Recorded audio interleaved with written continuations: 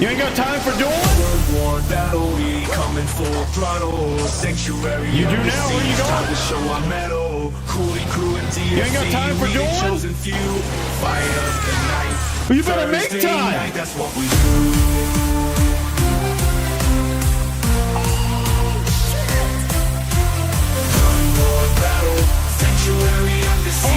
Caution thrown to the wind from this guy.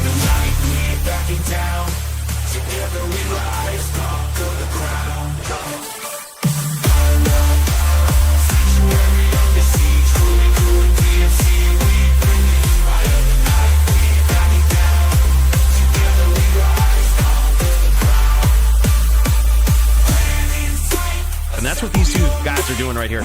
Clicking and holding against one another and trying to whittle their opponent's life total down to 0. Jeep off to an... Oh my god! Huge comeback from 1!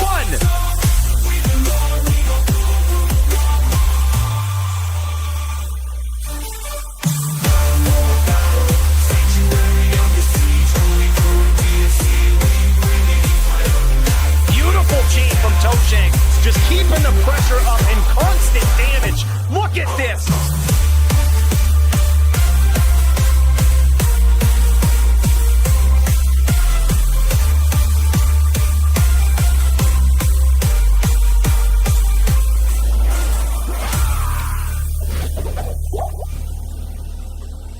We got some more lates in to do, boys.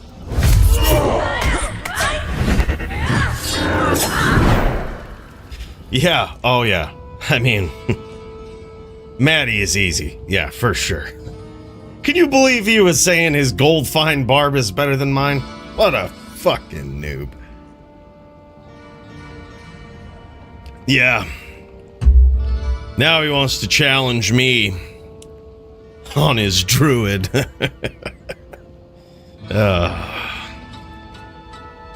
You know, it kind of reminds me of this other time. I was dueling up against this guy in the Bloodmore. MTL, I think, was his character name. Yeah, trashed in. Absolute dumpstered in. Alright? Man. There he was. Hiding in the house. Using the fucking corners. So I caught up to him. I gave him that FOH combo. And you know what I did? You know what I did? You know what I said to him when I got him with the stun? After he used his purple pots and everything? I looked him right in the eye. And I said, fuck you, Joby. Fucking A, I fucked that up so bad. I fucked it up, boys. It was gonna be so good. I was...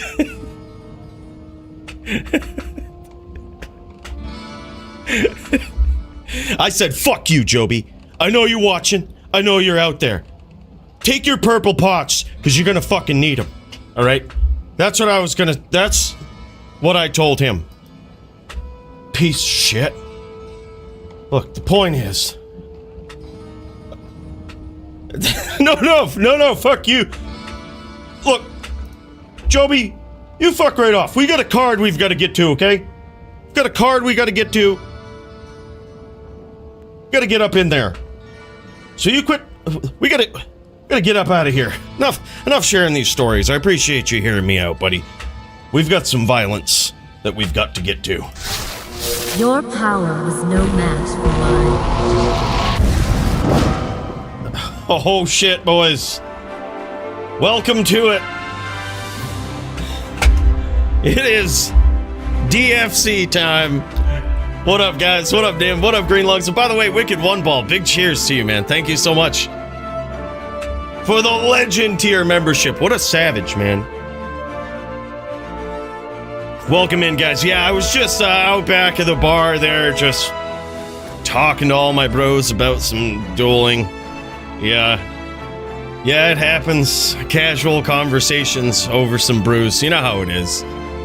But look, the point is, boys, we've got one hell of a card here tonight, all right? Let's get into this. Let's check this out, all right? We've got Squigs versus Track Amp. Track Amp trying to fill the shoes of Polytheist up here at the top on that Shaman Druid, but can he do it? Or is Squigs gonna put down another one Something tells me Track Amp might have some tricks up his sleeve. He's been sharpening up those skills. He's been trying to get there, man. Let's see what happens. Can't wait for that one. It's going to be epic, man. Squigs is a savage on that Necro, man. He's just a savage in general. Then we've got Nate Fizzle at the top of the Melee division, taking on this guy that seems to be unstoppable in recent history, Mecca. Mecca the Din for a Din v Din showdown at the top. That one's going to be epic as well. Then we've got LLD, current top Din, Oppen Scroll, going up against the People's top Din, Nimrod. These guys throwing down in the Bloodmore, in the low-level dueling, level 30 division. We've got some mad Din players in here for this one, and this is going to be nuts. Every single title bout here tonight is just fire. We've got some teams which could be happening later, Enigma, Polytrack, and TBD.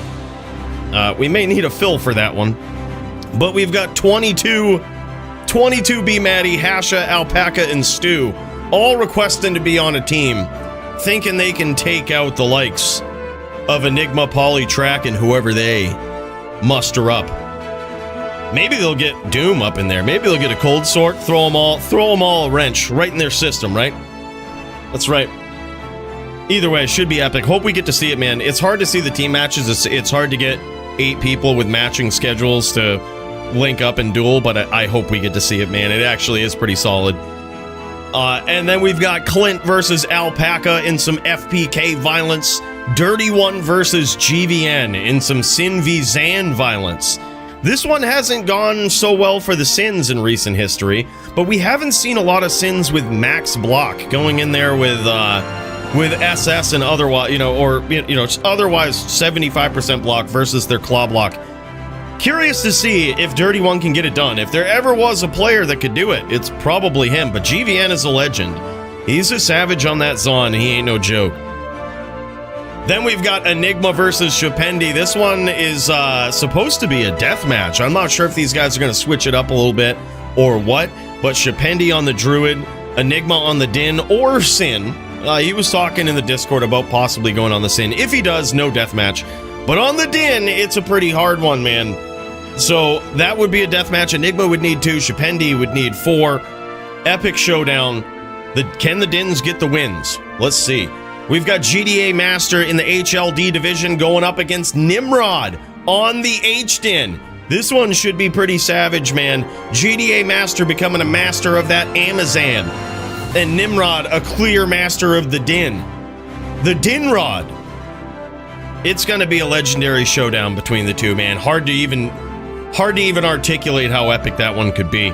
We've got an SVS showdown between Gemmed and LPC. Welcome back to these legends. Cannot wait to see it. We've got Hasha versus Montriana in another SVS showdown, but this one might be a little different. Montriana always got tricks up his sleeve, so I'm not sure if it's going to be the SVS that Hasha is looking for, but it certainly will be a very creative one. Then we've got Havito versus Jinshin, another epic showdown between legends. Jinshin not on a Zon. Jinshin on Neck or Sin. This guy really switching it up, showing his capabilities in all facets of the dueling arena. Havito not on his signature class either, but a Neck or a Barb. These guys have some options. Could be a Neck v Neck shootout with the Bone Spear. Could be Barb v Sin. Could be any combination of those. Then we've got, who remembers the round 1 with this? We've got Muchez versus Lamp as we welcome back both of these legends into the arena. This one's gonna be wild. I think Lamp's got his work cut out for him. He certainly has a ton of setups for every matchup, but so does Muchez. So who knows how that one could go. Lamp has done it before. We've seen Lamp take out a Zan before. We saw him take out Jinshin back in the day very aggressively. It was one of his most impressive matchups to date, I think. But Muchez is a different dueler. The proven top Zon of all time. Can Lamp do it again? We're going to find out. Versus Bottosaurus in a Sin v Sin showdown that I think these guys will probably be pretty excited about. I'm pretty excited just even talking about it, man. Two of the best Sin players ever throwing down inside the Bloodmore, DFC rules, more kind of like Sin PK rules almost, not quite there, but regardless, it's going to be a Sin PK matchup, and I'm here for it, man. I can't wait to see how that one's going to go. Two epic players. That's going to be back and forth, I think. Then we've got Sincore versus Joby. Joby says, I don't dodge, I always show up, and I'm about to smash your boy. Well, listen here, Sincore, that Joby guy, overrated, all right? He's on his dumpster den. So, Sincore, you're going to have to embarrass him tonight. You're going to have to show him on that Necro how we do around here. Joby is the only din where we don't root for dins getting wins. He's the only one. In all seriousness, he is a very skilled Paladin player. The Season 1 first ever DFC crown holder, the champ. If Sincore can take down Joby, that's actually a big feather in his cap right there. Joby is a pretty savage dim player. As much as I hate to say it, I regret the words as they come out of my mouth, but they're true. All right, he's all right. We've got Will versus Jits as well. Will on Sin or Barb. Hard to tell which one he's going to pick. Sin, probably the better choice, but Barb would be impressive. Jits is a savage dueler, savage din player, the top charger of all time, they might say. And he's going up against Will, man. That's going to be some back and forth fireworks as well. You know, of course, once Jits gets done beating people up in real life, you know, when he gets here. The LLD division, also pretty stacked tonight. AF50 versus IZX on some Barb versus anything AF50 wants to bring to the table, man. Can't wait to see how that one goes down. IZX is gunning for that title. I think he thinks he can take it from Oppen Scroll. But one mountain of a man standing in his way tonight is the AF50 himself. Big test for IZX, and a very big test for AF50 too. IZX is a legend, man. Can't wait to see that one. We've got Brandoom on the Poondin versus who? Coooley on the Poons? All right, I suppose. We'll bust out the Poons. We'll do some Poon v Poon. And let's jam, man. Who set that one up? I'm gonna have to throw something together. I don't really even have a Poondin, but we're gonna have to make it work. Then we've got DD versus GDA Master in the LLD division as well. DD, aka Icy Dicey, one of the most dominant DFC champions in LLD division of all time. GDA Master trying to put another feather in his cap, trying to get a big win under his belt in the LLD division. DD trying to shut down the hype train. That one's going to be sick too, man. Green Lungs versus Murder SC. What? We've got a legend on the Sork versus a legend in general, but certainly a legend on the LLD Barb. That one's going to be wild, man. The LLD card is just stacked. And then, of course, we've got Jits v Donger. This one's wild. I think Donger wanted to... I think he's going to pop on the Din because his Zon is only a melee Zon. So we could see some Din v Din action there. And the other thing is, I think we actually threw Donger another match in some melee LLD versus AF50. So hopefully we get to see that one as well. Both very decked out, both very capable of kicking some ass at level 30 in melee. And speaking of melee, look at this friggin' card, man. These things just get more stacked every week. The melee division looking real clean, man. Andy Man versus Lucien is a big one. Can't wait to see it. This is Andy Man's probably his biggest test to date. And Lucien trying to get back inside the arena and pile up to shut down the hype trains of the new up-and-coming savages like Andy Man. But can he do it? That's the question. We're going to find out. Then we've got GDA Master versus Jinshin in some Din v Zan. Can't wait to see that, man. Jagger Swagger versus Donger. This is the second round of this, I think. And the first one was pretty epic. Two of the most decked out, decorated Dins, and also extremely knowledgeable of their build, of their matchup, and what to do in every situation. It's crazy, man. Gonna be an epic showdown. Murder SC versus Green Lungs. Murder SC probably gonna bring his melees on to this one. Green Lungs on that 50k plus defense Barb. He's gonna be conking it out, dude. That's what he's gonna be trying to do. That concentration, he's gonna be laying down the axe and hoping to get the slaps. That's what, that one's gonna be wild. We've got Nim versus Alex. This one, long overdue, man. Alex, an absolute legend. He's got a legend in front of him tonight as well. That's going to be an epic showdown. The winner take all, basically. That one could mean a lot. I think it's up in the air between that one and the Jagger Swagger Donger matchup as to who's going up next for the title. The winner of one of those duels is probably somewhere in there. It's crazy. All of these guys are just wild. Then we've got Chapendi versus something in some Din v Din or Drew action. Something could bring either one to the table. Curious to see what he does. Then we've got Sinister versus Snackba in some Drew v Drew, the Doo-Doo Showdown. And of course, the return of Trucker Gut on the Din, the large charm master, going up against 22B Matty. This one is going to be a fucking epic card, boys. Hope you've got your shit in pants, and I hope you're ready to roll. Because this is DFC. Let's fucking jam it, boys. Cheers. Pouring a glass now. Damn! Trucker Gut with the 20. Holy shit, man. Big cheers to you, bro. We got the good stuff going here tonight, too, Trucker Gut. Can't wait to see you throwing down. That's gonna be so good, dude. Yeah, I gotta say, it's wild, man. It's wild. Yeah, I was supposed to have a duel versus Matty tonight. He was gonna be on the Druid talking mad shit, and I was gonna be on the Zon. That one's a really tough one-sided matchup, so it was probably gonna be a death match in favor of me. I would only need one win. You know, that's just how it is. But as you might expect, Matty, something popped up. He had other things to do tonight. But you would have fucking lost, Matty. You know it. I know it. Let's be real about it. He would have needed Joby level purple pots in the Bloodmore to take me on. You know it. You guys know what it is. But that being the case, let's get up in there. Let's give a special cheers to Trucker Gut before we get into the arena and throw down.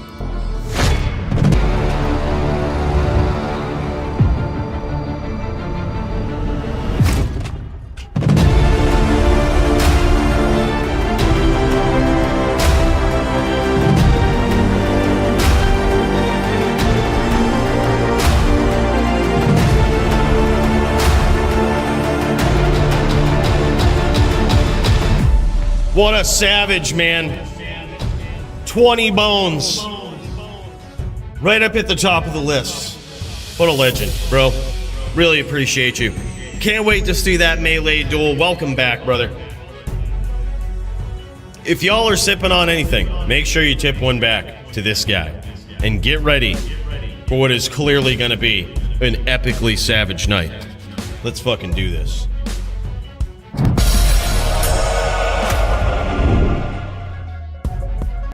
Hell yeah, man. I gotta get fired up here. I was gonna do some HLD. I was gonna move over my 32020s. But I ain't gonna need them. I ain't gonna need them. We'll do that. We'll take care of that this weekend when Matty's back around.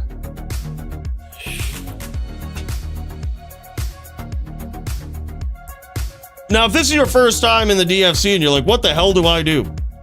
You might notice a whole bunch of people up here in the Discord. Look at this channel. Look at it. We're popping off up in here. Look at this join the stream channel up in here. Holy shit. That all of these guys sharing their screens, that just means we ready to jam. We ready to go. Holy shit, Ayura! Oh, what perfect timing. DFC, paired up with my mum's birthday. Cheers to Coooley and everyone. Also hoping to fly to soon to participate. Hell yeah, man. That would be sick, Ayura. Big cheers to you, man, and thank you for that generous dono. What a hell of a guy. Enjoy your mom's birthday, man. I hope you guys are able to celebrate, have some fun, enjoy your time, you know? Big cheers to that.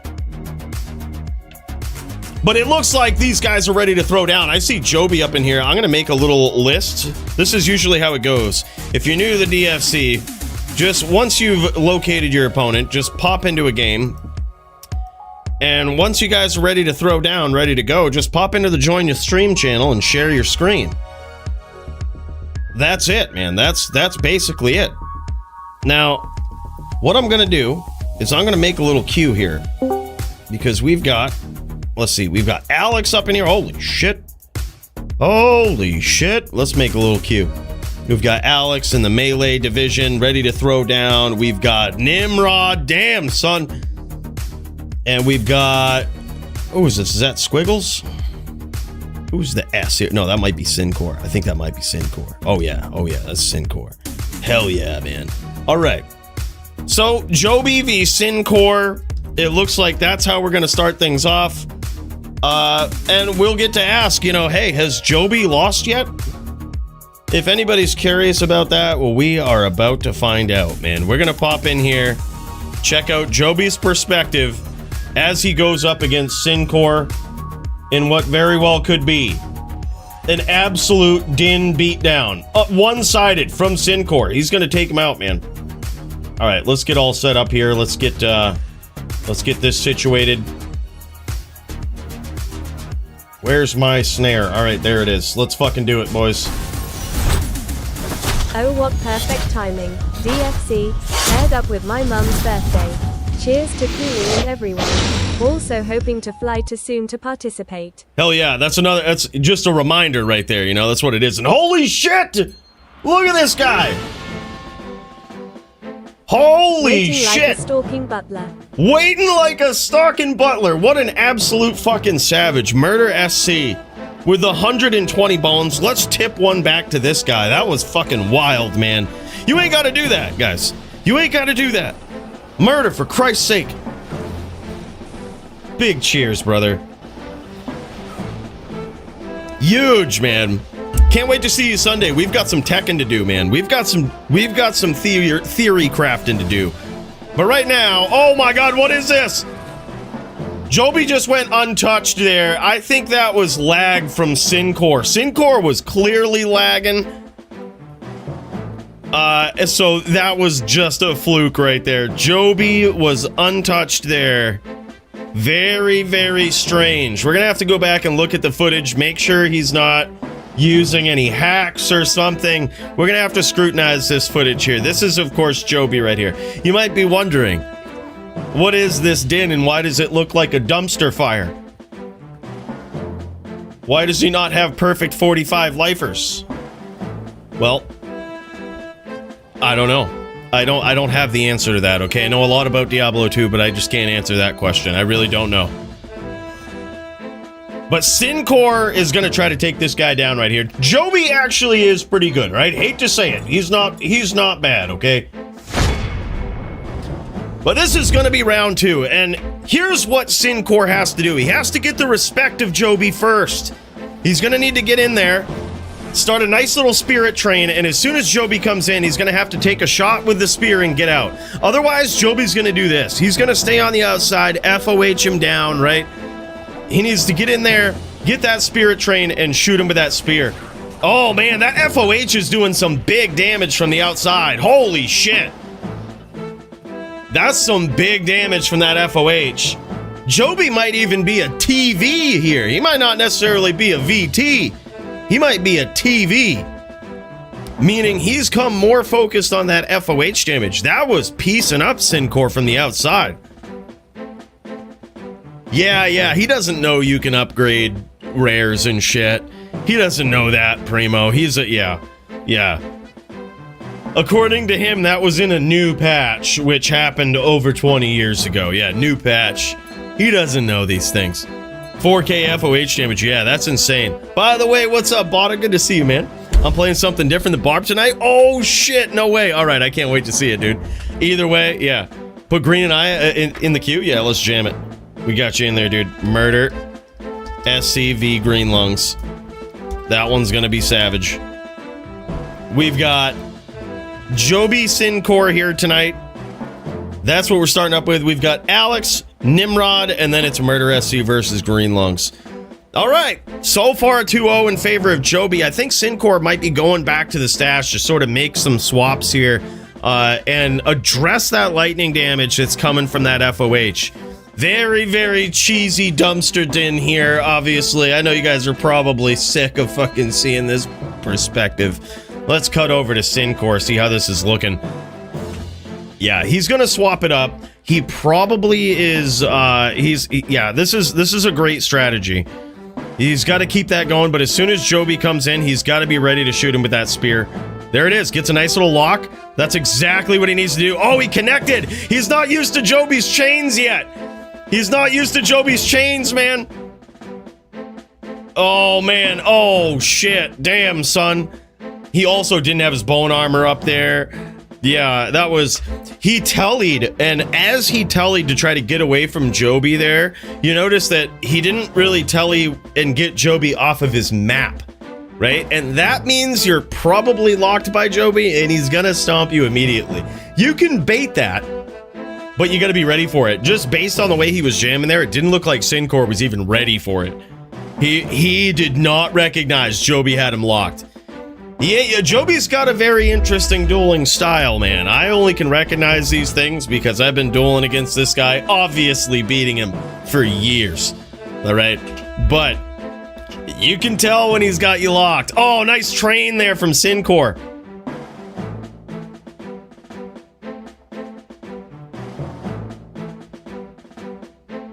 Uh-oh, he's puddled. This could be bad. This could be real bad. Joby trying to stay on the outside there, hit with FOH. Nice walk down there from Sincore. That's what he needs to do. Joby charging in. That's very dangerous. Sincore tried to capitalize on that there by launching a couple of Bone Spirits at Joby as he was charge locked. That was actually a very good bait from Sincore. Unfortunately, when the Din starts to charge like that, he desyncs a little bit, and Sincore was not able to know exactly where Joby was in that moment. So he did let Joby connect, which broke Joby of the charge animation and allowed him to teleport. It freed him up once again.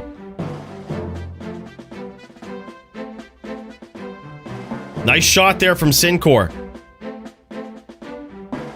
He's doing a great job of setting up these trains, trying to trap Joby. But Joby approaching like a stalking butler, right? Oh, man. Oh, nice. And we've got a duel, boys. And we've got a duel. Just like that, Sincore. It's that easy. You just can't give this guy too much respect. You got to treat him like the dumpster din he is. And there it is, man. Holy shit. It's now 3-1 in favor of Joby. He says, you did better than Coooley. I 10 owed him. That wasn't me. That was somebody else on my account with my voice in Discord on also my Discord account. So, obviously didn't really happen. Fucking guy.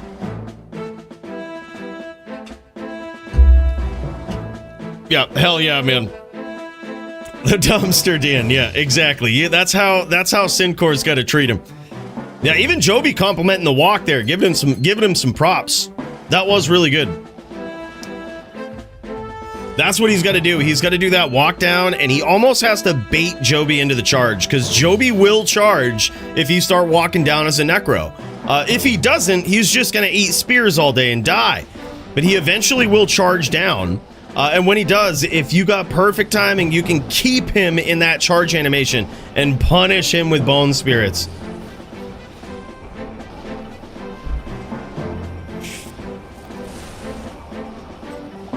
Yeah, dude, I'm the same way, though, South Texas Archery Noob. VT is an extremely hard class. Oh, big hits there from Joby. And he keeps the chain going, and this is really bad. Sincore is FOHPK, and that is it. Just like that, Joby turns up the heat in the 5th round and gets it done. Showing off the gear, I appreciate that, man. Look at that, non-perfect grief. He's got himself a 222 open socket, non-upped coronet. I don't know if that was perfect defense on those boots.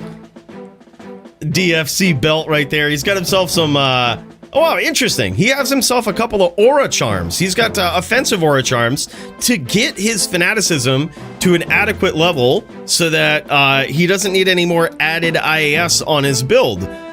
Saves him an IAS jewel essentially by getting that to, I believe, level 27. So, yeah, GG, man. Nicely done from Joby. Good to see him back. That's all right, Sincore. We could see you were lagging. Next time, you're going to ace this guy. Nicely done from Joby. Great chains there. Let's pop in. We've got Alex up next in the melee division. Let's give her a look. Oh, man, are they going in the World Stone? Let's fucking go, man.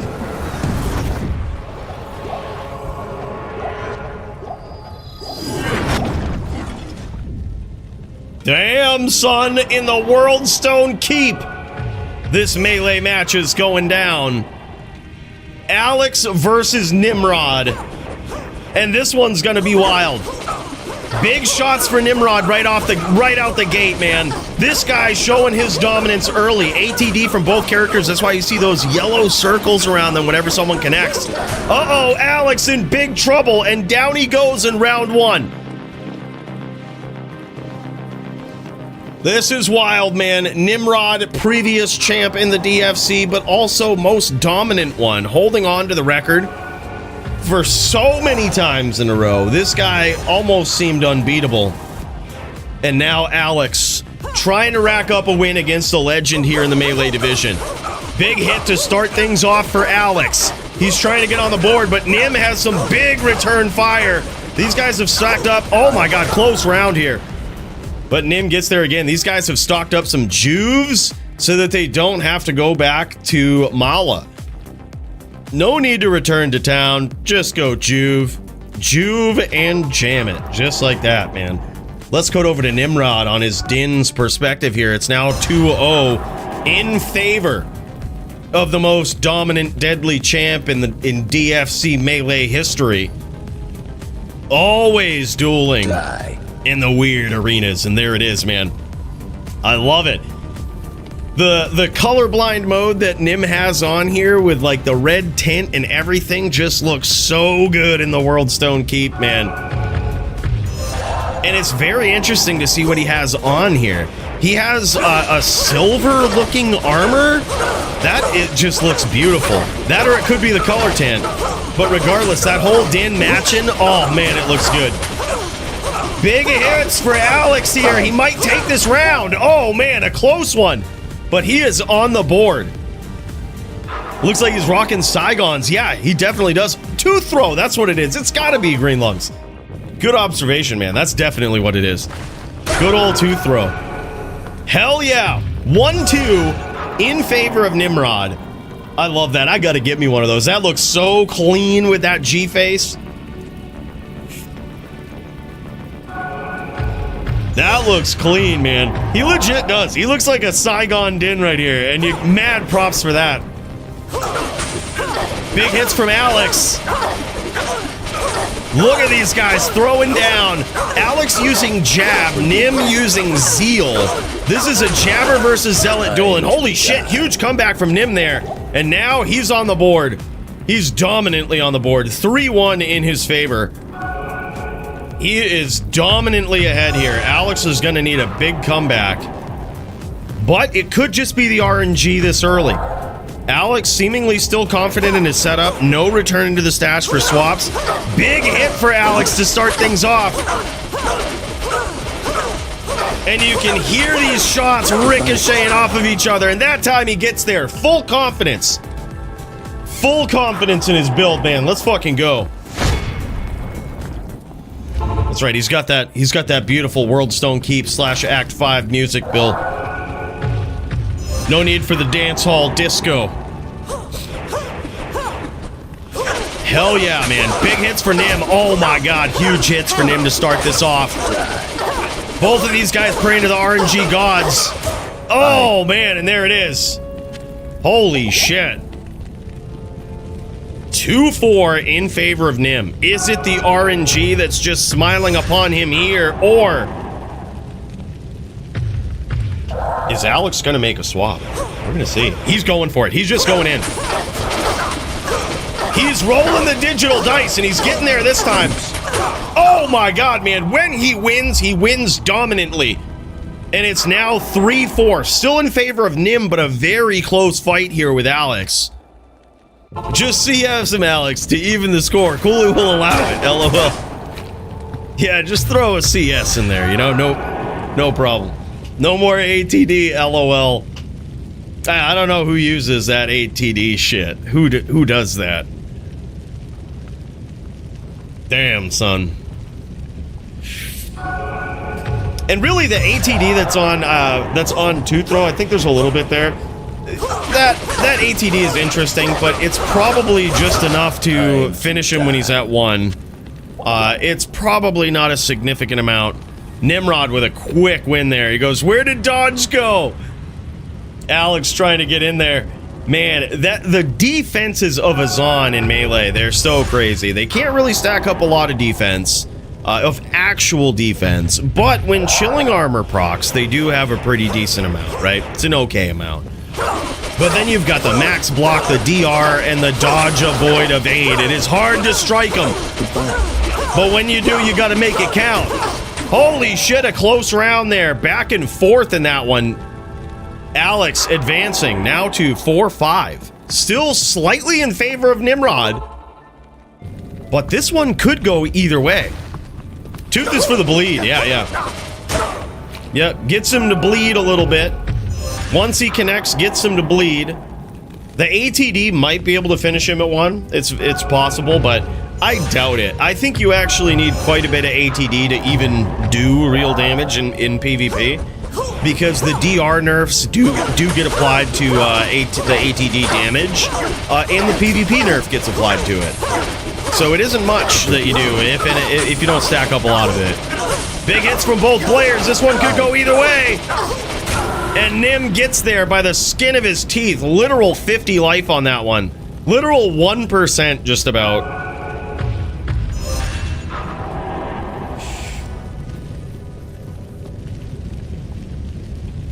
What do you mean, Koreazilla? What do you mean? 2 throws enough to kill? It is? Yeah, okay. Makes sense. As long as it does 1. As long as it does 1, you can get him down to 1 with the bleed and finish. That is an interesting play from Nim here. I take mental notes every time I see this guy duel. Looks like Alex is going to get there in this round. Now advancing to 5-6. Holy shit. This is wild.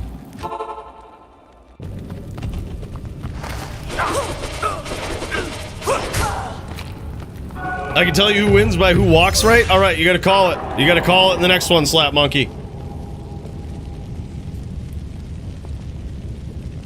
Yeah, call him out every round. All right, here we go. Here we go. Slap Monkey thinks he can call him. Thinks he can look at how these guys walk. He can look at their gait and see who's getting there. All right. Who's doing it? I mean, this one's obviously going to be...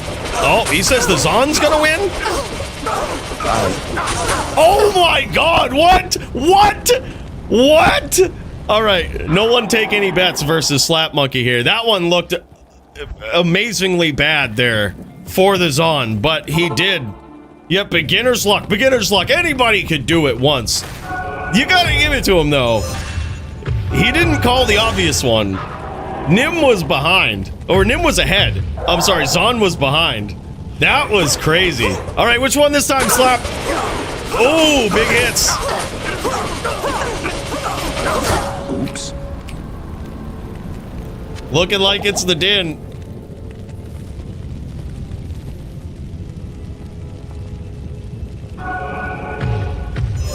Sorry, didn't count. All right, here we go. Here we go. All right, how's this one gonna go? Zon's gonna win it? Wow. Well, he was wrong. All right. So you gotta... I don't know about these walk mechanics you speak of.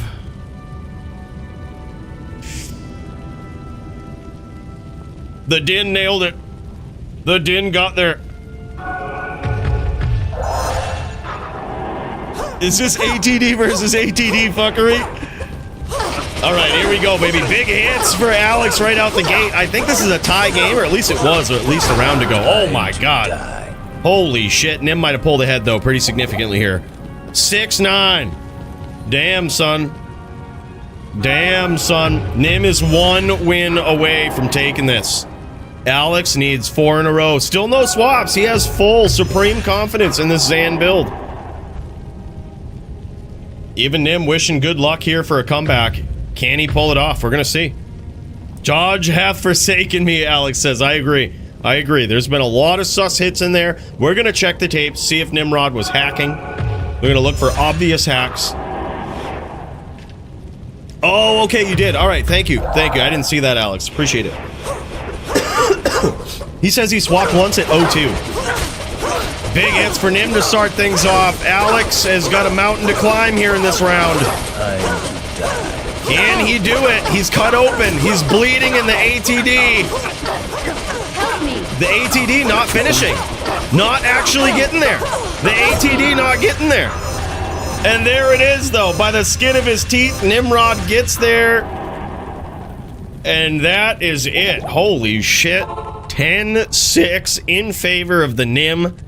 He's got that beautiful two-throw armor. Very, very fun match and an epic scenery with the World Stone Keep and everything. That was so wild, man. GG. And by the way, GG, Joby. Nice job tonight, man. Damn. That's...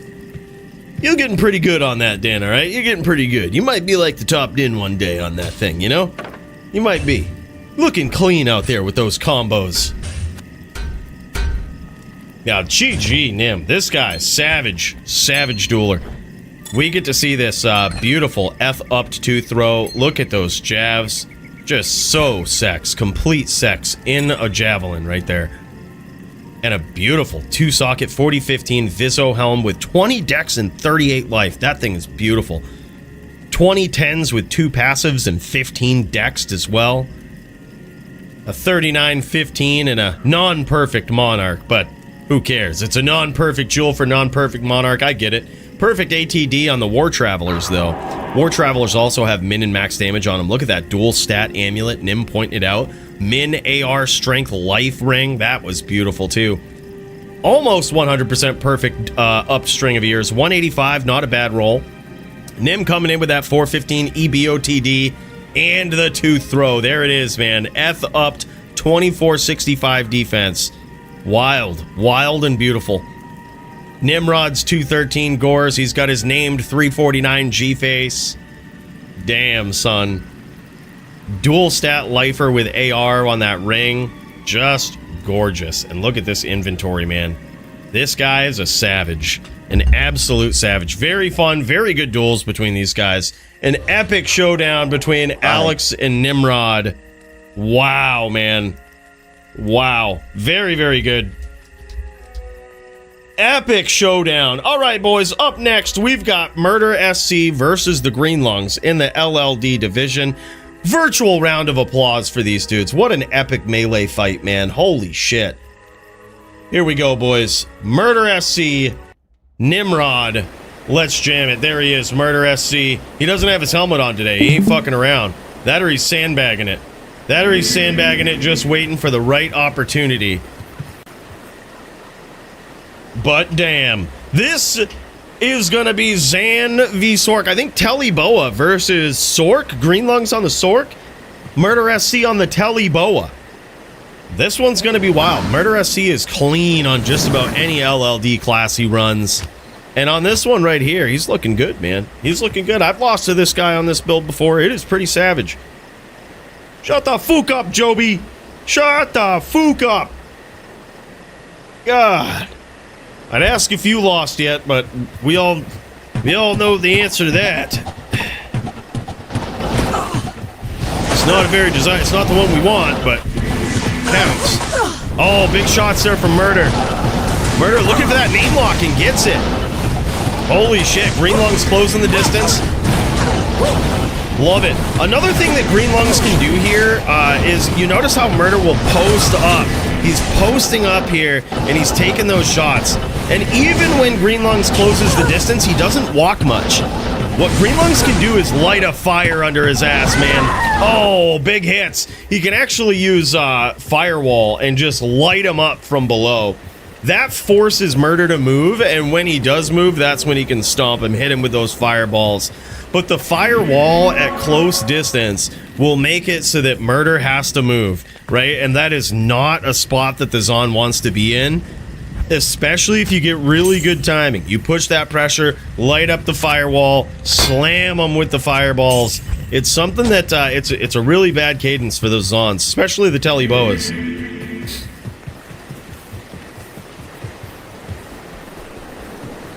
LPC and Gemmed, these guys ready to throw down? Holy shit, let me throw it in there. Gemmed versus LPC. That one's gonna be savage, man. SVS showdown. Hell yeah. Those Java gloves look sick, by the way, yeah. Yeah, no IPAs today. He's all biz, dude. He's all biz. Yeah, look at this. Look at that name lock. Here it is. Green lungs going in. Landing those shots. It looks like he had a name lock there. Didn't follow up on it. He chooses instead to re-engage, to go in here, pick an angle. Nice shots. Good hits from both players here. Oh, big train of fireballs there.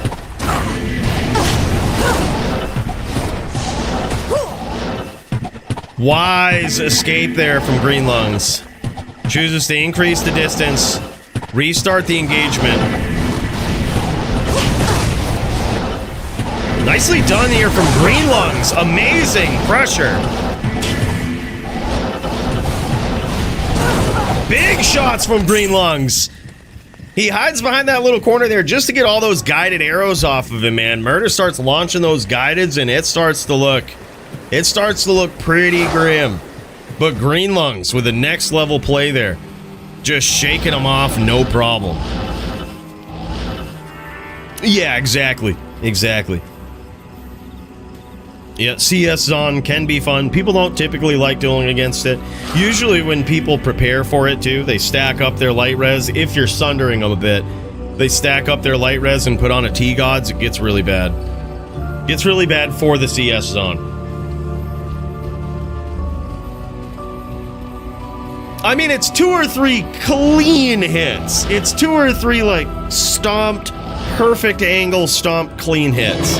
But if you don't get a clean one, and you get somebody walking down on you, yeah, if you get them walking down on you, your CS it'll rarely hit clean. It'll hit, but it won't ever hit where, like, all the bolts are hitting at once. Only certain classes can do the walk down, though. There's certain matchups you just can't really pull it off. Necro is probably not one that's going to try it.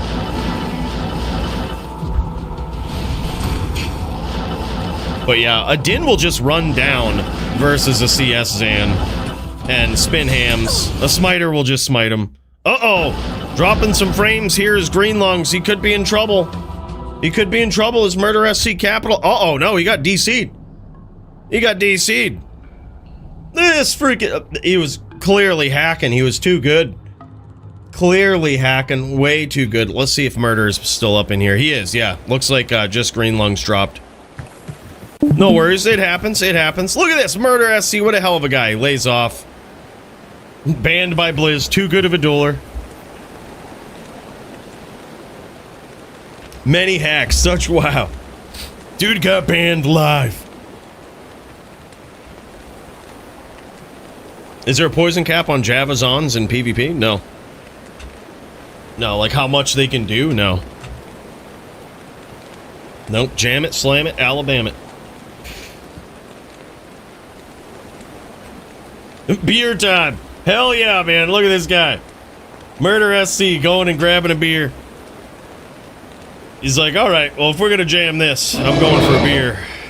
We're going to make this happen. Hell yeah, man. And he returns with it just like that. This guy, oh, he's double fisting it already, too. He is not fucking around. If you thought he was fucking around in this, you were dead wrong, man. All right, Green Lungs back up in this.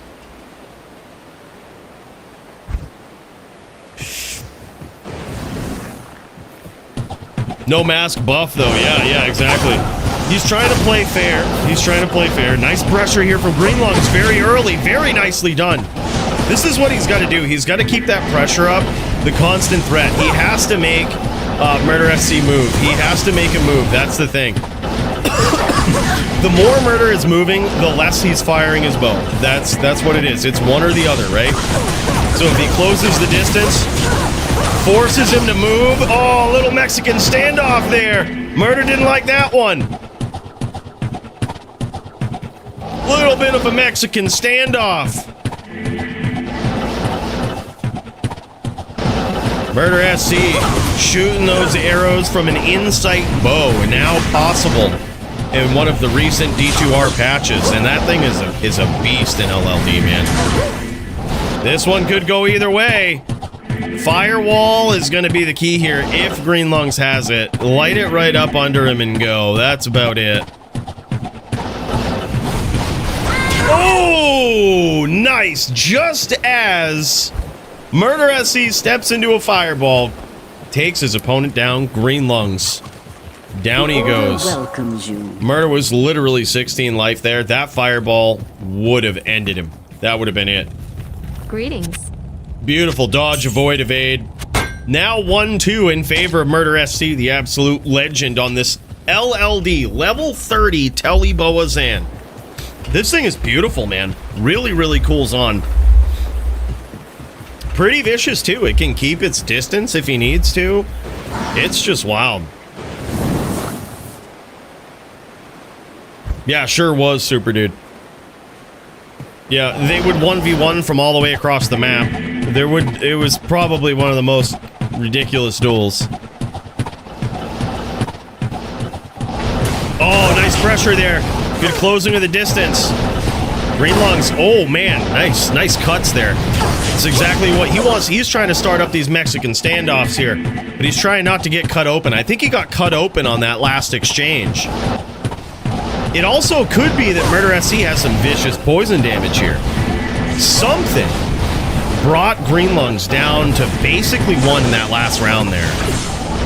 It could be the poison that he has inherently from Insight that's turning his opponent green. But it could also be some nasty open wounds, could be some nasty poison damage, you never know. Nice shots there from Green Lungs.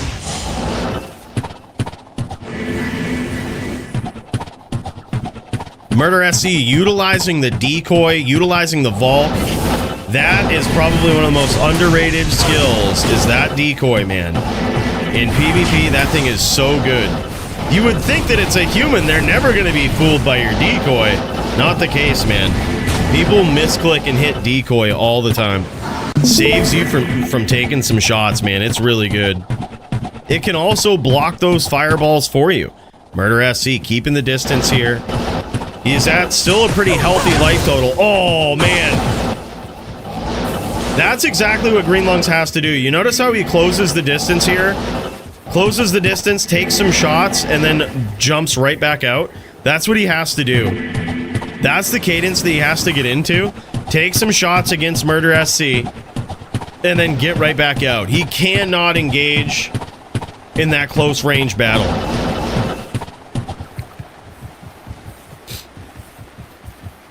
But yeah, I think it's sad to see the 22 Nights of Terror gambling going, but I mean, is what it is. And a connection right there. He got that name lock, and that arrow went invisible. Took him clean out, man. Clean hit there from Murder. Now it's 1-3. I think Green Lungs for this next one, he should try the in and out strategy, right? Get up in there, in and out, jam it, slam it, and can it. Get right out of there, man. That's what you got to do. Hit with a couple of fireballs, test out that dodge, avoid, evade, get the fook up out of there before Murder can get a name lock on you. That's what he's got to do. He's got to make this one dirty, man. He's got to make it dirty.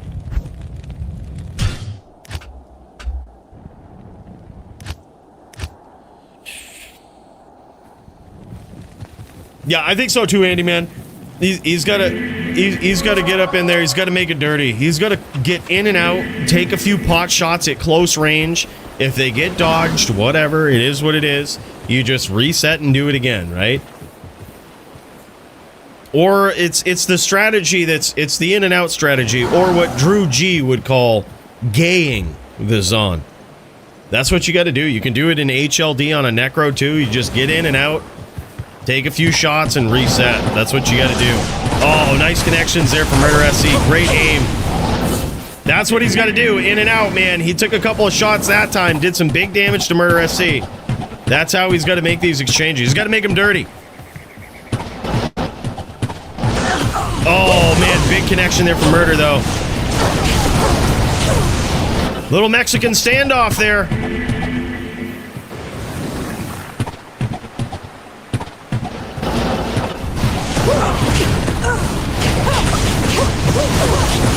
These guys just going toe to toe, and there it is. Murder SC happy to stand and trade as he tips back the IPAs and says, let's fucking jam, man. That guy, you don't mess with that beard. You don't mess with it. Good day. G fucking G, man. That was epic. Yeah, I think I'm a pretty big fan of this 22 Nights of Terror. We're gonna miss the gambling, but is what it is, man. They actually did pretty good with it. If they're gonna get rid of that, this is the only other thing I would want, and they're giving us 22 days of it. Like, extra experience, all the terror zones. Yeah, let's go. Yeah, I'm down. I'm here for it. Hell yeah, man. And look at this. Love that these guys are showing off the gear. It's so rare that people who might be used to one form of dueling ever get to see the low-level dueling level 30 gear. So that's what these fellows are showing off here. I'm very curious to know what was Murder SC's charm inventory, what that was looking like. He was getting open wounds or poison from somewhere, which was very interesting. It wasn't coming from his gear, or a lot of his gear anyway. He's got Death's Belt, Death's Gloves. So that's IAS, cannot be frozen. Makes sense. Yep, big block here from from Green Lungs' gear. That's what he's got to go with, man. 3x15s, no poison. No poison. I would imagine the other charms are faster run walk charms. If they are 81 poisons or above, it's not going to be much. It's not going to be significant damage. That's crazy. That was just all vicious physical damage from Murder SC on the Son. That was wild, man. I gotta say, it's impressive. Wow. Look at that Amy. 210, 46 life, 84 mana. Beautiful 5-point ring there, too. Gorgeous. And or a 6-pointer. That other one was 5.5. So, yes, literally. Those rings were insane. And look at that helm. Murder SC was proud of that one. 230-22 open socket helm. God, that thing is beautiful. Yeah. Absolutely insane gear here from these guys. Gear, setups, builds, and dueling skills from these guys. That was wild, man. GG's. All right, boys, up next, we've got Gemmed versus LPC in a Sork the Sork showdown of the century. Your power was no match for mine. Hell yeah, man. SVS violence here on a Thursday night. To what do we owe the pleasure? This is LPC, one of the most savage Sork players to ever grace the DFC.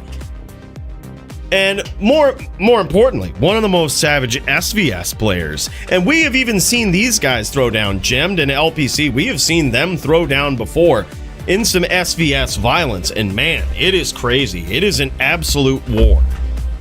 So gonna be wild to see. It looks like this one is lightning versus cold. With LPC on a lightning Sork here, he's gonna have to be a lot more accurate. As Gemmed gets in there, drops some blizzes. So far, oh my god, he has pieced him up. LPC looking good. LPC piecing up Gemmed with some nice locks. Beautiful ice blast there, though, from Gemmed. Gemmed is on the Blizz Sork. He's on Addict. LPC on the Lightning Sork.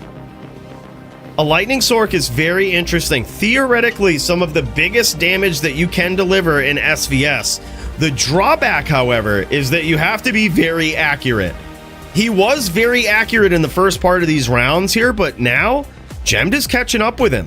He's landed some nice Mexican standoff hits there and some nice blizzes. Down goes LPC. Gemmed pulls ahead on the Blizz Sork. Man, this is savage. I told you it was going to be violent. High quality SVS right here. That's right, man. That's right. You rarely get to see a Lightning Sorceress. They are usually reserved for the hands of the most elite SVS players. They're certainly not something you ever really see in PvP, in HLD anyway. You don't see Nova Sorks, you don't see Lightning Sorks. They usually are inferior to the Fire or Cold Sorks, right? But they can do some damage. And in SVS especially, it gets pretty vicious. As you can see there, 2 hits, boom. Low rolls on that damage, I can promise you, but still took him down to about 66% health. Gemmed now in trouble. Dropping those blizzes and trying to kite these stomps right into it. Oh my god, what was that? Takes a hit from the lightning as he drops a blizz and takes out LPC. Damn, man. All right, 2-0 for Gemmed here so far. Just zapping him. He's zapping him, but it's too cold out there, man. It's wintertime, Gemmed says. It's wintertime. I hope you brought a coat. Damn, yeah. It's getting wild. Oh wait, CB Sork was the king of dueling? CB? Crushing blow? I don't remember these days at all. Sork was just the king of dueling no matter what back then because nobody else could teleport.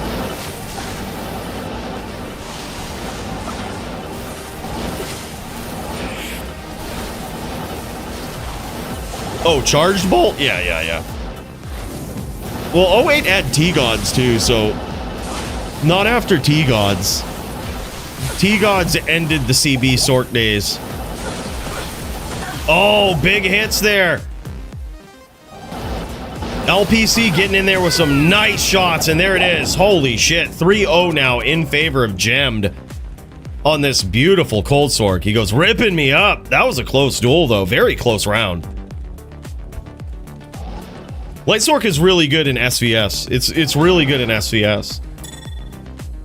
I would agree it's bad in general, but very good in SVS. Very doable. This is a very winnable duel for LPC. But unfortunately, the accuracy here tonight of Gemmed is just on point.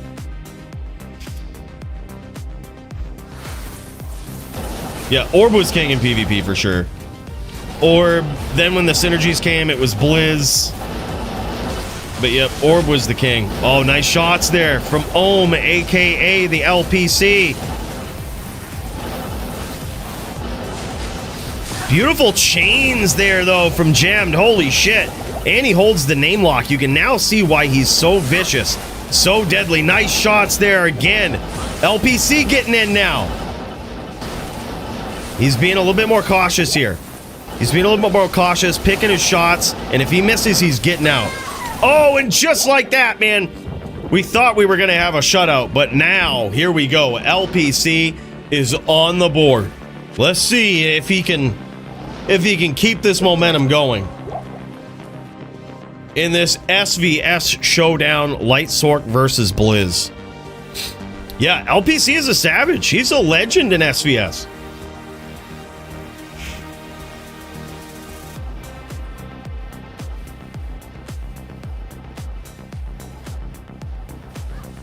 Oh, big hits early on from LPC. He's being very cautious here. I like this. He's not getting overzealous and kicking around too long when he misses. Just like this. You see him miss and he gets out. Right? His casting is so slow on lightning, he has to get out. He can't kick around for too long. If he misses, he knows what's coming next. He's getting name locked. He's getting a blizz. Oh, man. Nice stomps there from Gemmed.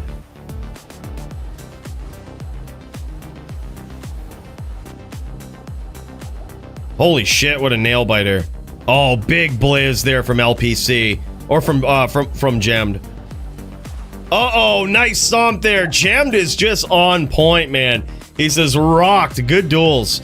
Absolutely epic showdown between these guys. So good to see an SVS, man. So good to see an SVS. I'm glad we got to make that happen. I think both of these fellers showed up and were like, look, we want to see some SVS.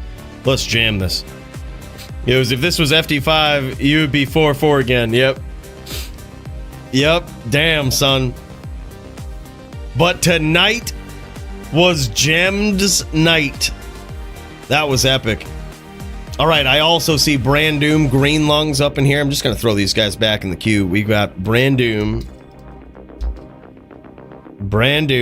Green Lungs. We've got Murder SC, Nimrod. Let's go this order. Let's go Nimrod, Murder SC. Murder SC is still recovering from the LLD win, and we've got Trucker Gut. Oh, damn, son. I'm gonna give Trucker Gut a shot. I think we've seen a Green Lungs duel. I'm gonna go Brand Doom, Trucker Gut, Green Lungs, Nimrod. Some of those guys might be the same in there. I think these guys are throwing down again for another round. They might have gone FT5, which is kind of good. We'll watch it SVS like this all day, man. Two absolute legends. Back and forth, though. It looks like Gemmed still on point, though. He ain't fucking around. Holy shit, man. This guy is an animal.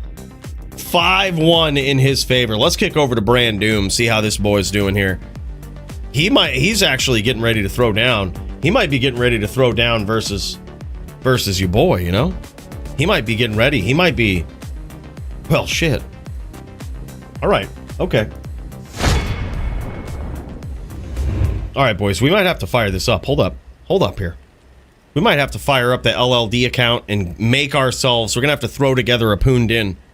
Gemmed pumping tonight. Yeah, he was, man. That was insane. By the way, what's up, Sweaty Betty? Good to see you, man. Hell yeah, brother.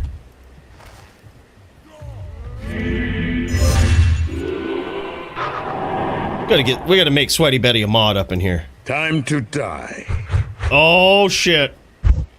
Oh shit. Alright, boys, we've got this. And it looks like, holy shit. Alright, yeah, this is Brand Doom. He's getting ready to throw down. I'm just selecting my din here. I'm just gonna join up on his game.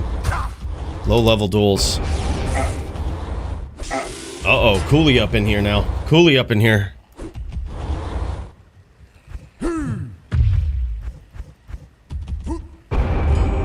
Well, shit. I'll show you what I'm looking at here, boys. I gotta go find me a harpoon or something. I thought I had one, but I clearly don't. We gotta go find one real quick. We gotta turn this into a Pooned In duel, boys. We about to have a Pooned In throwdown. Track and I in the cube, you ready in like 20 minutes? Got you, bro. Track amp. Alright, while I look for a Poon, we're gonna keep the show going here. Let's move on to Trucker Gut. While I'm over here looking for Poons, let's pop into the melee division. Oh, he says these guys won't be ready till 8 p.m. East. Got over an hour. Oh, okay. All right, GG. All right, thanks, brother. No worries.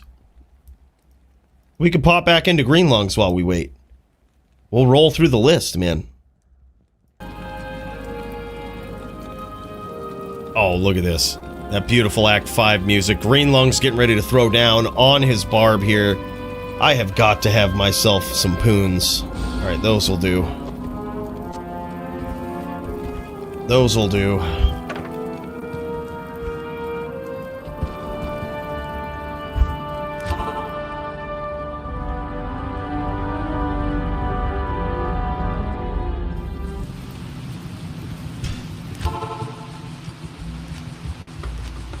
Hell yeah.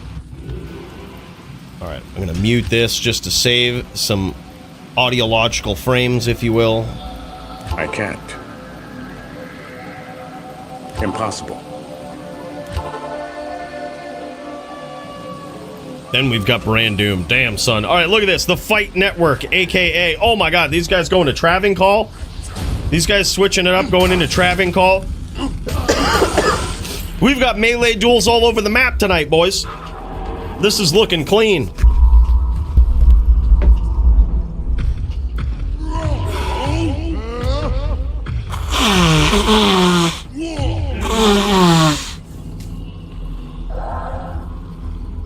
All right. Some Traving Call duels. Traving Call melee duels. Oh, it looks like Bear Zan versus the Conch Barb. We've got... Pull up the card here. We've got Green Lungs versus Murder SC. Okay, these guys right in the queue together here. Green Lungs versus Murder SC. In some Bear Zan versus 50k defense Conch Barb. Holy shit. That is wild. After this duel, we'll go me and Brandoom. We'll get that pooned-in duel up in there. Murder SC with some big shots early on in this melee duel. He's getting through with pure diligence alone. He is getting through the defense of Green Lungs. Help me! Yeah, this is wild, dude. Actually, a relatively slow duel in melee. This is for you. It is back and forth. And here's the other thing, too, is Murder has the CA proc here. That's going to be real bad. He's praying to the RNG gods. Oh my god, what a close duel, though. Holy shit. It was surprisingly close.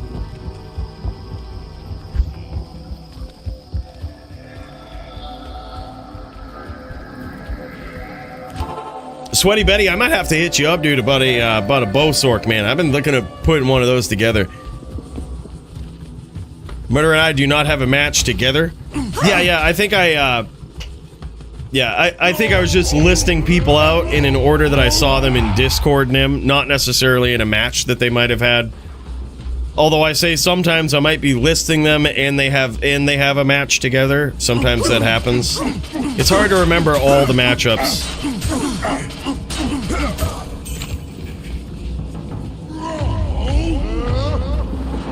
Zonvi Cons is 100% longest rounds in melee. Oh, hell yeah. Hell yeah, man. Violence. That's all right. We're here for it, man. We got time. We got time. And then this is what we'll do. We'll go Brandoom versus Coooley in the next matchup. Then we'll check in with Nimrod. Then probably Track Amp Squigs. Trucker Gut says he's got about another hour. Where his opponent does anyway. So we'll check in with Track Amp versus Squigs after the Nimrod duel. And holy shit, man. Bro. Thanks for hosting calls. Merry Christmas, ya filthy animal. Bottosaurus with 200 bones. What the fuck? My guy. Big cheers, brother. You didn't have to do that, man. The tax man BC himself. Merry Christmas, dude. Really appreciate that. That's so huge. You didn't have to do that. 200 bones. Jesus. Let's tip one back to the tax man, aka Botta. Help me! That's so wild, man. Thank you so much. Down goes Green Lungs for the second time here. Now 2-0 in favor of Murder SC. He's trying to go for the bifecta here tonight. Getting his win in the level 30 division. Now trying to move on to melee and stack him up as well. As we move over to Murder SC's stream here. He doesn't even have his helmet on. He just got his IPAs. No fucking helmet. It's wild. As we move over to this, let's tip another one back. To Taxman, aka the Botta, man. That's so wild. 200 bones. Jesus Christ. That's so wild, man. Thank you so much, and Merry Christmas to you, brother.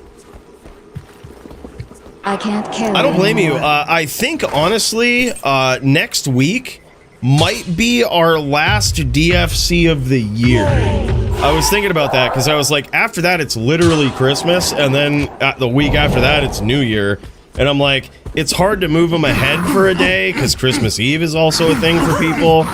New Year's Eve is a thing for people. It's like, I don't know, maybe we go on January 1st, but it might be the last one of the year regardless. Next DFC.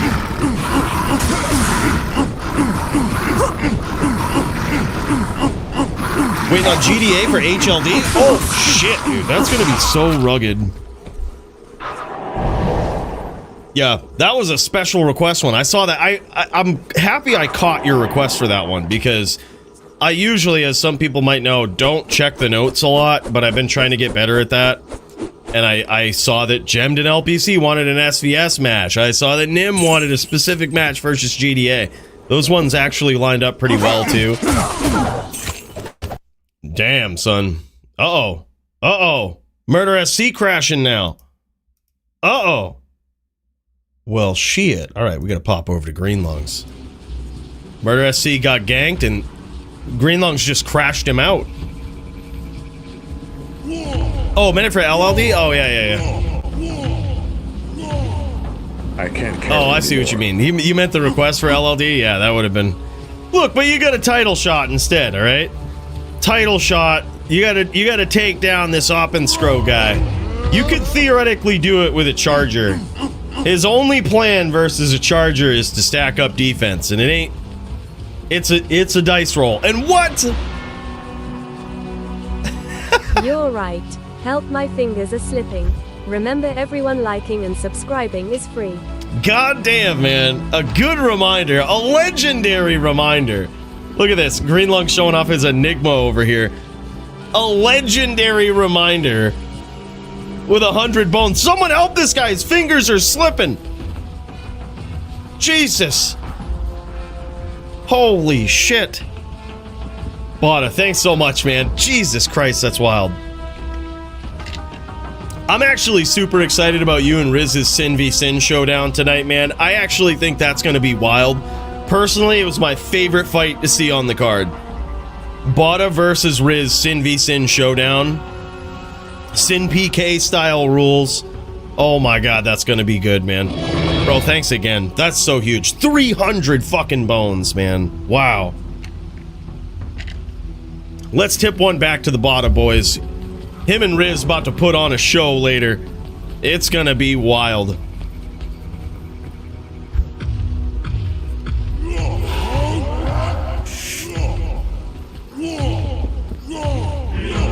Yeah, he's using Enigma. He ain't even using... I was wondering why we didn't see any 4 procs from this guy. He's using a straight Enigma.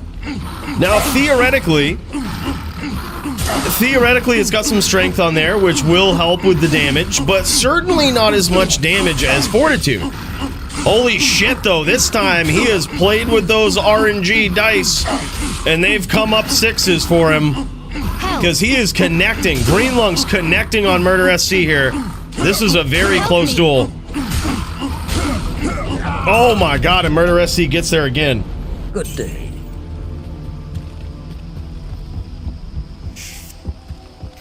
Yeah, Botta versus Riz, dude. Yep. It's gonna be sick. It's gonna be sick. Sin v Sin or Sin v Barb Mirror? Dude, I actually love seeing Sin v Sin. If y'all want to run that, I actually am really looking forward to a Sin v Sin. I think it's epic. I mean, he's really good. He's really good, but I think he's beatable. I think you can do it. I almost did it once, but Riz is good, man. But regardless, I think you've got a great setup. The Hybe Sin setup. I think Riz might go Hybe Sin too. He's been known to go the Hybe Sin, but he could very well just go straight Ghost. Whichever way he goes about it, I think it's just going to be nuts. Yeah, it's a really good change in the Act 3, right? Dude, we saw a melee duel between Nim and Alex in the World Stone Keep. That was pretty sick. Now we've got Act 3, Traving Call vibes here. This is really cool. Really epic to see, man. I believe, what is this, 3 or 4-0 in favor of Murder? Murder's off to a hell of a start here. Big hits, though, from Green Lungs to start things off. He is landing some big shots. Didn't even swap off from his Enigma. This guy just going in. Literally, I think he just kept his same spec from HLD and was like, all right, let's throw down. I think he threw on an EVOTD Zerker and was like, let's do this. I seriously think that might have been what he did. That is how Green Lungs rolls sometimes, you know? That or there's something to his choice of Enigma there. It's a very strange choice, but Green Lungs certainly, he is very experienced on the barb, so it might be a conscious decision over Fortitude. I'm not sure why, but I would bet it's a conscious decision, dude.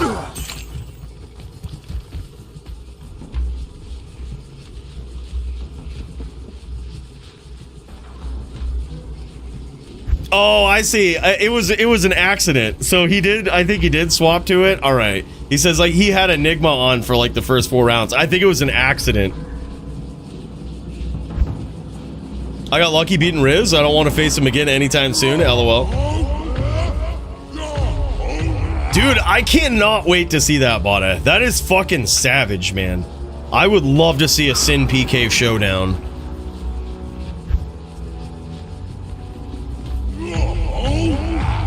Yeah, dude, no, I really appreciate it, man. That's that support does mean a lot. Certainly not necessary, certainly not required, but really does mean a lot, man. And there was, I do mean what I said. There was a couple of duels that I put together that I was like, that's gonna be fucking wild. That's gonna be a sick fight. Botta versus Riz. I was like, yep, that one. I'm already looking forward to it. I saw it. I was like, yep, this has to happen. This is gonna be so good. I love Sin v Sin now, man. It's actually really cool to see it on the card with like the new restrictions of no track ram charms, chaos claw required. It's like that adds such a dynamic to Sin PK, like Sin v Sin, that just makes it really fun, man. Yeah.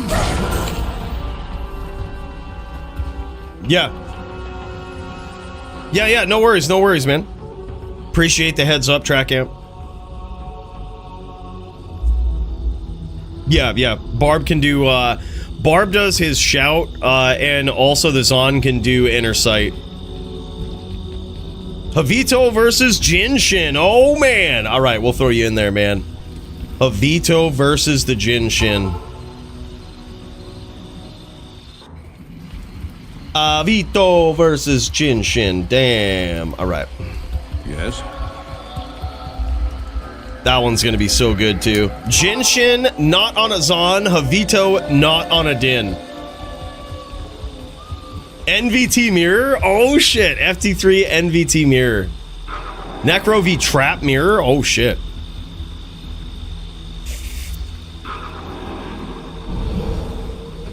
What up, Caveman Ken? How's it going, man? And there it is. Now he does have that fortitude on, so that's going to make a big difference, I think, with Green Lungs here. While we get this going on, Q is getting a little bit backed up here. I know that my duel is up next, and here's what we can do. This is how we can go about this here. Here's what I'm going to do. I'm going to, well, let's... I am overburdened. Go into this. Let's shut that down. Let's pull this up, and we're just gonna do a Poon Din duel, man. It's gonna be wild. Me versus Brandoom. Yo, Bran, you ready for our duel? All right, this is what we're gonna do. We're gonna get in here. We're gonna do this right. Poon Din v Poon Din. And we're gonna, no fucking mercy. We're not showing any mercy, guys. None. Zero mercy. I say we jam it. Hell yeah. We gotta do it like this. We gotta set the throw up like that. We're gonna do it right. Throw, smite, charge. Here we go. We can do FOH, right? We could theoretically challenge him with that FOH. I say we do it. There we go. Oh my god, this character, we are now officially a Poon Din, and by officially I mean, well, these could be better. But we have a harpoon, and we are not afraid to use it. So me versus Brandoom in some Poon v Poon action. It should be wild. Yeah, loving it, Odin. I think that's actually awesome. Me and Chapendi are ready? Alright, we'll throw you guys in the queue as well. We've got Chapendi versus Enigma. I gotta make sure that our boy here is ready. Brandoom. Thank you. Is he is he ready to jam? Is the question. Bran, you ready, bro?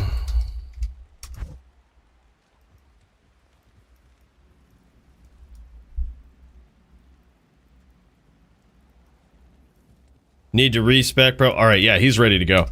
All right, I say we get it done, man. I say we get one up in here. I say we start this up. You know how it is, Bill. You know what I want to hear. That's right. Punch out OP. Let me mute stream. He says no cheating. Aight.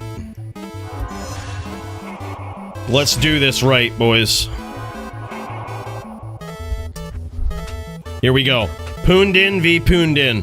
Round 1.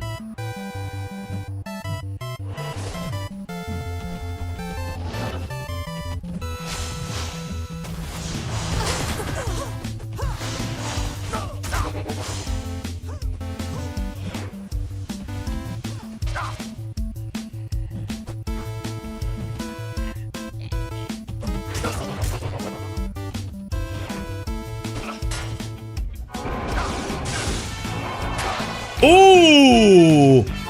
Faked him out with that. Faked him out with that FOH, you know? I mean, that was technically a poon. We hit with the poon. Sometimes you gotta lower the defense before you can throw the poon, though. It also could be the punch-out theme, man. It is indeed broken.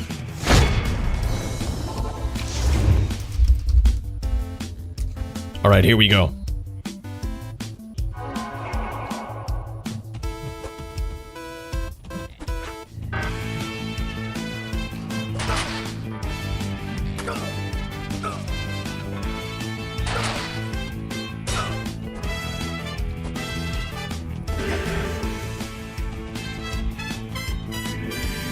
Oh, he got hit big, dude.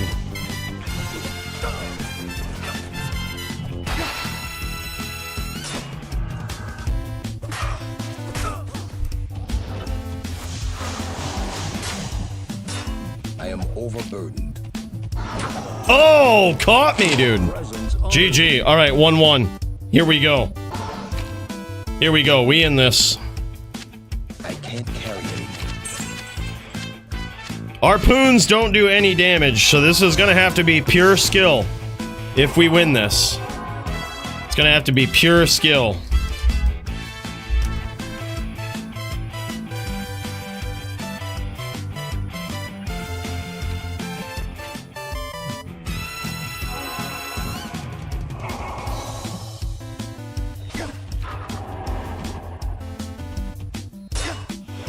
Die. Time to die. Damn, son, we're gonna get aced. Our poons don't do any damage. Alright, we're gonna have to just stay way on the outside.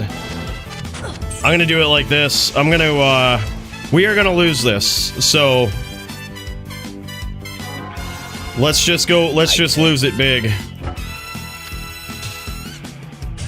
Let's just lose it big.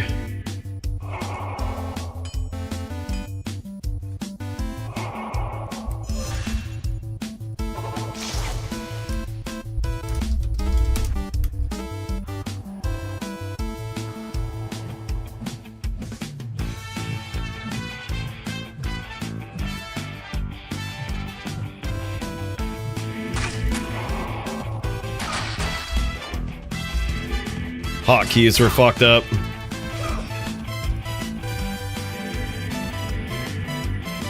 My hotkeys were fucked up. That's so bad. That's such a shame. That's such a shame.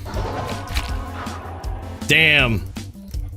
Damn. I swapped and there was... it was like both at just the regular attack. That sucks. I think I could have had that. I was like, why aren't I going?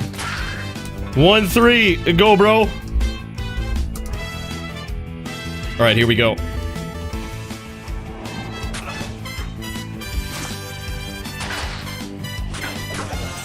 GG. Brandoom topped in. Yeah, we can't get there. If he figured it out. If he just aggroes, our poons don't do any damage. That's too bad.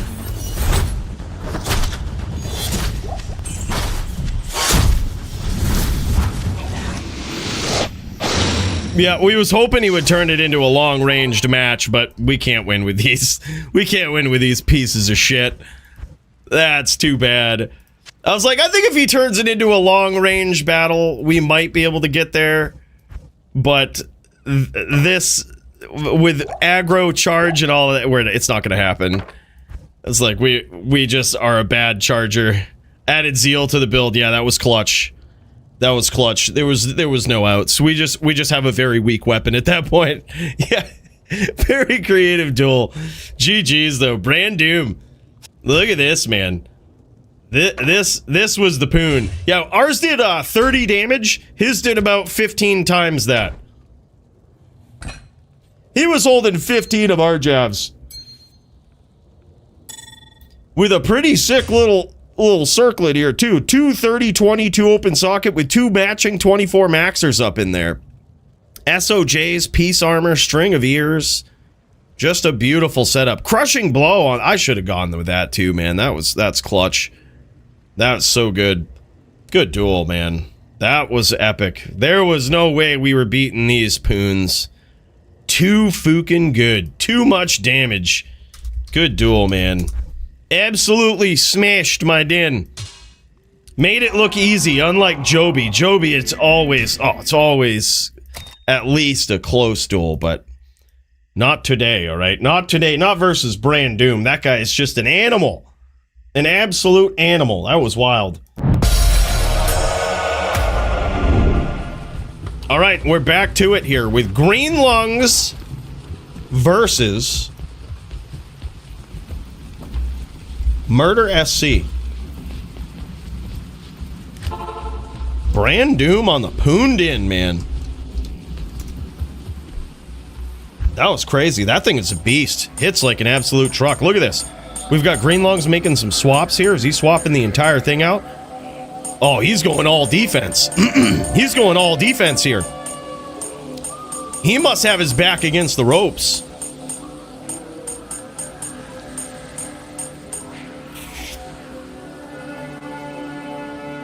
Oh, he is pulling out the desperation charms right here. He is going to try to make it impossible for Murder SC to hit.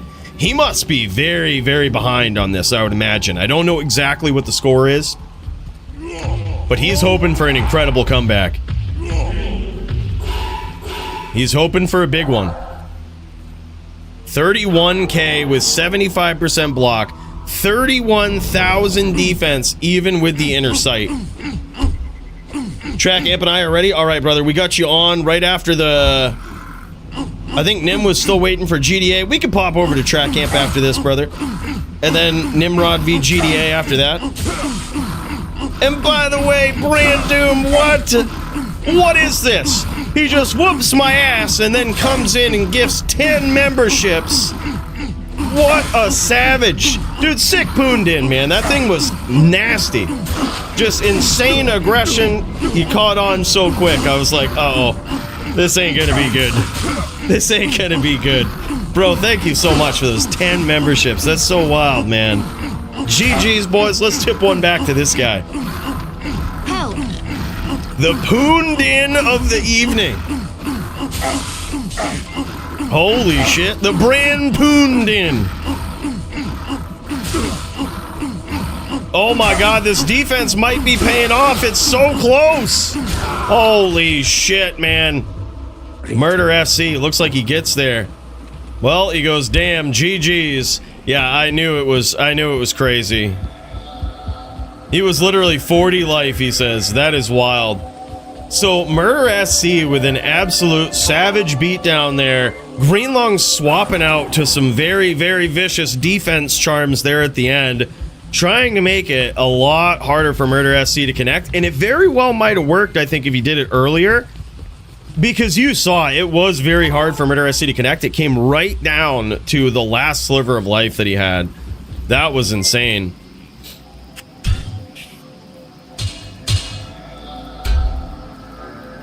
Hell yeah, man. Hell yeah. We got Track Amp versus Squigs right after this, boys.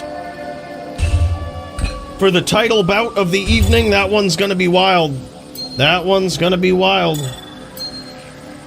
It's gonna be an epic one.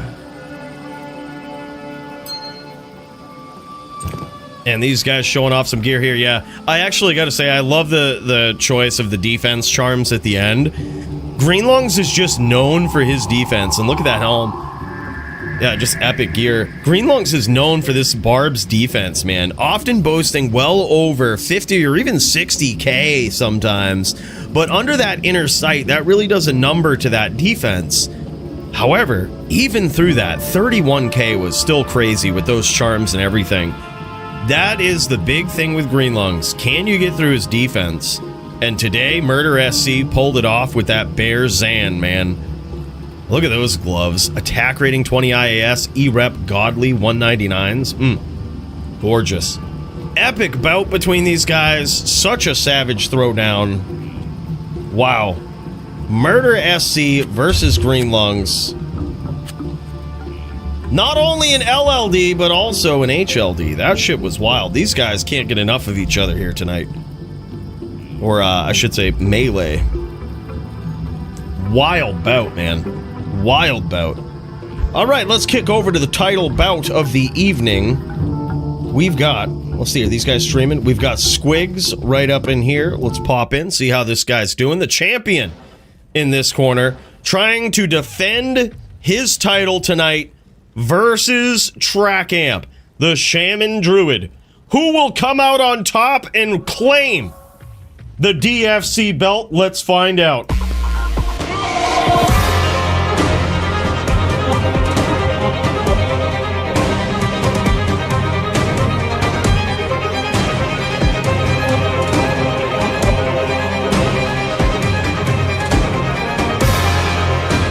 And we are off to a violent start here, man.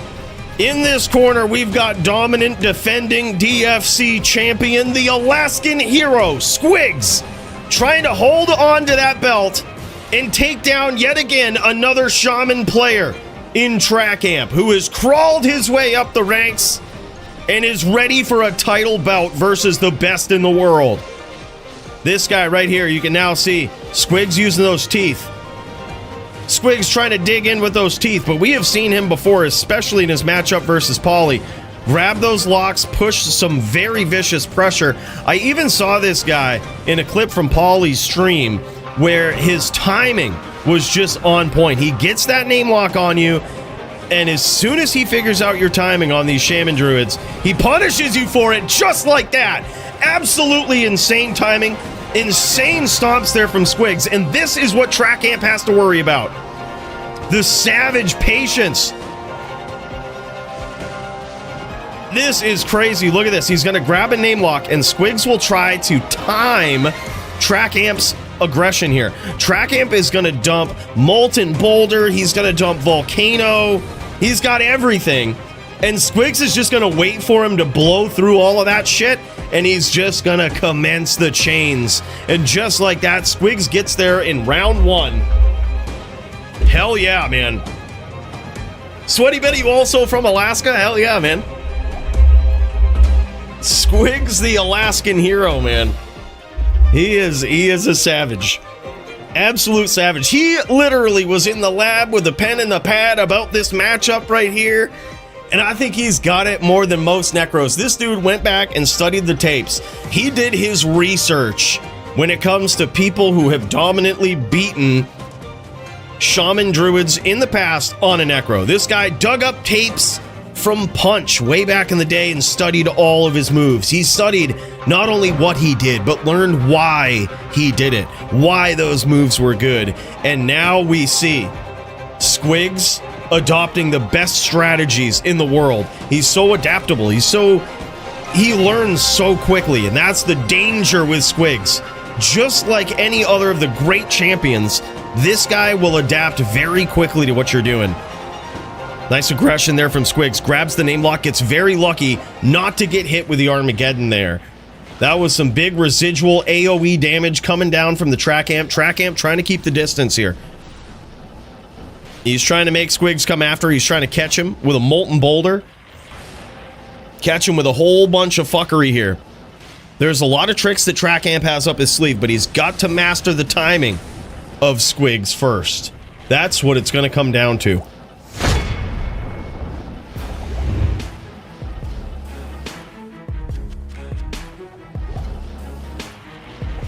Squigs looking clean in this first round, or in this second round here. He's 1-0 now in this FT4 matchup.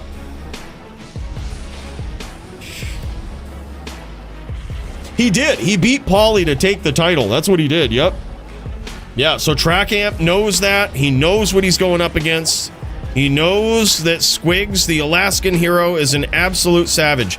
Squigs has to make sure to keep that bone armor up, though. As crazy as it sounds, against the Fire Druid, bone armor is really good. It's, the Fire Druid does hybrid damage.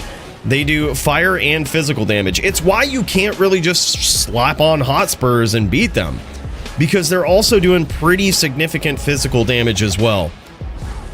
So it's a very diversified attack. I absolutely love what they did with it in recent patches, and it really does make this build very, very viable in PvP. Squigs looking for that name lock, looking to address from the outside here.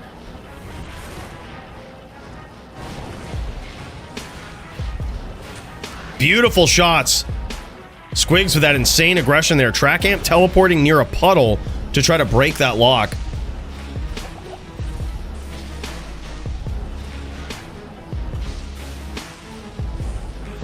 And we also do, these duels could possibly go long. If we've got, I think we have a melee duel on deck. We might be able to cut to that in between. We've got Chapendi versus Enigma. Or actually, no, wait, that's a HLD match. Never mind. I see Chapendi, I assume melee. Nah, this guy's decorated. Never mind. This guy's got it all. He can not only fight in melee, he does the HLD as well. Beautiful aggression there from Squigs, but Track Amp with some nice escapes.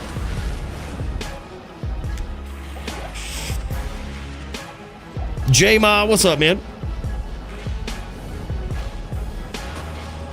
Yeah, Pauly is insane, man. Pauly's insane, but Track Amp also a student of the game. This guy has studied the work of Pauly, studied how he adapts to these matchups, and he is going to try to do here what Pauly couldn't do, and that is take down the Alaskan hero here. Squigs actually had a very, very dominant performance versus Polytheus. I believe it was a straight 3-0.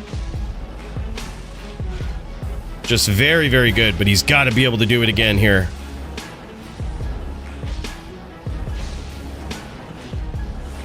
This would be not only a championship belt for Track Amp here if he gets that, but a huge feather in his cap. Yeah, Squigs is insane, man. Next time, Sincore, I think you've got Joby. You know what I mean? Joby is, as you might have seen, an absolute dumpster den. Not good at all. You just weren't used to his timing, and you were lagging, and the sun was in your eyes. I know how you feel. Shit happens to me all the time. Next time, I think you've got it, dude.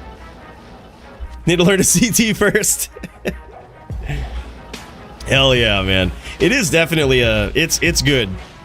Because especially when Joby catches you with that smite, you got a CT out of there, man.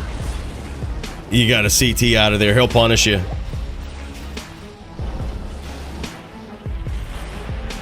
Damn, son. Track Amp doing some damage here.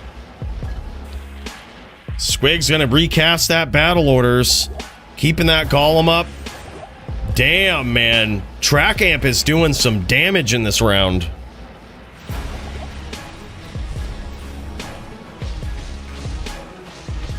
Not everybody does, Caveman Ken. Not everybody has the default keybinds. I do have the default keybinds. But literally any of the UI that brings up one of the side menus will work. So it doesn't even necessarily have to be C or T. Put it in for an hour from now? All right, Andy Man, sure, we'll throw it in there, man. Andy Man. The Andy Man v. Lucien.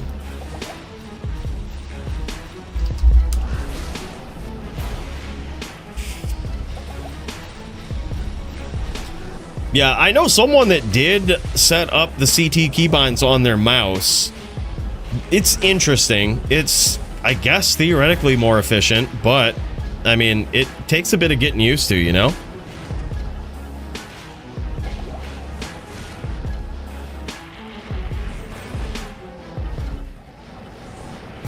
Damn, man. Track Amp v Squigs here tonight.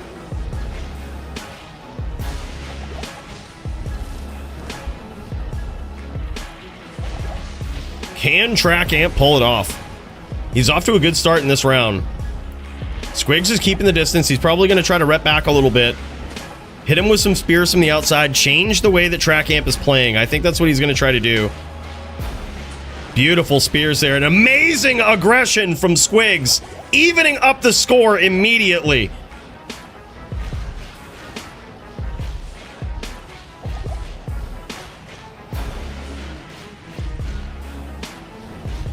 That was an incredible stomp. I don't think Track Amp expected that at all. He looked like he was confused as to why he was getting hit there for a minute. Didn't even notice Squigs stomped him.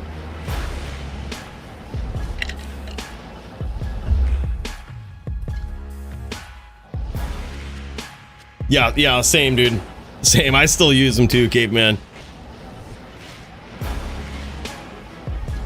Counter-Strike keybinds, LOL. Yeah. Yeah, I mean, hey, whatever keybinds work, right? I mean, keybinds are keybinds. Some of us do it inefficiently, but I mean, as long as your brain knows and can go there, usually the added time that it takes from inefficient keystrokes or inefficient placement of your keybinds won't matter too much. Beautiful stomp there from Squigs. As long as your brain knows, you know, that's the key. Holy shit, Squigs with a huge comeback in that round. That's what it was. He got stuck on the stomp is what it was. That first stomp where it looked like it almost surprised him, he got stuck. I think he tried to walk down and his character was kind of desynced on the server and he got stuck on Squigs. Wild. Yep, F keys for skills still. Joby does the same thing. Joby does the same thing, Dirty. All right, as far as the queue goes, we've got Nimrod versus GDA after this. We've got Trucker Gut. We're going to check back in with him. Then we've got Havito PvP versus Jinshin. Chapendi versus Enigma. Andy Man versus Lucien. That's currently what the queue is looking like. If I missed anybody, let me know.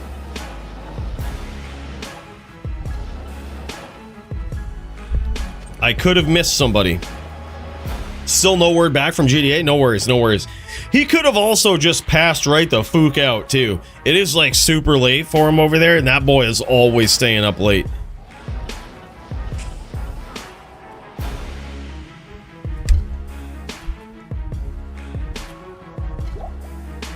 Yeah, no worries, dude. Let me know if that changes. We'll just go, after this, then we'll check in with Trucker Gut, and then we'll go Havito Jinshin.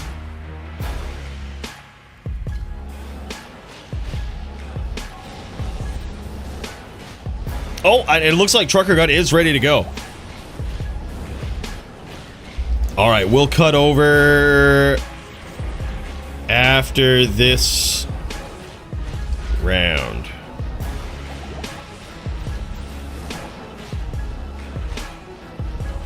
All right, had to let him know. It is 2-0 so far in favor of Squigs. He's hoping to get another sweep. He's hoping to prove it. He's hoping to keep these skills sharp for the inevitable return of Polytheus. He knows it'll happen. He knows Poly is just so dominant, always tearing people up, whether it's on the undercard or for the championship title. This guy's a legend. Nice teeth use there from Squigs. Let's pop over to Track Amp, see if he's sharing his screen here. Yeah, he is. Let's see this fire druid here. Clean looking fire doo-doo. Going up against Alucard, aka the Alaskan hero. Nice stomps there from Squigs. Those might have actually favored Track Amp though. He might have actually landed some of the Armageddons there. Just inherently. It could have been possible that Squigs accidentally stomped there, because he wasn't firing the Bone Spear. I think it surprised him.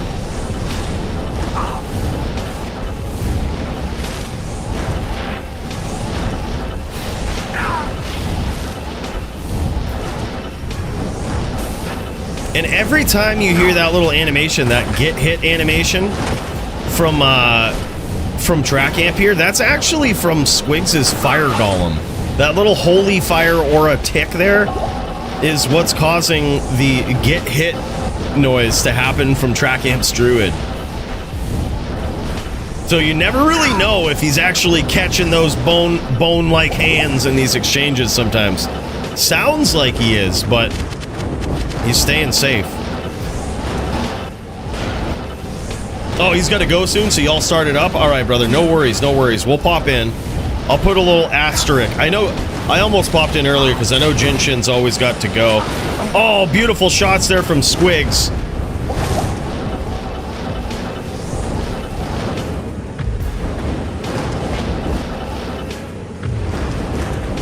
Damn, son.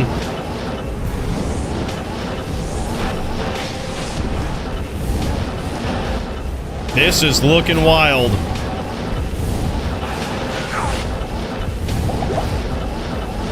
Squigs with some viciousness here. I love these name locks, though, that Trackamp is looking for. He's approaching, closing the distance, and looking for that name lock. That's exactly what he's got to do. That's going to allow him to cast Volcano, to cast Fissure from a distance, and especially in these situations where Squigs chooses not to look for the name lock of his own. It's always a dice roll, right? You never really know what he's going to do as you close the distance, but this is what Trackamp has to do. He's doing what he needs to do here. Go in, close the distance, look for that name lock, land some shots of your own. It's going to be slower, more consistent damage over time. That's what Trackamp is looking to do here. It is certainly an uphill climb. He's got to be consistent with these shots, and Squigs just needs a few back-to-back.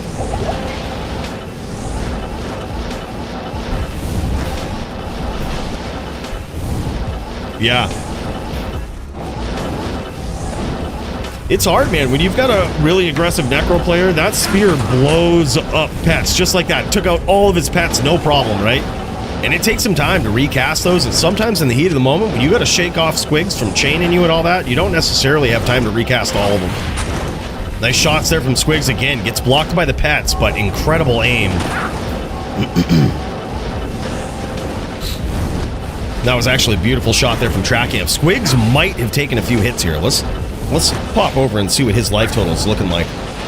He might have taken a few hits. Oh yeah, just a few. Just a few. Life total still looking healthy.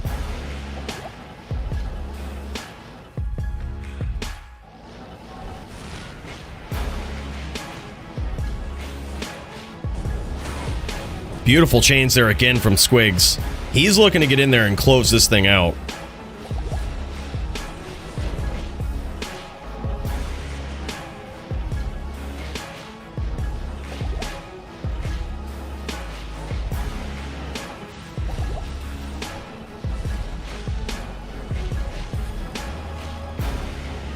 Incredible Necro play here from Squigs, I gotta say. Just looking real good, man. And it's so rare that you see a Necro player like this who is not afraid to turn the corner and turn up the aggression, turn up the heat, right? And especially in this matchup, you really have to.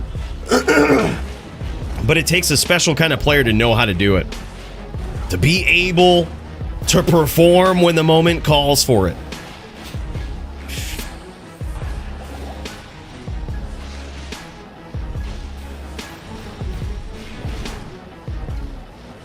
All right, let's check back in with this one in a moment. Let's pop over to Trucker Gut and see how this guy is doing. Do we got a stream for it? We've got track 22B Matty. Hell yeah, right there. And we got Trucker Guts. Hell yeah. Trucker Gut, aka the kilograms. Hell yeah. He might be AFK. Oh no, he's good. He's good. Let's check this out, man. Trucker Gut versus 22B Matty. This one's gonna be a wild one.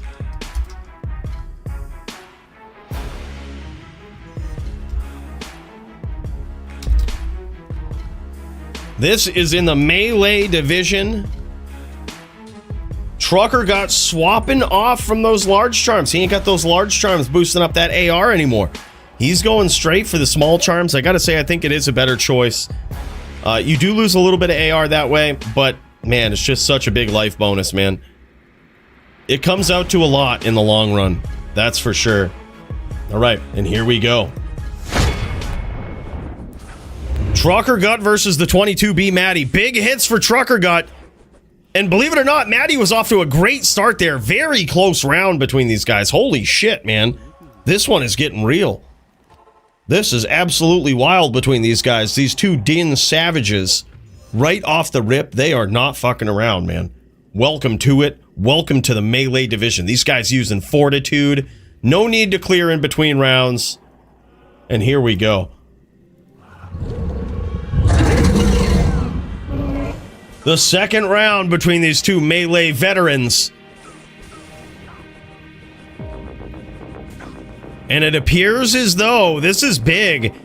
Trucker Gut has the CA proc, and he's going to try to carry that as long as he can. He got cut open there a little bit. Yeah, there it is. He's fighting back against that open wounds. He noticed it.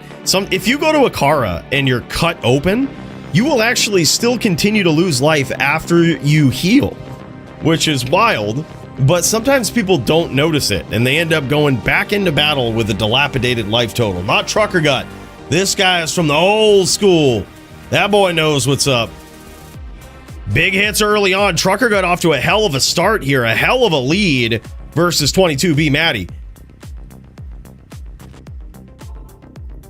He says, Lord, shit, man. Hell yeah. What a start, though. 3-0 so far for Trucker Gut. Let's just take a quick peek at the Squigs versus Track Ant. After this round, of course.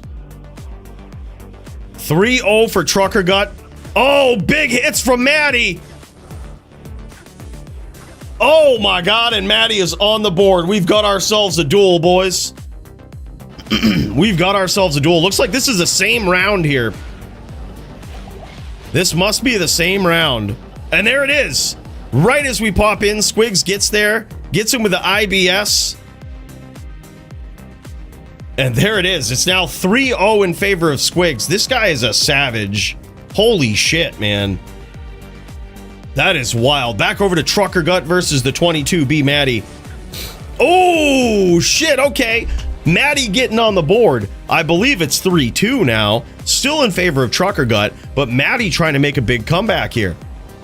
This is wild. Squigs getting there in the championship bout. It's 3-0 in his favor. Ooh, big hit for Trucker Gut right out the gate. That was huge, man. Absolutely huge. All right, I'm going to try to pop over to Havito, too. I know that he's actually dueling with Jinshin. He's actually throwing down Trap v Necro. He's throwing down Trap v Necro versus Jinshin. We're going to try to do 3 at once here, boys. Let's pop back into Trucker Gut real quick. While these guys get ready to throw down, those guys are just going. Jinshin's like, all right, look, we got some shit to do. He goes, checking Tinder. LOL. LOL. Checking Tinder. One moment, please. Don't mind me. Says the Trucker Gut. He's like, sorry about that. The ladies go crazy for the Trucker Gut. And Matty about to wake him the fook up.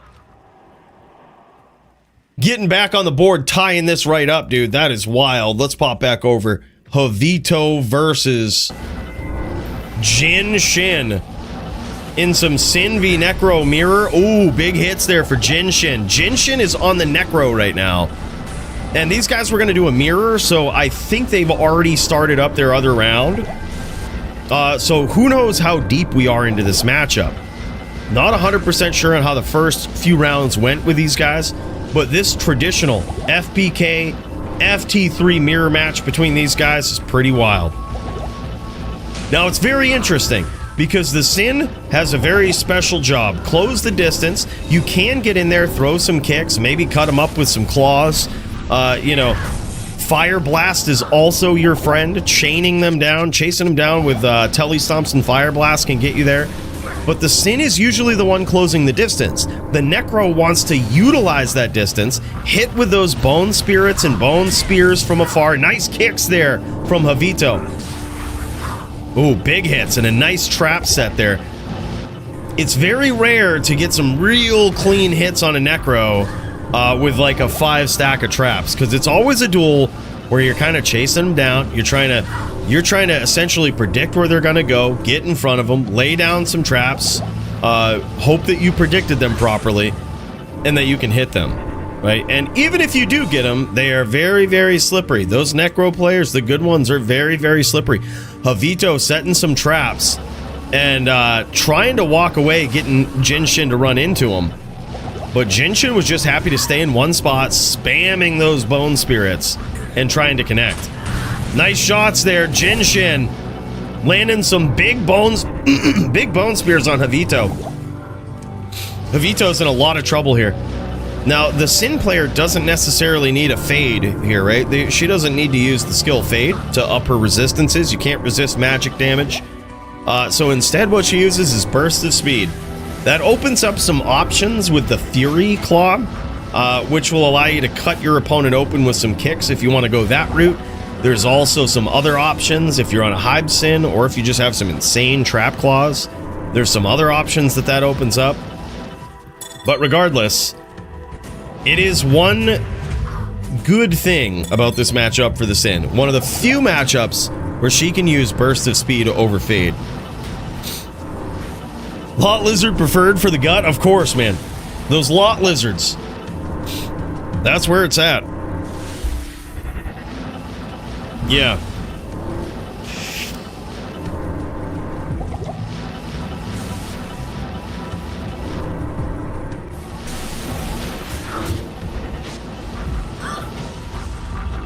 And with the Lot Lizards, you never really know. Those trucker bathrooms might not be the only time you take a she-it inside one of them. You know what I mean? You gotta be careful with some of them. You don't really know. Yeah, you don't know. You always gotta double check. That's right. You don't want to take the wrong kind of she-it in those trucker bathrooms, let me tell you. Gots to make sure.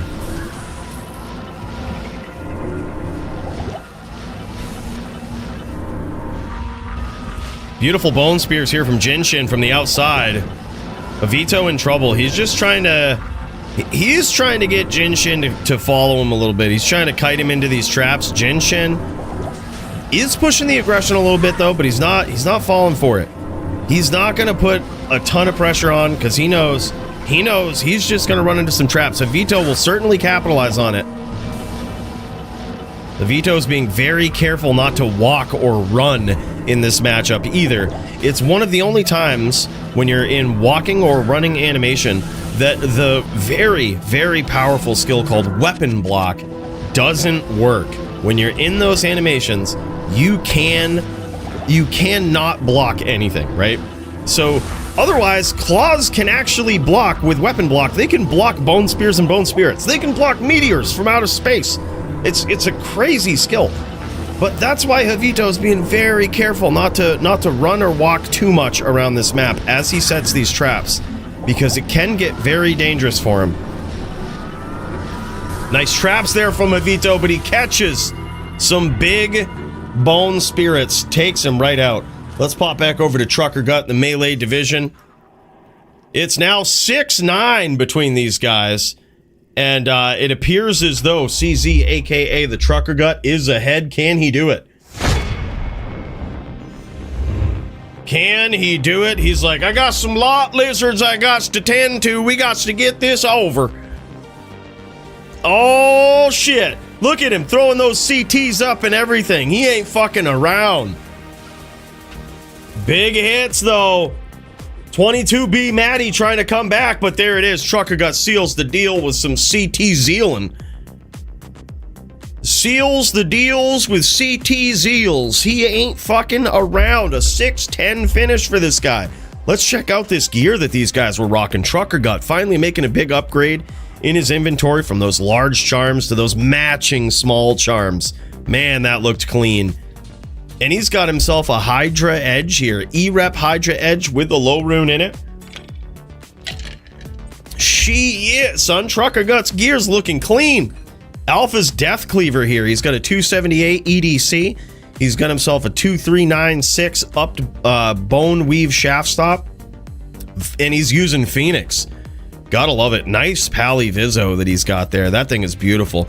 Some a little bit of dual stat 2010s on his gloves. Combat skillers with 44 to life. Interesting. And otherwise some max AR lifer charms that also look really good from Matty. Those looked clean.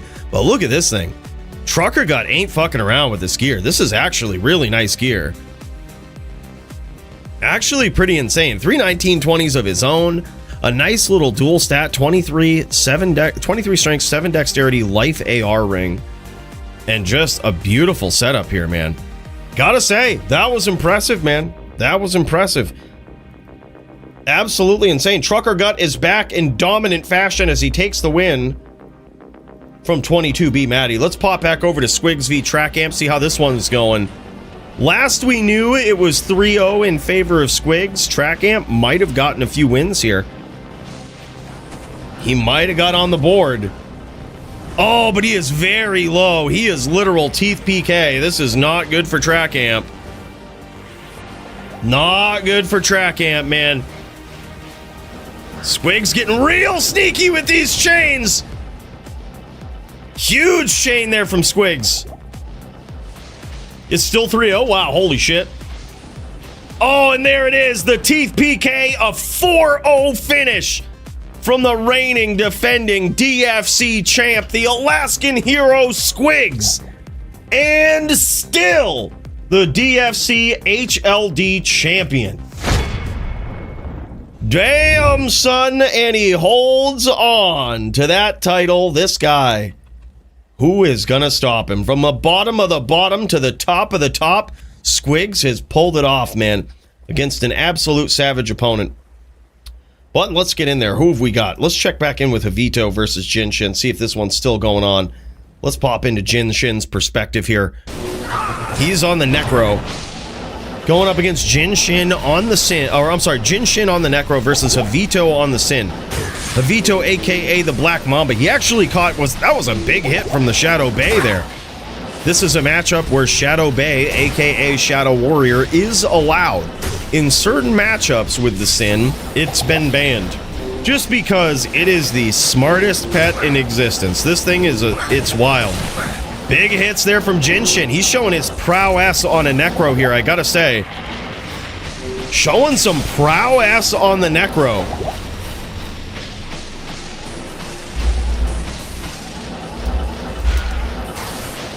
Yeah, Shadow Bay is a very, very smart pet. Nice chain there from Jinshin, and he wisely gets out. It will Mind Blast for you. It basically takes the skills that have the most skill points in them and uses them. It tries its best to be a clone of you. That's exactly how it rolls. So it will Mind Blast for you. It'll grab your opponent with a Mind Blast off screen where you couldn't averagely get them. It's kind of wild. It's so useful for that, man. But also it gets in there every once in a while with some pretty vicious kicks, some pretty vicious hits of its own. It's kind of insane.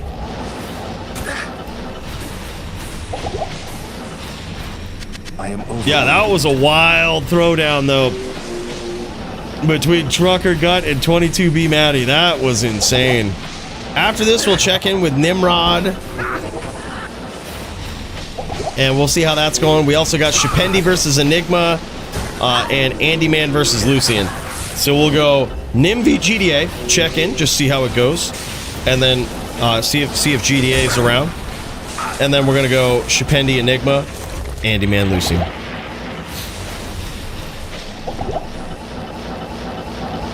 Shadow Bay plays Sins better than me, dude. Better than most people, honestly.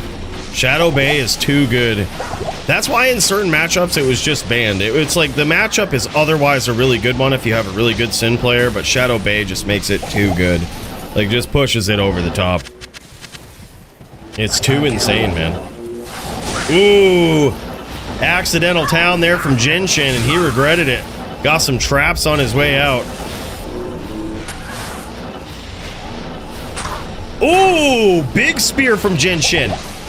This is actually very impressive. This is one of the few times we've seen Jinshin on anything but a Zon. And this guy's a legendary Zon player, but I think it goes underrated. His other skills on these other classes, much like this, his Necro skills here, his timing, his patience, goes underappreciated on these classes right here, and it is very impressive. Nice shots there, some teeth hits. Beautiful bone spears from the outside, forcing Havito to move. Jinshin looking real clean. Havito has got his work cut out for him. We're also getting to see the prowess of Havito. His ability to play so many different classes is just insane. The class that made Havito famous, much like it was the Zon with Jinshin, it was the Din with Havito. That guy is a savage on the Din. An absolute savage. But he has been showing his prowess on other classes for a very long time in the DFC. But this is the first time we've kind of consistently seen him go up against some very big, talented players on a Sin. And it is a back and forth match, very close between these guys. This round is, anyway. We did miss the first part of this match, I believe. But that last round looked really good. Very, very close between these guys, and this one is no exception. But GDI at the bottom of the list, still no word back from him today. All right, brother, we'll throw you at the bottom of the list. Reset the list. So we'll pop into Chapendi versus Enigma after this. If y'all are ready, if y'all are still jamming, slamming, ready to go. I see Enigma up in there. Jinshin looking to get that final sliver of health off from his opponent, Havito here. But Havito is not making it easy. He knows what Jinshin's gonna do. He's picking up on his patterns here. He's trying to kite him into some vicious traps. Nice set of traps there from Havito. Jinshin gonna be looking for that name lock, looking to land a spear. Jinshin legit has a Shaco on here. This is very interesting. I wonder if this is a purposeful choice or if he doesn't have a helm that will give him added light res. You would figure that a 222 open socket helm with dual low or low cham or something would be the way to go. But Jinshin is a very savage, very intelligent player. This could be a very purposeful, very strategic move here. That or he could just not have the helm.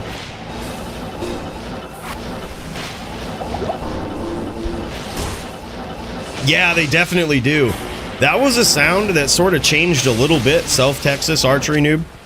When they did D2R, when they remade those sounds, that was one. I said the same thing when I first heard that. I was like, that sounds like a lightsaber, dude. Never used to quite sound like that in LOD, but I actually do like that sound. I love what they did with them in D2R. Sounds clean. Yeah, you'll never unhear it. It's so true. I said that from the first time I heard him. I was like, that's a lightsaber. Ooh, nice hits there from Havito. He baited that name lock, got out before Jinshin could capitalize on it.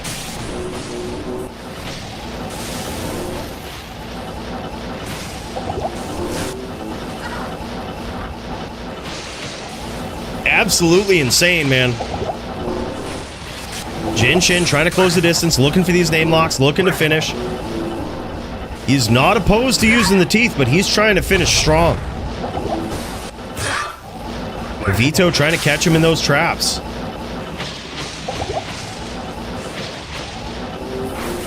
Ooh, big traps from Havito. I can't carry it.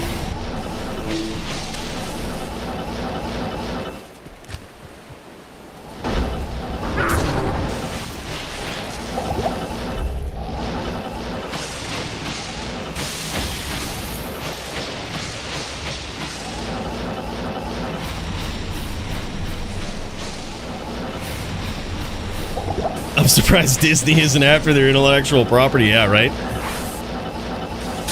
Uh-oh, Jinshin having trouble finishing here. I am overburdened. He's having trouble trying to get this last bit of damage in on Havito, and Havito is piecing him up. He's frustrating Jinshin a little bit here.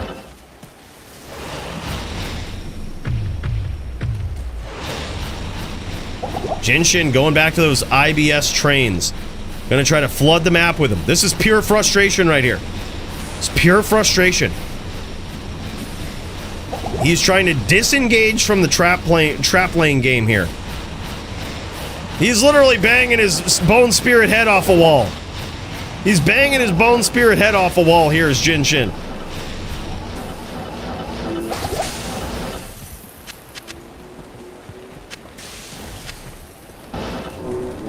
Trying to get in there. He tried to push that aggro, but he noticed he just gets capitalized on with those traps.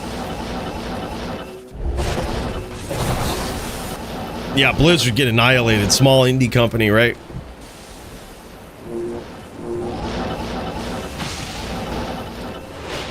Yeah, these guys might be running out of mana. If anybody's around for a pool, it looks like DFC 01. Perhaps we could take a guess, a random stab at the password. Use your hacking skills if you want to get in there and pool these guys. It's looking like Havito might be able to survive 2 spears now, which is very dangerous. It's a very bad spot for Jinshin to be in.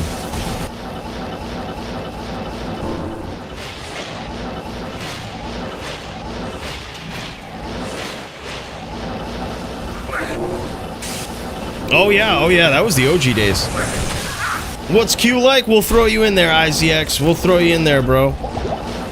We'll throw you ahead of Nimrod GDA. It's after this duel, we've got Chapendi and Enigma, Andy Man, Lucien, and then you boys. Ooh! Uh-oh! Jinshin turning up the heat now. Those were some big hits, and just like we theorized, looked like Havito could take 2 spears now. And he definitely did, but now he's literally Teeth PK.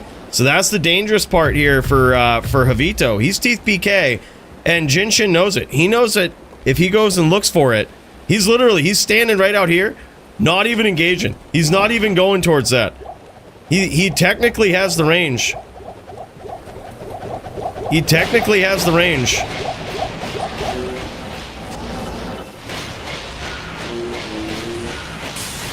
It's hard to tell. Technically, the Sin could also have the range, but not if the Necro doesn't move. I can't carry anymore. It's a really weird call.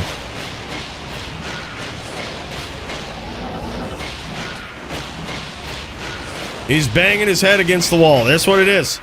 Look at this. Jinshin banging his head up against the wall.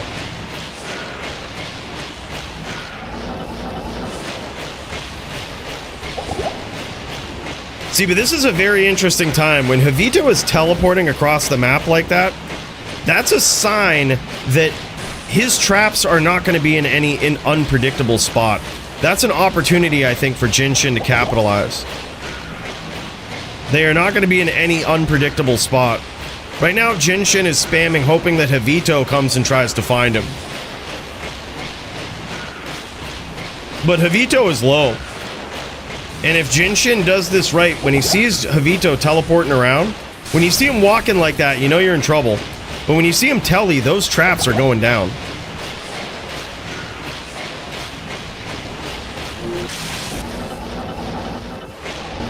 There we go, and Havito closes it, throws in some traps. Gets Jinshin to move. Oh, big hits there, and there it is! Holy shit! Jinshin got there.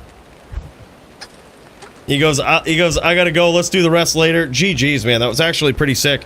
Love that Jinshin didn't engage there. That was very smart. He played the patient game there. Played the patient game, says, I ain't gonna go looking for it. I ain't gonna go looking for it, I know you're close. But alright, bros, let's pop over to Chapendi versus Enigma. It is time for these epic savages to throw down. Chapendi versus Enigma in tonight's death match in the DFC.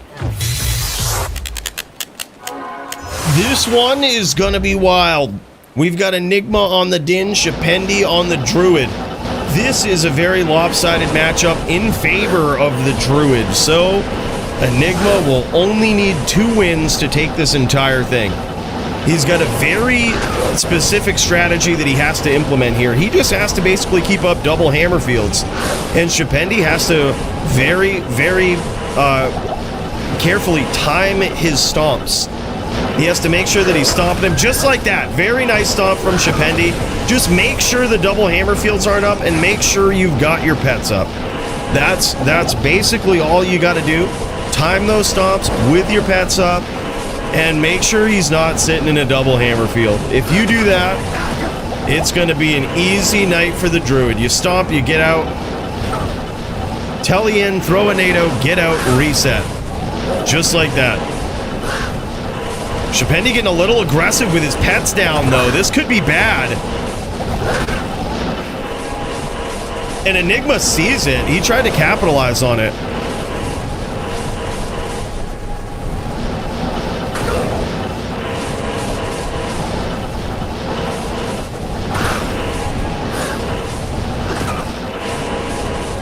Close round here, believe it or not.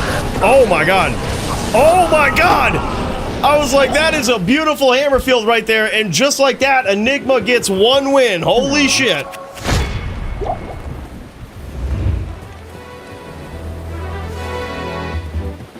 And he only needs one more.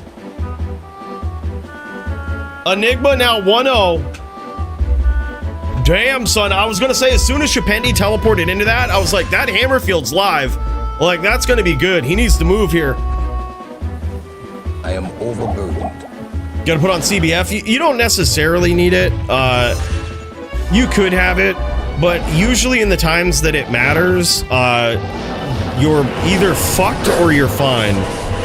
So you don't really need it. It's not bad to have if you can fit it in. My build, I don't put it in this matchup. You're either fucked or you're fine if it ever matters. You don't really care. It's not going to help you if you're fucked and they've got a good stomp and you have no double hammer field. And if you do have a double hammer field, you don't care about being frozen. Who gives a shit? Like, they're going to get hit bad. You're not going to, like, walk down. It isn't going to be like a walk down strategy. If they close the distance, shit's going to get real in one way or another, so.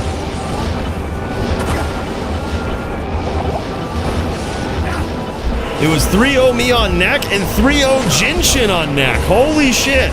Is it draw? LOL, we both noob on Sin. Interesting. I say you guys do a neck v neck showdown for a round, see who takes it, you know? That's what I say. Yeah, theoretically it would go to a sudden death round. I think y'all gotta do some neck v neck, man. That was epic. I can't believe it went back and forth like that. That's crazy.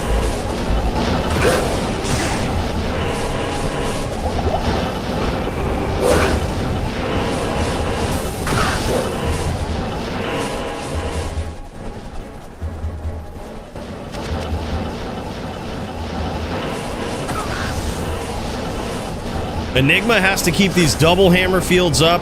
He is also a mage. He's going to test him with that FOH. But as long as Chapendi keeps his Cyclone armor up, that FOH isn't going to do anything to him. After every cast of that FOH, if he puts up that Cyclone armor, he's fine. Ooh. Chapendi's going to be very careful walking out of those hammer fields. Always tell he never walk. He could get smashed by a hammer. He's basically just got to time his stomps as to when Enigma teleports away. That's when he just wants to take a sneaky stomp, hit him, and run. That's it. Oh, nice hits there from Chapendi. Beautiful shots. That's exactly what he needs to do. He needs to hit Enigma when he doesn't have those hammer fields up, those double hammer fields.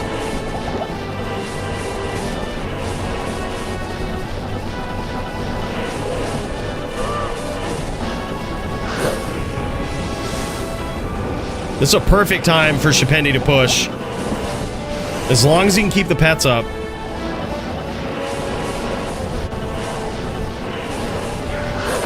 There it is. Chapendi gets there. Now 1-1.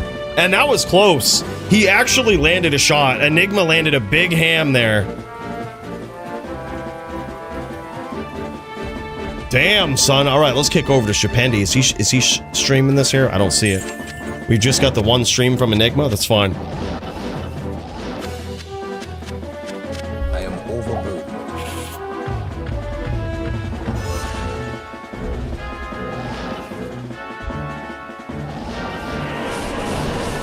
All right, it's 1-1. Uh-oh. That might have been a ham early on there from Enigma. Oh, beautiful shots there from Chapendi. He's got to keep those pets up. He's pushing that pressure, trying to finish. That's where it can get real dangerous versus a din. You always got to make sure you got those pets up. Yeah, he is now forcing Enigma to have those double hammer fields. Big hits from Chapendi early on, though.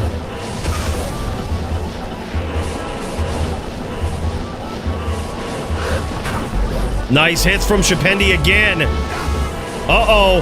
He just got hit with a hammer there. That was a clean hammer hit. And that, oh, man. That ain't good. I was going to say, that hammer field that Chapendi just landed in was live, too. That was bad news. We've got Enigma trying to stay in these hammer fields here. Theoretically, oh, there it is. Nice NATOs from the outside from Chapendi. Now 2-1. 2-1 in his favor.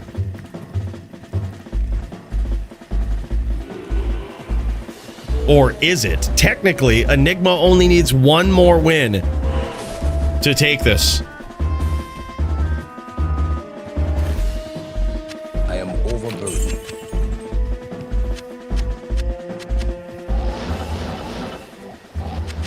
2-1, but it's technically like 2-3. If Enigma gets one round, that's it. This is the nature of the death match, ladies and gentlemen. These matchups are really hard, usually heavily in favor of the Druid. Nice pressure here from Chapendi. But Enigma landing shots.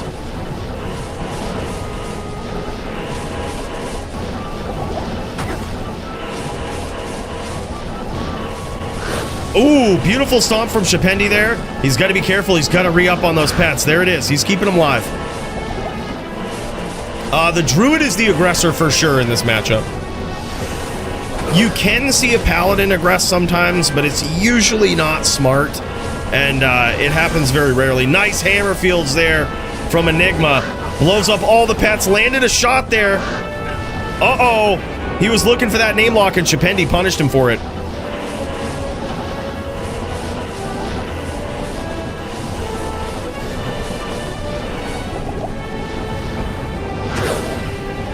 Beautiful stomp from Chapendi there.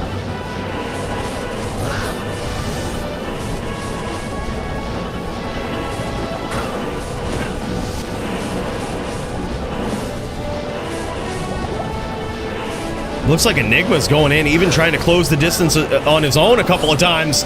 And there it is. He gets there. Holy shit. Good duels, man. And the death match is won by Enigma. He pulls it off on the din. Holy shit. He actually did pretty incredible there, I gotta say. He did a great job of maintaining aggression and the threat of aggression while also keeping up some double hammer fields. That shit was insane. Nice shot from Chapendi too. Looked real clean. There was just a couple of times, man, he just got caught. That was it. Damn, son, what a duel between these guys. Holy shit. These guys showing off the gear. Really appreciate it, man. It's really good to see the gear in this matchup in particular. An Hodo on a Druid. One of the only classes that I think it's really necessary or really actually style points and cool to see an Hodo is on a Wind Druid. Or on a Druid in general. They have a natural access to Oak Sage, right? Unlike the other classes, which if you see another class using an Hodo, it's probably a bad idea. But look at this setup from Chapendi. It's actually a pretty nice one. He's got a low rune in his 230-20 Lifer helm, along with some vicious life rep light res boots. Just insane, man. Looks really good. Absolutely incredible here. Great job from both players. Enigma gets there on the din. The dins get the wins tonight, man. Holy shit. That was epic. Very nicely done.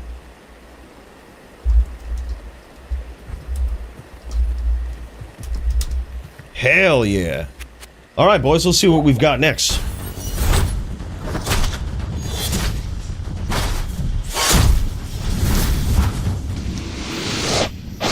let's pop in to the Andy Man. Andy Man in melee on the Zan, and this guy is going to be going up against Lucien. An absolute savage. Lucien's supposed to join, but he isn't here yet. Oh, that's too bad. No worries, man. No worries. We've got IZX in the LLD division. We'll pop over and check and see how that's going. And then we can check right back in, man. IZX is ready to throw down. Dins get the wins, not like that Coooley Din. Who the fuck is this Joby guy that shows up every fucking week talking shit on his dumpster din? Who the fuck is that guy? Can someone ban him? Get him out of here? Would be much appreciated. Jesus. Alright, AF50 versus IZX. Let's pop in. Let's check it out, man. This looks like IZX.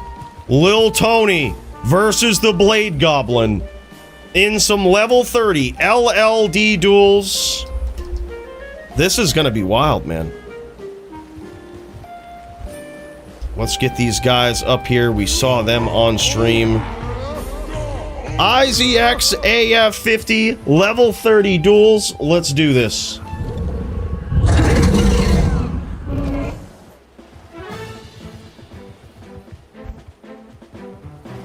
And here we go. It looks like IZX is on the throw barb versus AF50's Blade Goblin Sin. Ooh, that was a big connection there. Uh-oh, though. IZX in trouble early on, and down he goes. Gets in there, tries to pull off a whirlwind versus AF50, but gets a little too cocky with it. I bet he thought he could have that with that close range whirl. AF50 doing some nice little south walking, walking around, keeping those Blade Sentinels up. And he got him in that round. And now IZX says, all right, I might have underestimated you. Won't happen again. That was nuts, man. That was brutal. All right, here we go. It's 1-0 in favor of the Blade Goblin himself. AF50. Oh, big hits from the outside. Closes the distance. Nice whirls. I gotta say also, mad respect to IZX for making this a real duel. This guy's getting in there, making this a real duel. And by that, I mean not putting on a shield. That boy ain't putting on a shield. He's just making it a real duel. Double throw all the way.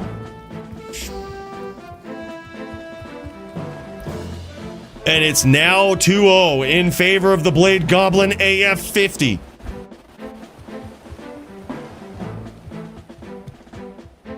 It was no prob. What's up, N-Dog, the realist? Mr. N-Dog, the realist. Yeah, absolutely brutal, though.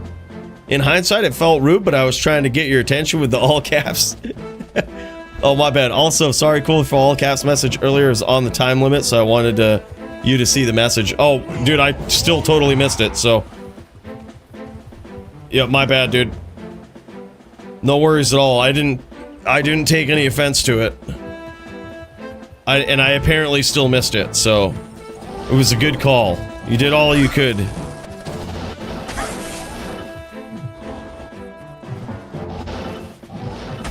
Oh shit! Oh my god! Big hits from AF50, and now IZX in trouble. Ooh! Just proc the slow missile there. That's gonna force AF50 to close the distance. Nice shots from the outside from IZX. And he doesn't get too greedy, just gets out of there, lands some whirls. Very nicely done.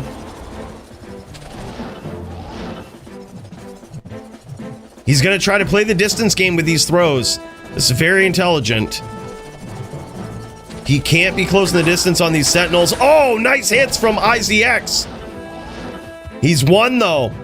He is legit won. He can't afford to get in there. He's probably going to try to keep this distance.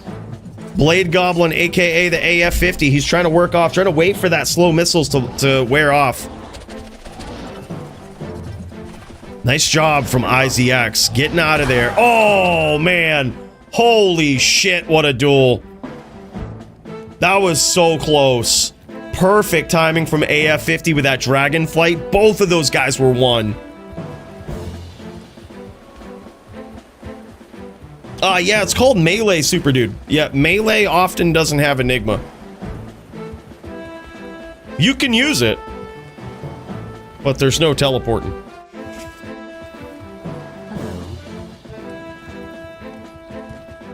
Yo, Thomas Huddleston, what's up, man? Good to see you. Been good, man. How have you been? Happy holiday season and a Merry Christmas to you, brother. Big cheers for this legend in the chat. Yeah, AF50 is wild, man. And there it is. He's slapping on the shield here. I like the choice, but here's the problem with the shield, right? Oh, it's a crafted one, too. A very interesting one. The problem with the shield is it makes it so that you can't utilize double throw, which could be a problem in this matchup. We're going to see, though. It could be a problem. Uh-oh. Big hits from AF50 up close. And he procs a little bit of slow missiles of his own. You can see the ping here as well from IZX. And it is very high. 156. He's getting some nice triangular whirlwinds in here. Landing some big shots, and down goes AF50. IZX is on the board. From 3-0 to 3-1, boys. We've got ourselves a duel. It's getting real now.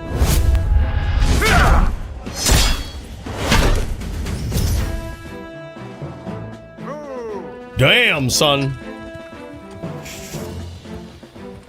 We've been in search of some god jewels for Kyle? No shit, dude. No shit. I was gonna say we ain't seen Kyle in the arena for a while, man. Yeah. We had some good duels up in there. You'll have to go up against Brand Doom. He just beat who many would consider the top din. Who many would consider the top din. He just beat him on his little poon din. He just came in with a little poon din. We need to get Kyle up in there, beat his ass a little bit, you know? Nice throws there. Uh-oh. And there it is, AF50 getting there with some Blade Fury, and that is it. Good duels. AF50 proving his dominance at the top of the leaderboard in the LLD division. Absolutely savage on that Blade Goblin Sin. That thing is savage. And he pulled it off even when IZX had the shield on. That's impressive. I gotta see the shield. This thing looks pretty savage, man. You don't actually see a lot of crafted shields all the time in LLD. He says, until we meet again. Yeah, sick poons that he's got here. He even is using gold wrap for the IAS. He has IAS knockback gloves or IAS crushing blow gloves, possibly. Probably IAS knockback on a barb. Yeah, look at this thing. It's increased chance of blocking. Nova when struck. Interesting. ED min damage jewels in there. ATD of 10. Frost Nova being the big thing. He has a big chance to cast Frost Nova.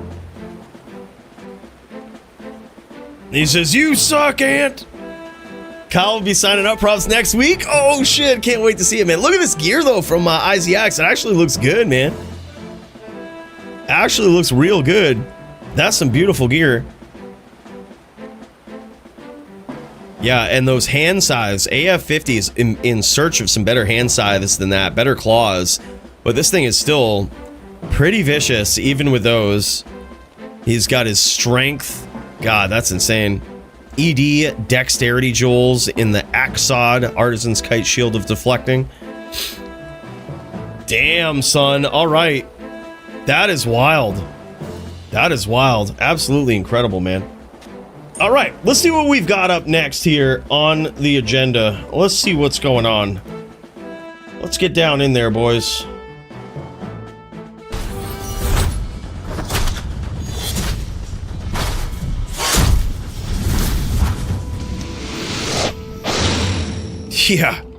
Yeah. Next thing this guy was trying to tell me is that Joby was a good Din player. I said, yeah, not only did I laugh, but I looked at him and I said, are you fucking retarded? That's what I said. I was like, I looked at him, I said, Joby is the shittiest Din player I think I've ever seen in my life. So what do you mean? You know, I couldn't believe it. Yeah, I fucking shit myself laughing too. Needed adult fucking diapers that day. I was fucking in stitches. That guy, Joby, trash, dumpster Din. Yeah, it was shit. It was fucking shit. Alright, I'm just checking the queue. Excuse me here, let me see what's going on. Yeah, there's, oh man, I see Lucien up in there. Lucien finally up in here. We've got Lamp the Champ. Let's throw that boy up in there. Lucien versus the Andy Man. We'll check in with Nim versus GDA. We got Lamp the Champ as well versus the Mooches. Oh, that one's gonna be so rugged, man. We also got something up in here. This is looking clean. All right, boys. What do you say? What do you say we get up in there and we check it out? Andy Man versus Lucien. Yeah. I've got a special message for you guys out there, the big supporters of the stream and everything. I just want you to know, all right? Come in close, all right? Joby fucking sucks. If you were watching Joby here today and you thought, wow, he's a really good Din player, you were fucking wrong. I hate to break it to you. You're just wrong. All right, man. Let's see what's up here. Let's see what's up here. Let's get up in here. We've got Andy Man versus Lucien. I see Lucien up in here. I think he's ready to throw down. Let's do it, man. Andy Man trying to rack up a win here, trying to get on the board. Versus a legend. But can he do it is the question. It's gonna be wild. He's trying it on his Zan, going up against Lycan, the Lucien on his Druid. It's gonna be nuts, boys. Well, let's see if he can do it. I shall purge this land of the shadow. Holy shit! Big hits for the Andy Man so far! Oh my god, and he gets there in round one. That is wild, man. Soddy's7 became a member. Soddy's7 celebrates 2 months of membership. What? _. Sadis, my guy. Big cheers, man. Thank you so much for the 2 months, man. Big cheers. Let's tip one back to the Sadis. Damn, son. Andy Man is on the board here against an absolute legend. Scoring some damage. Lucien. Holy hell, man. Lucien ain't no chump. Previous DFC champ in his own right. And down he goes. Andy Man now 2-0. Skull the drink. Hell yeah, man. Hell yeah. We've got some Baileys going on here today, man. We've got the good stuff. We switched it up for the past couple of streams, man. We actually switched back to the real shit. I might go back to lemon juice, though. I kind of miss it. And he's a savage, man. He's really good. Big hits from Lucien, though. Uh-oh. The Andy Man in trouble early. Holy shit, what a comeback, though. Oh, my God. What? What? No way! No way! Bros, for the first time ever in DFC history, I think we just had a morphed human form kill from Lucien. I gotta see it again. Look at this. Literally, the duel goes, look at Lucien as he morphs back into human form, swings with his axe in human form to take out Andy Man. Look at this. Morphs to human form right about here. Boom, swings, takes him out. Absolutely unbelievable, man. That was wild. That is a DFC first right there. It finally happened. You can't morph back in regular gameplay as a druid, but you can still swing. That was probably one of the most epic things to ever happen in a melee competition right there.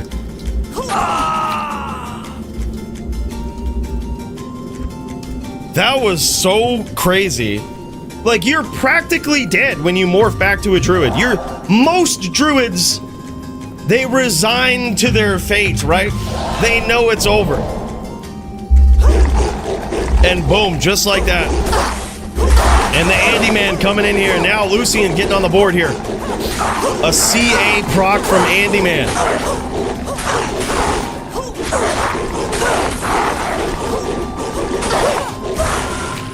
Yeah, that was wild. Now Lucien pulling ahead here. I'm telling you, that human form PK gave him a big just RNG swing of luck in his favor.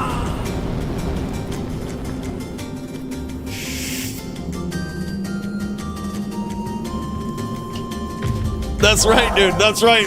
He's like, nah, man. You see him swinging with his axe to take out Andy Man. That was so wild. Gets through the block, gets through the dodge, gets through the defense. That was insane. That was absolutely insane. That really was a tide turner right there. That bolstered the confidence in the Lucien. But here it is, the Andy Man trying to make a big comeback here. Can he do it again? He's swinging. He's not going to allow it again. The Andy Man says, not again. Not happening. Holy shit, that was wild.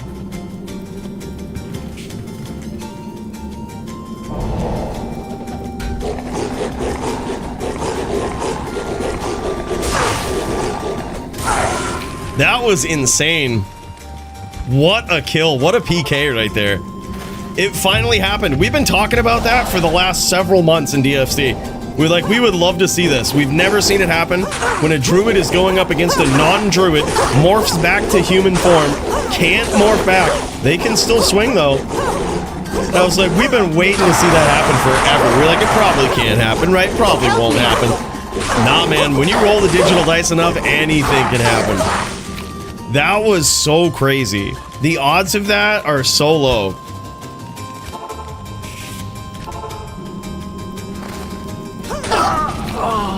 That was wild, man. Lucien's human form PK on Andy Man. One of the coolest PKs I've ever seen in DFC. Hands down. It's right up there in all-time DFC moments, right next to the Nimrod comeback. Versus this very guy right here. Lucien has either been on the delivering or receiving end of some of the biggest melee highlights in DFC history. Lucien, aka the Lycan. This one could go either way. Oh my god, and Andy Man gets there again, now pulling ahead pretty dominantly here. Or no, I'm sorry, this is tied up. Tied up between these guys, holy shit.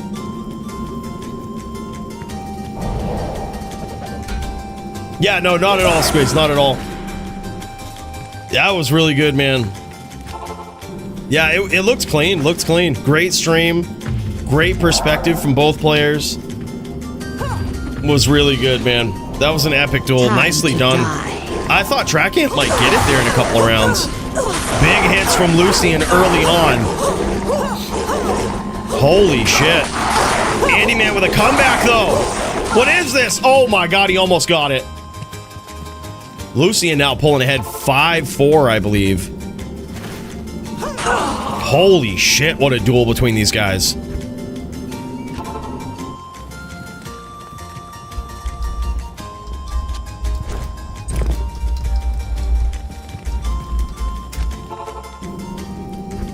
Yeah, this is an incredibly cool matchup, man.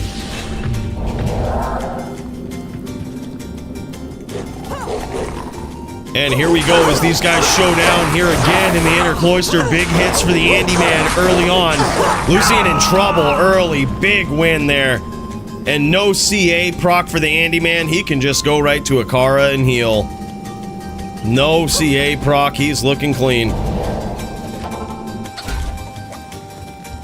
5-5 tie match between these guys so far. Sign me up, I'm coming out of retirement. Hell yeah. Sloot is coming back. Sign-ups should be open in the next 3.5 hours or so. Oh, big hits for Lucien. Lucien ain't going out like that, he says. But Andy Man with a comeback. What is this? This matchup is wild. This duel is absolutely wild between these two. Holy shit, man.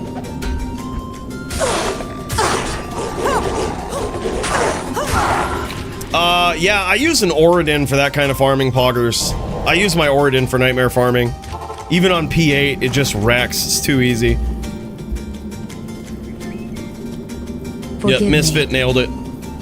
I tried, boys. I played insane, but made 2 critical mistakes. Misclick and getting stuck. Yeah, we saw that stuck. We were like, what is happening? Yeah, that was savage, man. Good duel, though. That's what it's all about, though, Track Amp. Learning from the mistakes, and it's like, until next time, man. Squigs is a savage. I think Squigs went from being he went from literally, we've seen the whole gamut of this guy, from joining the DFC, being a fairly good dueler, but, you know, relatively new, to competition in PvP at the highest level, right? But quickly picking it up, going from literal, just from nothing to champion. It's been wild, man. And now I think there was a time where he was a little bit underrated. I don't think that's the case now, man. Squigs is a savage. Can attest. Lucien getting in there now. This is back and forth. Yeah, and especially with that matchup, man. That guy was in the lab with that matchup, man. He was studying it, studying the tapes and everything. And that's the thing. That's what makes you a better dueler, is just like the students of the game. You know, we say it all the time. If you're a student of the game, you're not, you duel because it's fun, but also you learn from not only your duels, but from other people's duels. You study the tapes, right? That's what it's all about, man. Very, very skillful at the HLD level. Can Andy Man get a comeback? Can he do it? Nope. And just like that, Lucien shuts him down, pulling ahead now to 8-6 in Lucien's favor. Damn, man. Andy Man going in for the second swap. I'm very surprised here. Andy Man has had an incredible start to this duel here, because we saw this guy also go from kind of a fresh green player in the Melee division to now back and forth with a previous Melee champion. Absolutely savage, dude. Making some big moves here. Swaps to some more AR to try to connect on Lucien, but gets connected on now. It's 6-9 in favor of previous champion Lucien, the Lycan.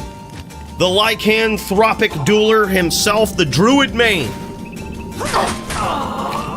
And now he's 1 win away. Lucien is 1 win away from taking this after a very rough start against Andy Man. Sloot doesn't want the smoke. I'm signing up too. Can't wait to see it. Kyle versus Sloot. Let's fucking go. That would be a sick duel, man. I'm here for it. Let's start things off with a bang, huh? Let's fucking go. Time to die. Die. Lucien says, feed me Nate Fizzle. Feed him to me. I'm gonna take him out. Oh my god, he's got to get through the Andy Man first, and there it is. Just like that, man, he gets there. 10-6 in favor of Lucien, the Lycan. The lycanthropic druid main himself. He does it. That was pretty impressive, man, I gotta say. Damn, son, as we get to check out the gear here of these two Melee duelers and what they were throwing down with. Andy Man has come so far, man. He has really built up a good character. He's learning the different matchups, even going in for swaps now, learning what he needs to do when he sees certain things happen on the battlefield. This guy is really coming around and is just showing his true form as a savage Melee dueler. And Lucien, holy shit, this guy is back in true fashion, man. Yeah, he's just, RNG is just so scuffed sometimes. It's true. I feel like Andy Man really did have a true shot at taking that. It was crazy. I really didn't even expect that. I when we saw this on paper, I was like, there's no way this is going to be a close duel. It totally was. Like, it totally was. Andy, man, it felt like he could have had that for most of the duel, right up there until the end. He could have had that. That is wild. Look at some nice, perfect upped blood fists there from Lucien. That 160, 60, 100 life armor, that wire fleece, just so nice looking. Look at those cruel master javs right there with 2 jav skills as well. Those are beautiful. Yeah, some very interesting, very nice gear here from Andy, man. Making big moves, big waves, big steps up in the right direction. AR lifer charms, max AR lifer charms, 45 lifers from Lucien. Did he make any alterations in the grand charms? Sometimes we see it. It's very rare, but no, those are all 45 lifers with 3 X20s as his charms there to boost up that life total, boost up the AR as much as he can. He says, "Feed me the Nate Fizzle." This boy begging for that title shot, man. Who knows? He might just get it. That was wild. All right, let's pop in with Nimrod GDA, see if this is going down. I know that we might have been waiting on Nimrod here. So we'll see what's going on. Either way, we'll pop in with Nim. We'll see what Nim's doing. Nim looks like AFK, because, yeah, he might not have heard from GDA. But you know what that means. Boys, we've got Muchez versus Lamp. He goes 2-2. Closing his stream. Oh, he might be lagging. Is it 2-2 right now? Oh my god, is it 2-2? Holy shit. He might have been restarting. It might be 2-2 right now between Muchez and Lamp the Champ, which that is actually pretty insane, because I remember when Muchez got matched against Doombringer. Doombringer was like, "Oh fuck no, man, Muchez is gonna flatline me, it's gonna be 4-0. Didn't even want to do it. And here is Lamp. It's now 2-2 between these guys, allegedly, it appears here. Which, if that is the case, if these guys have started up and it's 2-2, that is fucking wild. That is impressive for Lamp, because Muchez is insane. The best Zon player of all time.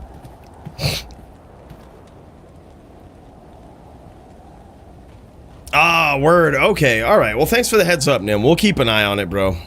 Damn, they're all ducking and dodging you, man. They were like, "Oh shit, we ain't taking on Nim. We're gonna try to delay. We're gonna try to push this out as far as possible. That's what we're gonna do. We're gonna see if we can dodge him. We didn't sign up to be fighting no Nimrod, defending titles and all of this shit. Fucking scared. Hell, I'd do the same thing, and I'm the host, you know? I'd be like, "Oh, AFK. All right, let's go check out another match." Yeah, this is wild, man.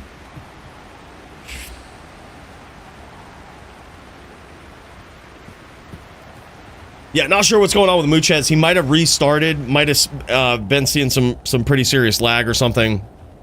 But wow, I am very impressed at the score here so far. If that is the case, I saw Muchez say 2-2 before he left and restarted or did something. And if that is the score, if these guys started up, it's 2-2, this is a fucking wild bout. This was the other bout. Remember how earlier I was like, Botta versus Riz is one of the ones I was excited about? This was the other one that I was like, this is gonna be good. Like, I was like, Lamp definitely can take this. Muchez could also take this. Like, this could be back and forth. It could be wild. Yeah.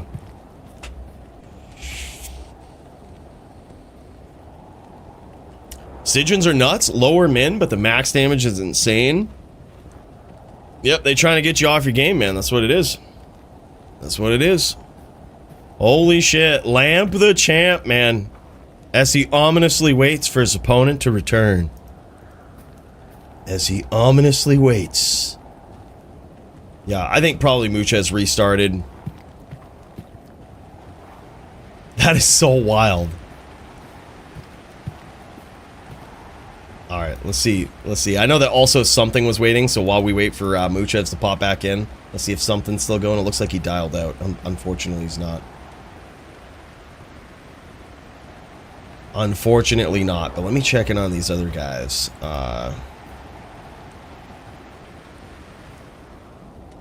Andy Man just had the melee tonight. And Brandoom had his LLD match. No melee. And no HLD. Alright. Alright, so we've got Muchez v Lamp. This is the one. This is the one we're waiting on. I don't want to miss a damn thing. This is so savage. This is so savage, man. I was supposed to beat on Matty with my Zon tonight. I was supposed to ace him right up. He dodged, obviously. I mean, why wouldn't you? Like, come on, it's fucking Matty. Alright, boys, while we wait for these boys, let's go back and tip one back to these fellers up in here, shall we?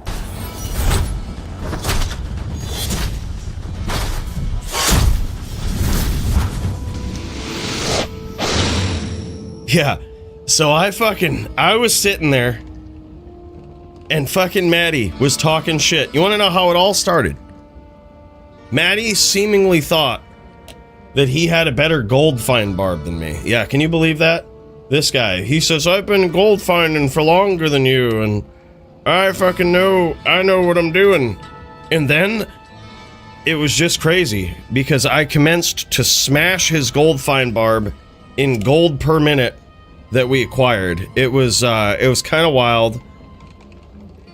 And then, somehow the conversation progressed. And now we are basically mortal enemies. So he said he'd fuck me up in PvP, so I don't know who did it, but there was somebody that set up Zon versus Druid. Yeah, give me the disadvantage on a Zon, but that's okay. I'm gonna fuck him right up. Yeah, and when I see him next, I'm gonna look him right in the face, and I'm gonna tell him one thing. I'm gonna be like, Matty, your fucking gold barb sucks. And so does your Druid. I'm gonna fucking trash it. With my Amazon. With all of my 24/3 2020s. You fucking toast. That's what I'm gonna say to him. Right to his face. Let him use purple pots and everything. Yeah. But that's not really that important. While you're here, right? I say we tip one back to Bottosaurus, the man, the myth. He's got a duel here tonight versus Riz. That's gonna be pretty epic. But also, this guy donoed the 300 bones, so a big cheers for that. And also, Murder SC with the 120 bones. These guys ain't fucking around, man. That was so wild. Absolutely insane.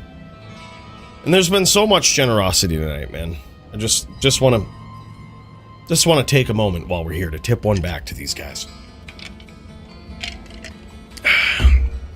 It's just how it is, man. And also, fuck you, Matty. You're absolute trash. You suck.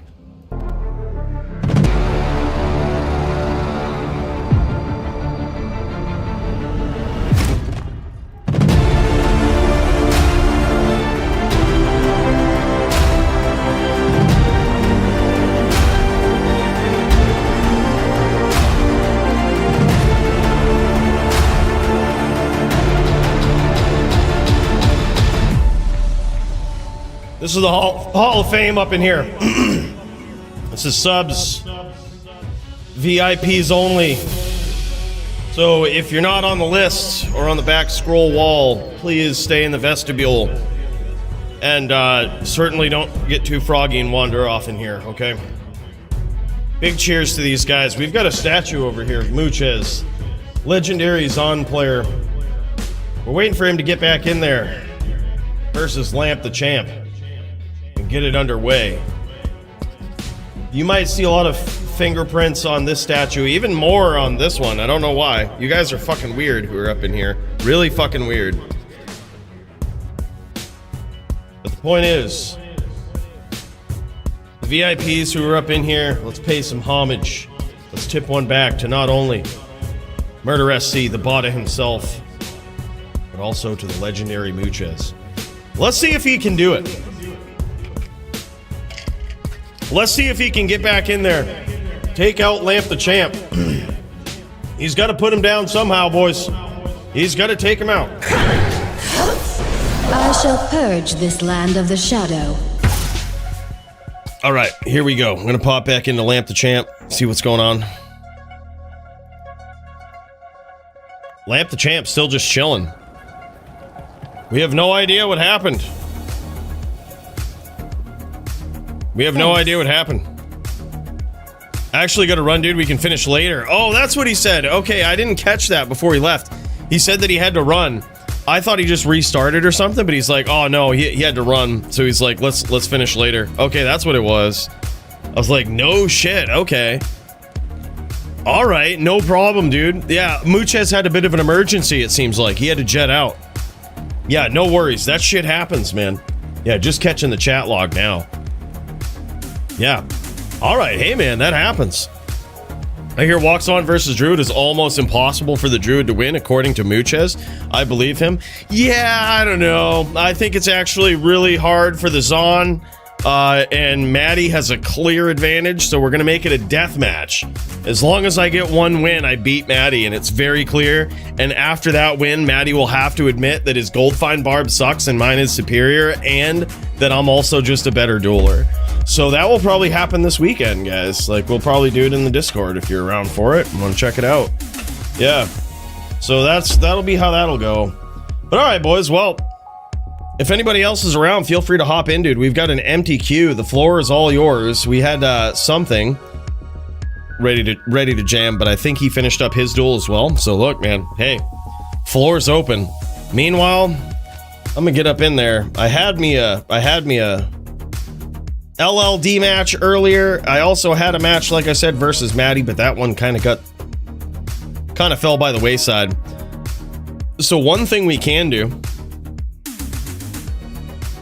get ready on the main, because if TLD, The Last Dynasty, does what they do at 9 p.m., we might have a few Dclones to pop, man. So by the very least, there is that.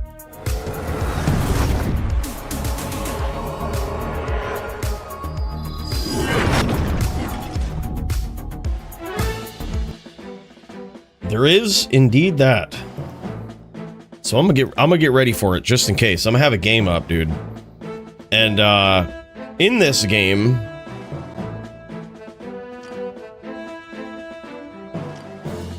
we can be ready to just throw it. Look, does anyone have a druid that I can absolutely shit can? I'm gonna practice it with my Zan. It is a tough matchup. I have no possibility of winning it, but I'm gonna be in Jack 1, Password 1. Ash and I have a SVS ladder match tonight. Can run it live to fill time. Would love it. Yeah, absolutely, man. Pop in. Pop in. LPC versus Hasher. That'd be sick.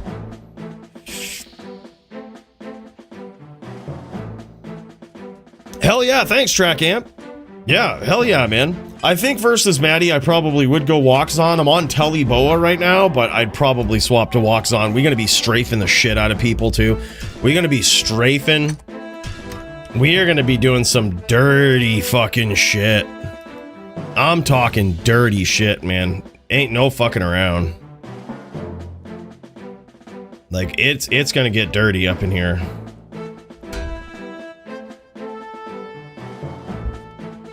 Alright, we could do that. Do some open wounds. Oh, hell yeah. Oh, I guess we got to take out our Juve potions here. I don't like it, but I suppose it's the GM thing to do.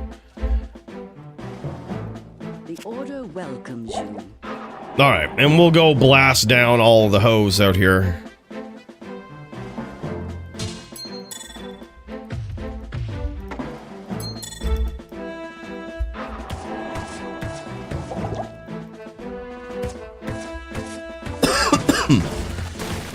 Yeah, we're gonna flatline Matty.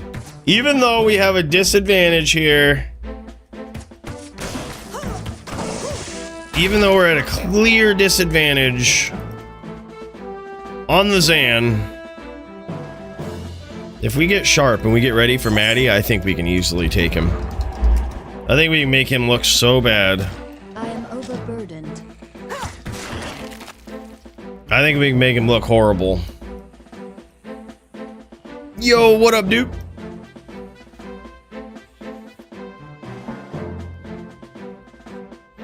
Oh yeah, we're gonna strafe the shit out of him. No hot take at all, CMC Grizzle. It's good. I'm fine with it. It looks different. They definitely fucked the graphics up there, but I really don't care. It's fine by me.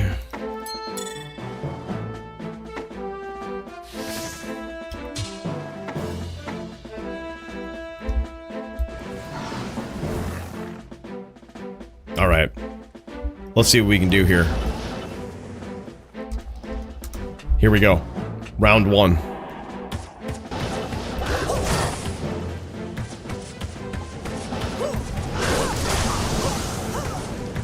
Oh, we're gonna destroy Matty. We're fucking gonna destroy him.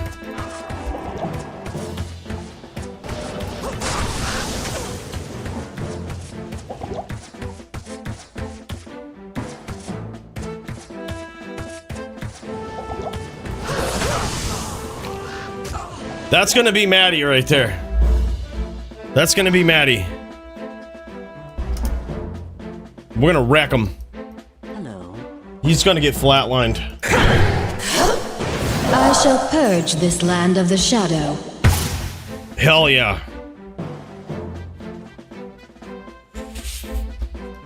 I hope they let us get more, man, whether it's like buying them or whatever. We have no DR on. I'm not really sure if we need it, but...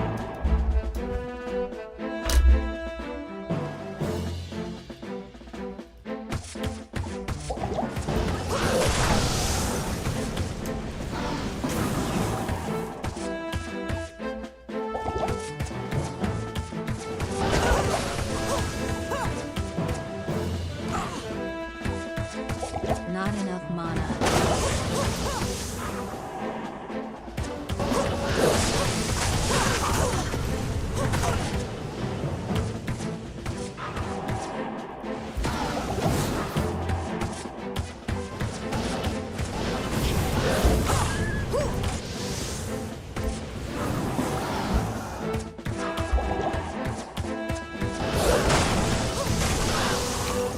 Flatlining them.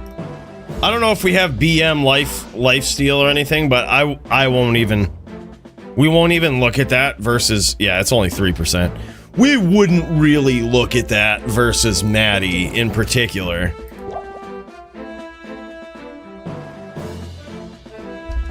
Yeah, don't tell him, but it is actually. Track Camp is right. This is actually a very shitty matchup for the Druid. Is that max block?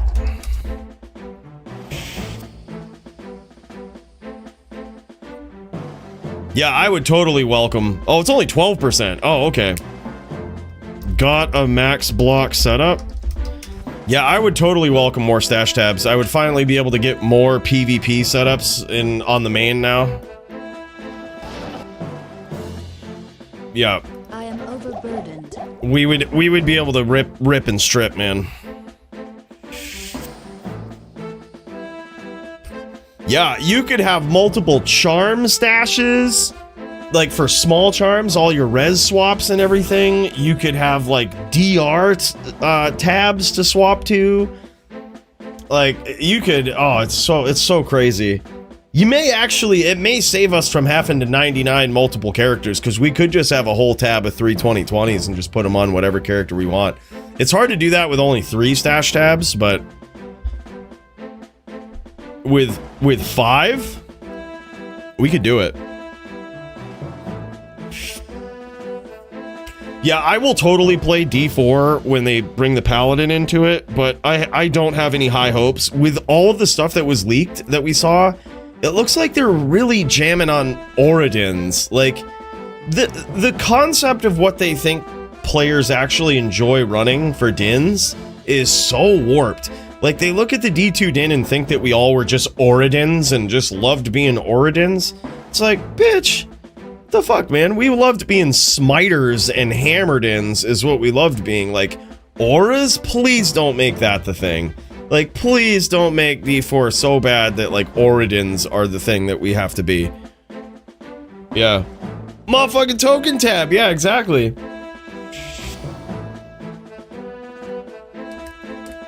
Anabolic horse, is this Havito? Oh, no shit.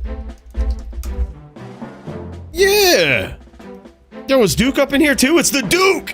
It's the Duke, dude. Holy shit. Hell yeah, it's the Duke, man. I ain't seen the Duke in a while. Holy shit.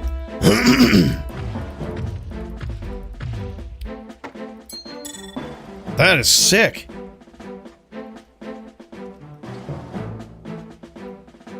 Oh, you and Hasha about to run it? All right, GG, man. Thanks for the heads up. LPC and Hasha. All right, well, let's pop in and check this out. BRB, 1 sec. Duel. All right. Looks like we have ourselves a duel, boys. Let's get after it. Let's get up in there. Your power was no match for mine. This is LPC, and this guy is trying to get back in the winner's column here tonight. Had a great match versus Gemmed earlier, and tonight for the SVS ladder, this guy's going up against Hasha. This is SVS rules, might be slightly different than DFC, but Hasha and LPC throwing down, and it appears as though oh yeah, LPC might have swapped it up. He might be on Fire Sork here. Hell yeah, man. Oh, hell yeah.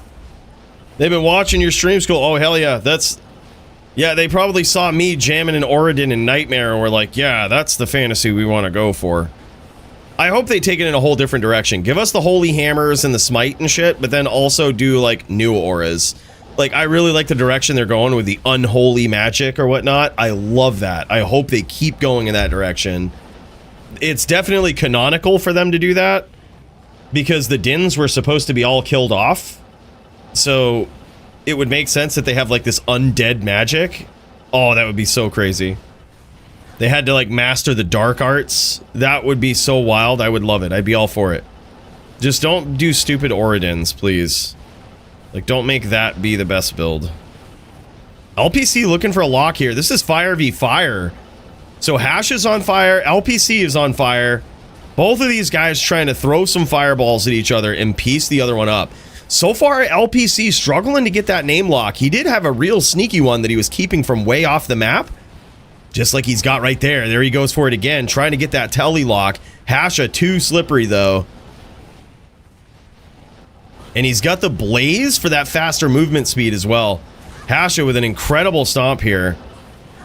And it looks as though LPC is in some trouble early. He still could win this. LPC, I think, here really needs to bait Hasha and just, he needs to start this train of fireballs is what he needs to do and teleport into it. Possibly even have some meteors waiting for his opponent unless they ban that in SVS.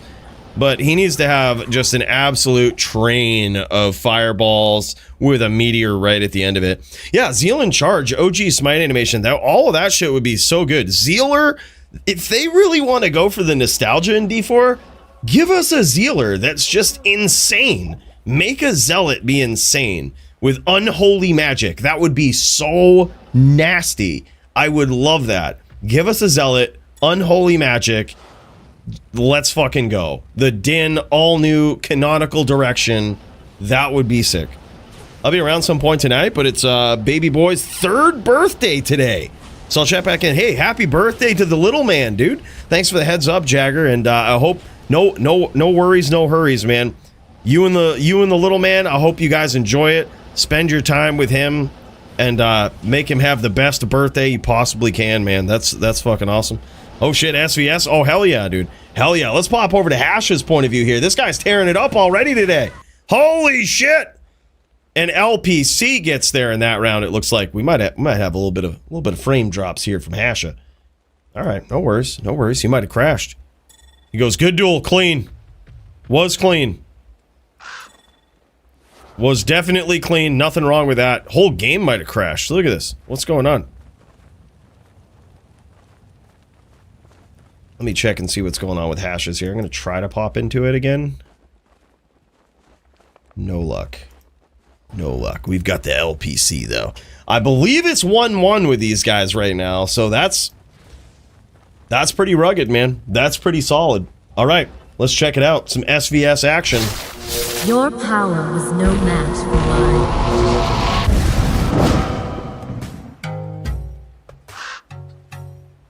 1-1. Hasha versus LPC in some SVS action. He says, something is off since patch. I couldn't agree more. I couldn't agree more. Something is different. Something's weird. I had a lot of my loader clients like crashing randomly. Like just random crashes since the upgrade or since the new patch. But I restarted and it seemed to fix it, at least in the short run. We'll see how it goes in the long run, but...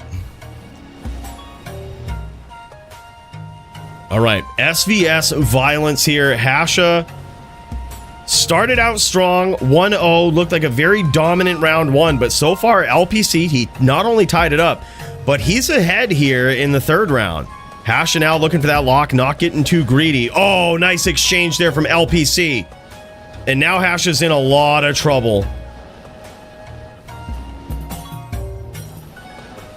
Hasha's doing a great job of just picking and not sticking. You know what I mean? He doesn't stick around. He just gets in there, picks his shots, lands those fireballs, or tries to, and just gets out. He's not sticking around. Nice. And he lands a shot. That's exactly how he has to get these. And notice he's setting up that fireball train. He's really going to make LPC try to chase him here, because he is literally one fireball. He's literally an accidental step into the blaze fire of LPC, and he's dead. He is like super low. LPC setting up some firewalls here. He is getting pieced up by those fireballs from afar. There it is. Gets him with a firewall. I told you, man. He was close. Now 2-1 in favor of LPC. Yeah, Obsession is definitely the way to go. That's the number one weapon you see in SVS, man.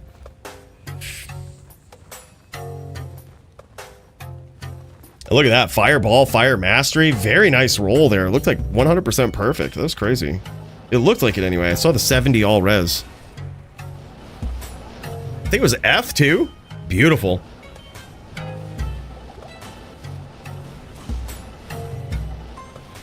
Nice locks there from LPC. Hasha dancing around these firewalls here, trying to get a nice lock on LPC. Get him in trouble early. Beautiful, sneaky lock there. Even with a firewall. Oh, a huge comeback from Hasha, though. And now he's pushing the pressure. He's landing some big shots, too.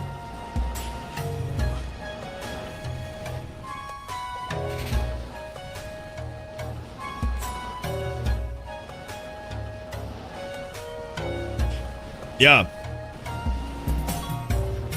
This is the Gerudo village theme in Breath of the Wild. It's an all-women's village. I figured appropriate for an all-women's duel here. SVS with two Arabian-looking chicks. Perfect. Gerudo-looking chicks.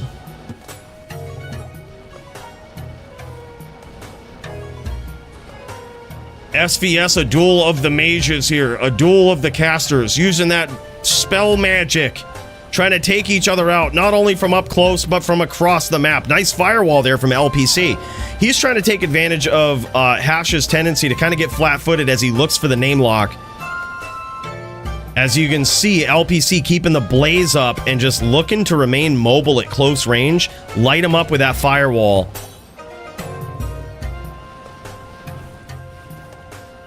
Nice hits again there. And the more he lights and the more he casts firewall here, the more he just lights up the map, making it hard for Hasha to go anywhere without taking any damage, just like accidentally tellying into the firewall. And you can actually turn the firewalls invisible too.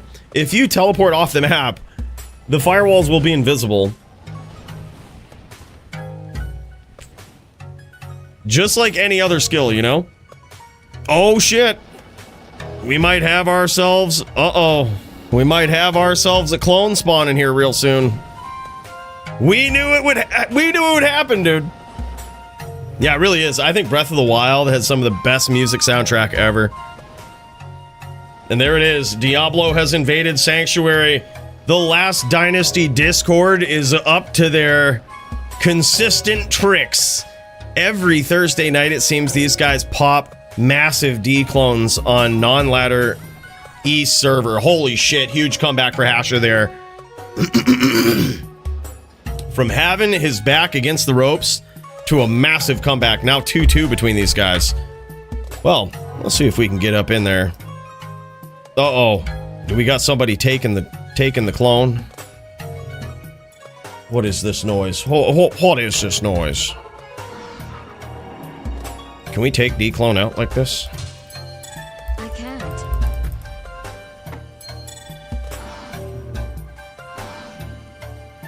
Act 5? Alright.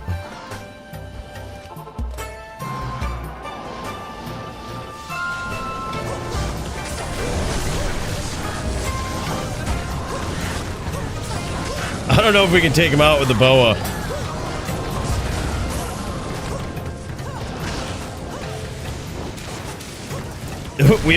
We were hitting havoc there.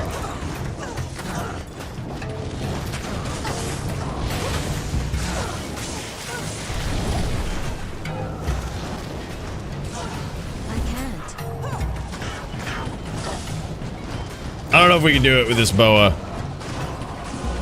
Oh, we might be able to do it. Oh, no. There's somebody else down there.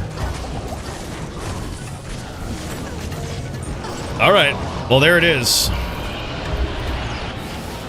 Got you, boys. Hell yeah. Alright. Let's see what we can do.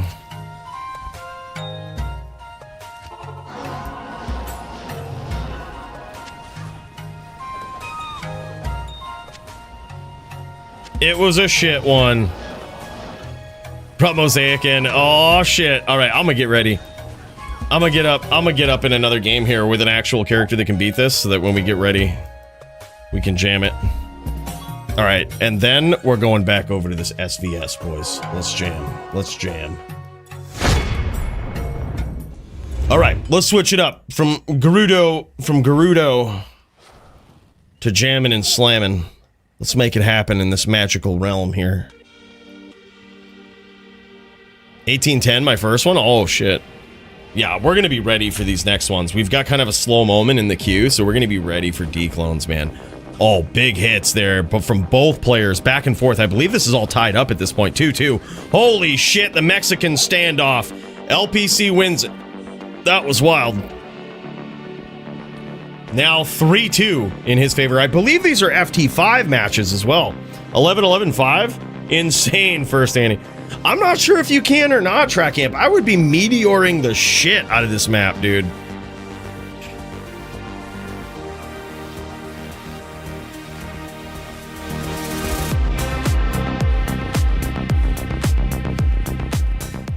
I would be casting Meteor like nobody's business. I'd be lighting this fucking whole place on fire, man. Yeah, in search of Alabama, and that's what they need to do. They need to stop fucking around. Start dueling like real men with... If you're gonna jam and slam, you need to Alabama. And these guys need to realize that. Oh, nice shots there from LPC.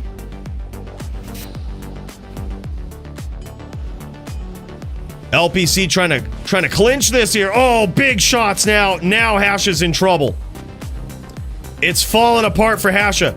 Now Hasha's backing off. He's trying these big trains of fireballs here, but it might not work for him.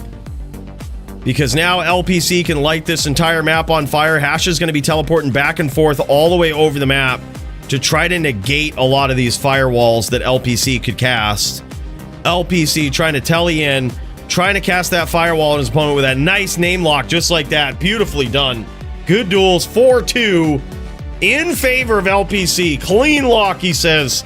Getting back in the winner's column with this SVS matchup. Checking in. What up, Donger? Hey, should we throw you in the queue? We got a slow moment in the queue, man. We got nobody in the queue right now. Yes, sir. All right, let's jam it, man. You're in there. You're number one. Whenever you're ready, we ready. Me and AF50 are ready? Let's fucking jam it. Hell yeah, man. That's fucking sick. All right, let's do it. AF50 versus Donger. All I need is a stream, man, and we'll pop in. These guys showing off some SVS gear here first, though. Let's check this out. Look at these, of course, 45 life skillers for the fire GCs here. But look at all of this F gear here. A lot of people might be confused about this. Why wear F gear? And that is because it's lower strength requirement, and specifically in SVS, it doesn't take any damage. You can't damage gear with spells. So, you know, with like fire damage or cold or blizzard or lightning, magic damage from bone spirits, all of this stuff does not actually damage armor. So that's why it's totally cool to have all of this stuff F right here. That's why you see these F Mage Fists, that F Jeweler's Armor of the Whale. That thing is beautiful. You know, that was found. That wasn't shopped. That was 100% found. Also, because the fact it's a Dusk Shroud, it also wasn't shopped. That's just a beauty, man. Good duels. LPC getting back in the winner's column and some SVS here today. Look at that. That was Toe Shanks right there. 100% perfect roll. That shit was insane. Crazy, man. Yeah. Oh, yeah. He's got 4 jaws in there. That's what he put in there. That's impressive. I'm surprised he didn't put jewelers, like the facets in there. But I guess it makes sense to just jaw it out. Just go full Vita. Yeah, that's crazy. All right, let's pop in, man. We've got Donger versus AF50, and I believe this is an LLD melee match. Let's fucking go.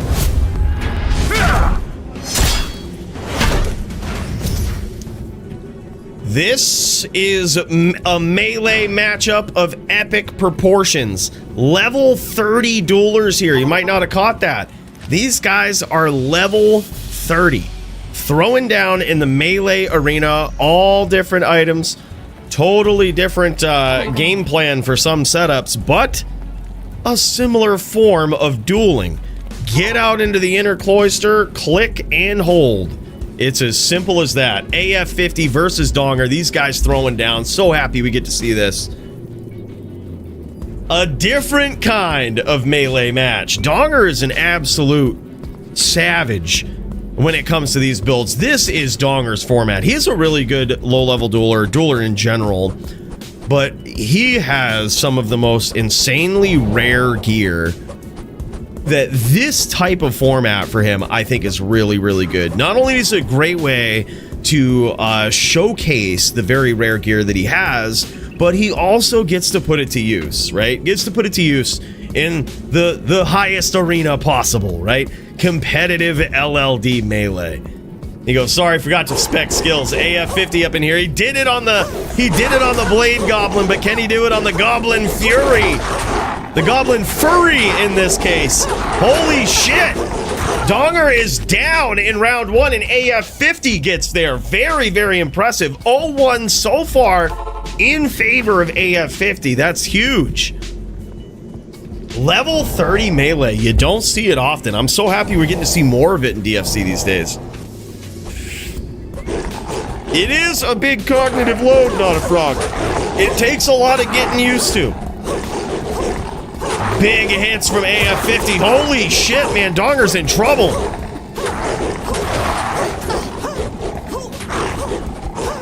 Close round here. Holy shit. AF50 needs one more hit, and there it is. What's the best assassin PvP build right now? Chaos Sin with Whirlwind? Probably a Hybe Sin, I would say, is all-around best. But if your PvP Sin has the ability to swap to any of those things, you're in a pretty good spot with your Sin.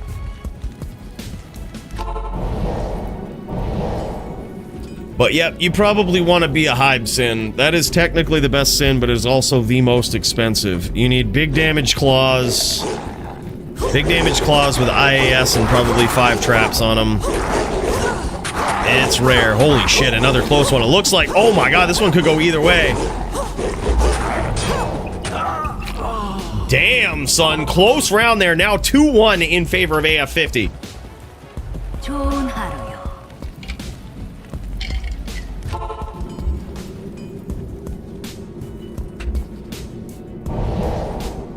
Enigma's hybrid Sin. Hell yeah. Yeah.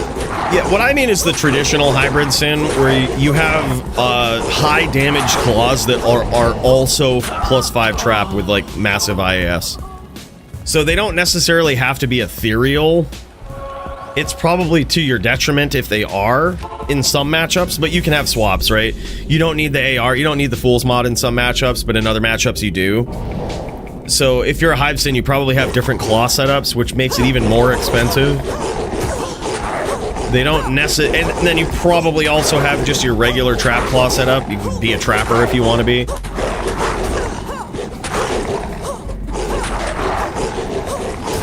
It does, yeah, it does lack the trap breakpoint, unless it forces you to put IAS jewels in other places, like your helm, right? You could put an IAS jewel in your helm, and you could reach the trap breakpoint with Fade. So you could do that, or you could just use Burst of Speed, depends on the matchup. You got a 19-17-5, damn, son. I would go kill this Dclone, but we've got an epic match right here. Maybe I'll try to fire up the other computer here so we get 2 games at least. That's what I'll do. That's what I'll do. We might have time for it, man. We might have time. Holy shit, man. Donger getting back on the board. Now 3s between these guys. In some LLD melee.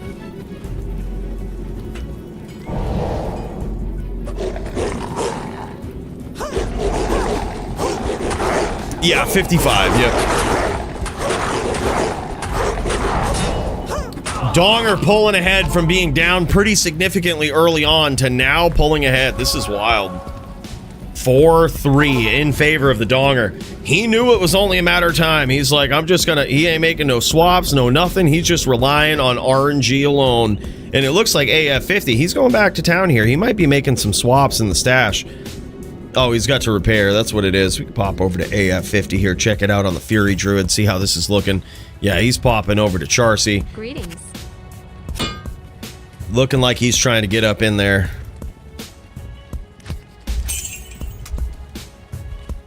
All right. Now we got at least 2 games up for this. Just in case we get up in there and get to slay us some Dclones.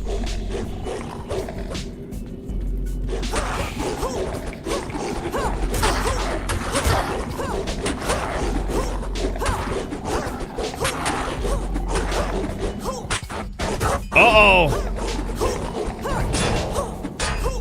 Damn, son. Okay, Donger pulling ahead pretty dominantly here. This is wild. 5-3 now from 2-0 in favor of AF50 to now 5-3. AF50 with a pretty savage comeback here. And you notice here, no battle orders in the level 30 division. No battle orders, unless maybe you're a Barb. Oh my god, though. What is this? A dominant win there for Donger. That was savage. And what is this?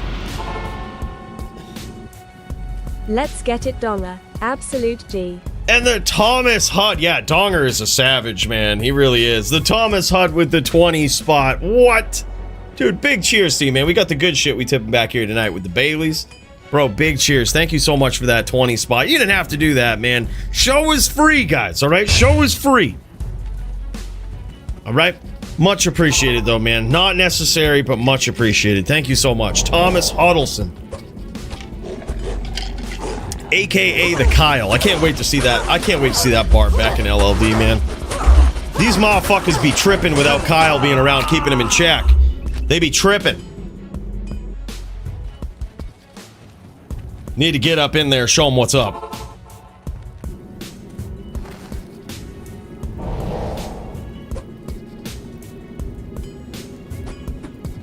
Dude, hell yeah, though. Hell yeah, man.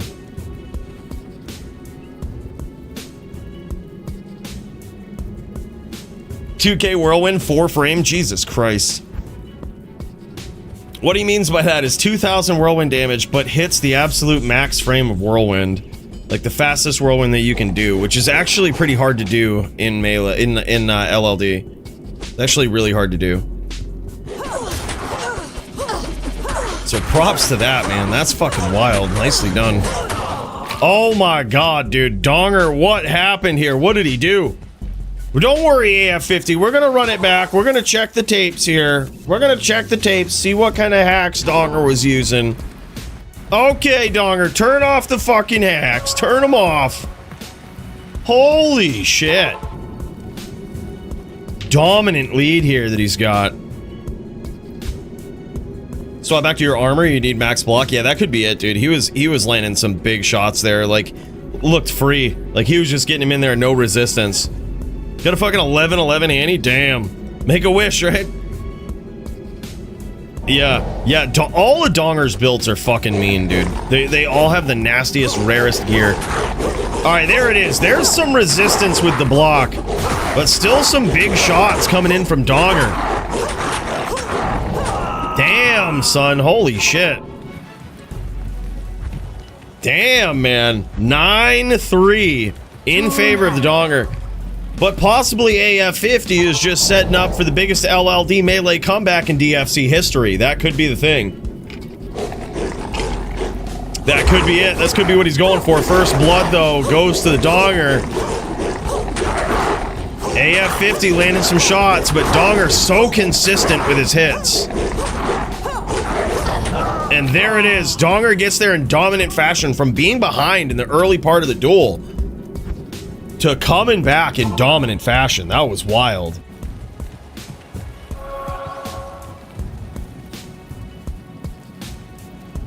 Wow. Now, that's actually a great question, though, Turpin, about the CBF. There is CBF. There's very limited options for it, but usually in Melee for LLD, they agree to have no added cold damage, right? But what you can have is a Frost Nova proc. Right? And that's what's happening there. You see Frost Nova go off, and while you still can wear CBF if you want, the Frost Nova is what's freezing your opponent. But because of all of the fuckery with LLD and there not being a lot of sources of cannot be frozen, most of the time in LLD they just agree to not use cold damage. Yeah, but the Frost Nova going off can still get you. So, yeah, and that's GM, that's allowed, but they agree on no cold damage just because it forces CBF and limits so many builds. It's just an unnecessary, like, such a cheap and cheesy trick that it's like, okay, let's just not do any cold damage. Yeah, and there it is. There's that Frost Nova from those gloves, those blue gloves right there. Look at that Superior Gothic plate with just the nastiest jewels in this. This is what I mean, man. Donger's gear is so crazy. And look at this thing, 2 passive, he's got 220 ED, 6 strength, 9 dex jewels in there with life. I would promise you those things probably got 8 life on him too, 100% perfect. And he's got the Vizzo mod on that, that is just so beautiful. 159 ED harpoons, E-rep harpoons too, those are gorgeous. With an Artisan's Kite Shield to deflecting, more vicious dual stat ED jewels in there with 320 15s all matching in his inventory. 100% perfect string of ears. That's just a gorgeous character. Yeah, these guys also, if you notice that half freeze duration there, they stack that up usually just in case their opponent has a Frost Nova proc. But yeah, that half freeze duration's pretty clutch. Just holy shit, Donger's gear. Like I said, he's just got a character tailored towards this right here. Oh yeah, easy Thomas Hud, yeah. Yeah, 350 to 500, I would imagine dollars per, not forum gold, but like dollars, yeah. $500 per jewel, yeah. Wouldn't doubt it. That actually seems cheap. Seems like a good deal on those jewels. Those are just 100% perfect LLD jewels. Those are insane. Absolutely wild. All right, boys, looks like we're gonna get another Dclone pop. GG to the Donger and AF50. That was wild, man. Donger might have another bout up in here.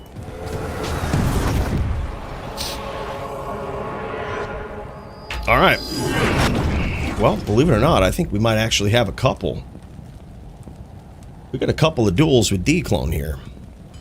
I say we get up in there, we make this guy pay. Yep, punch out theme, we ain't fucking around. We're going in. We are definitely going in, showing no mercy to Dclone. You think we would fucking back off from Dclone just because he's... Oh, hell no. No, we giving him the punch-out theme. That's what we doing.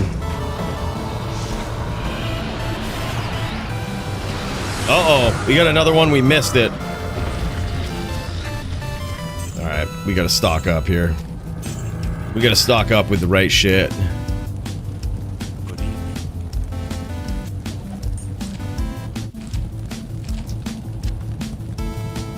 Alright, let's see what we got.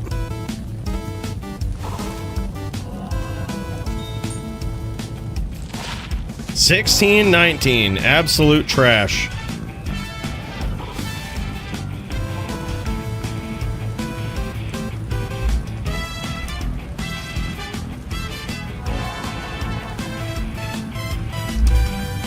Alright. Well, we've got another game up just in case. We missed it. We missed it right on the nose there.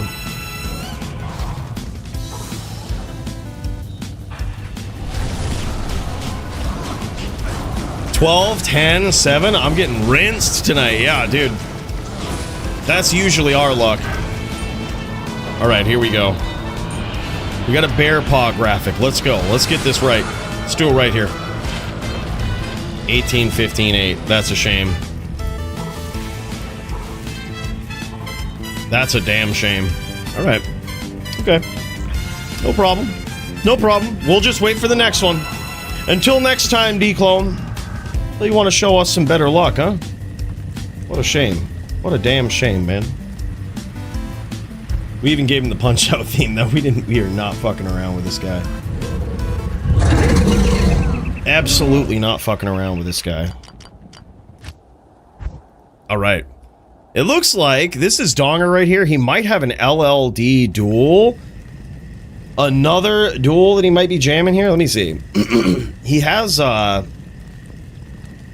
me see. We threw in the AF50 Donger melee duel, but he also has a duel with Jagger Swagger in a bit. Jagger Swagger is celebrating his son's 3rd birthday tonight, so he might be a little late. He may or may not make it. Either way, look, family time is the most important time, man. Spend your time with them. How lucky we are to know some people in this world when they're kids, right? Especially when they're our own. So, props to him for that, man. He's being a good dad tonight. If he makes it, he makes it. If not, man, I ain't gonna worry about it.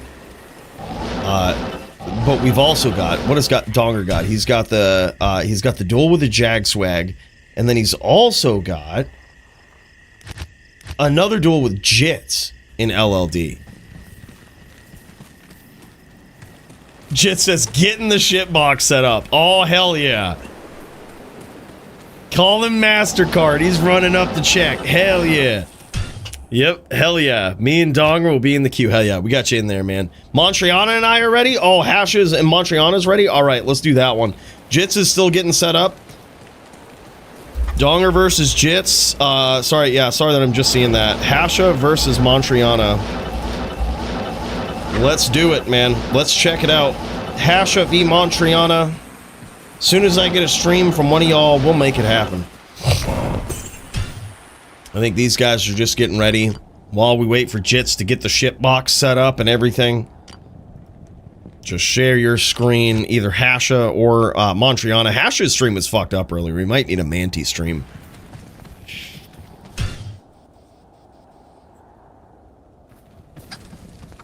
Oh, yeah. Yeah, I used to care about that, the matching unit Annie graphic, but it's hard to keep track of all my perfect Annies. First world Diablo problems, you know? It's hard to keep track of all my matching Annies. And holy shit, what is this? Atsk's Patent Pending 12 became a member. Atsk's Patent Pending 12 celebrates 8 months of membership, 8 months easy. Bro, Patent Pending, what a savage, man. You're always so kind, super generous, man. Really appreciate that kind of support. And as I've said to a lot of you guys tonight, definitely not necessary, but super appreciated, man. So thank you so much. Big cheers to Patent Pending. The order welcomes you. Big cheers, brother. We've also got Will up in here, man. I want to put Will up in the queue as well. He's got himself a duel tonight. Will is going up against It's the Jits in a little while. Jits firing up the shits box. It's the shits box. He's firing that up, getting ready to jam. So yeah, we've got some duels in the pipe. We had a little bit of a lull there in the action. We had to go to the bar and shit talk Matty earlier. It was, we're fucking running out of content when we got to do that. Fucking shitting on such a noob like that. Like, obviously we're gonna beat him.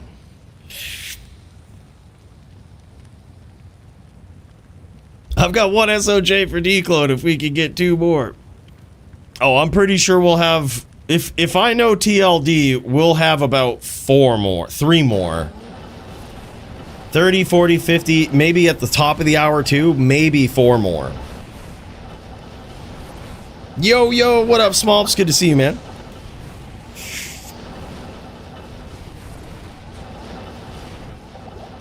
Okay, now I'm caught up. Nice untransformed kill for Lucien. Yeah, that was sick, man. That was probably one of the most epic moments in DFC Melee history, I think.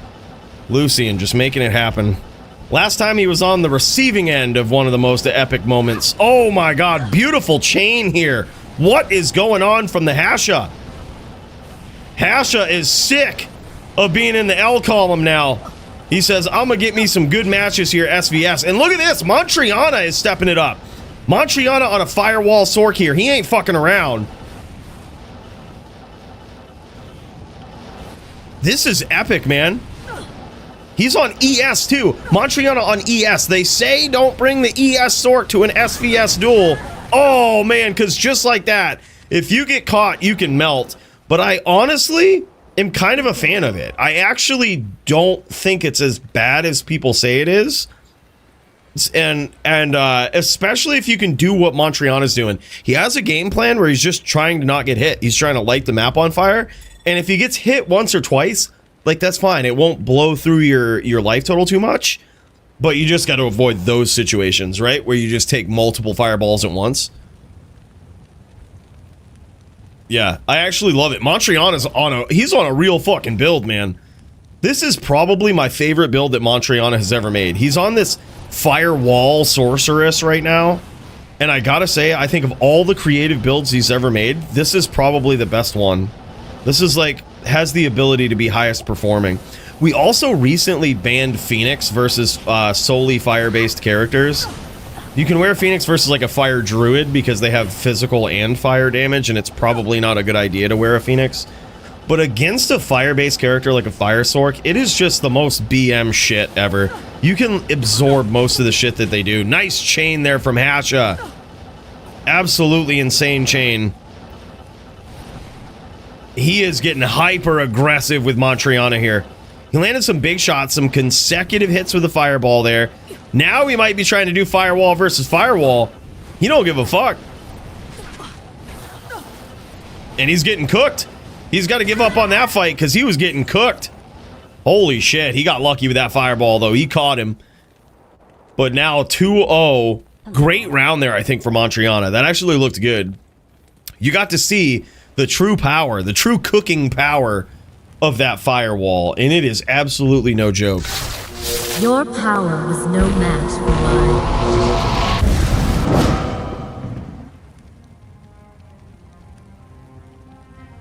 I'm telling you, man, Hasha's on a whole different level these days. Those Hasha chains, man. Those are something right there. Hasha versus Matty. Looking clean, man. Looking real clean. Oh my god, and there it is again. Montriana tries to walk down out of that and successfully does. And look at that, cooking him in that firewall. That was big damage, man.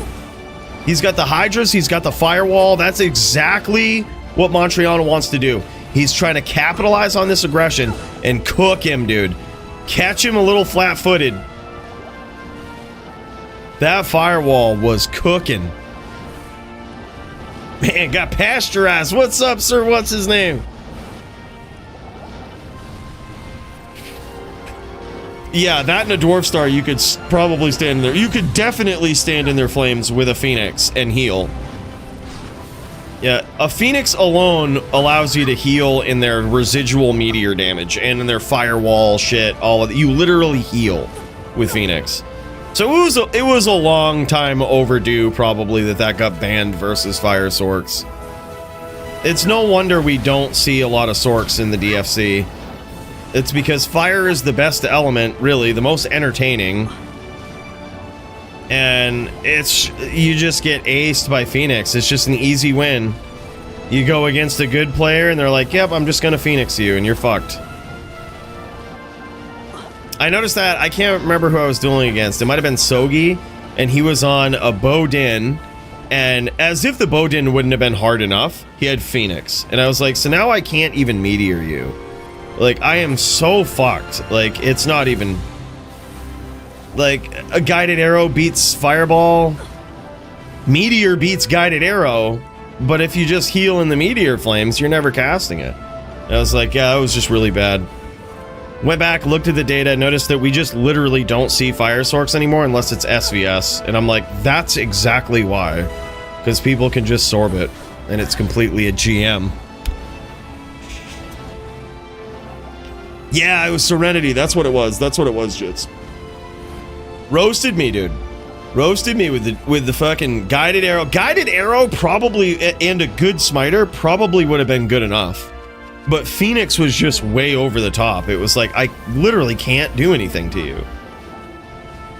And I was like, we'll give this a bit. And I was like, well, and then eventually we were like, we're just never gonna see this in action ever again, because people are smart. And they're just not gonna run a Fire Sork.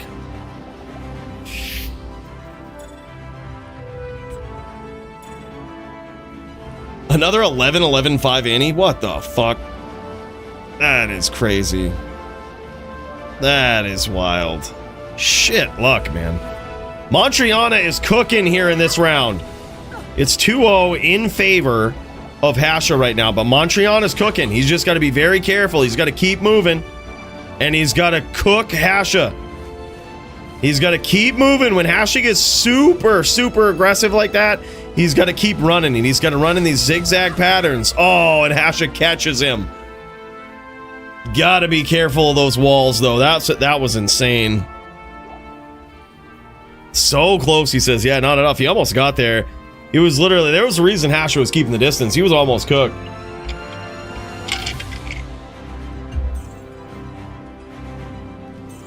Yeah, 1917. Not bad. Not bad.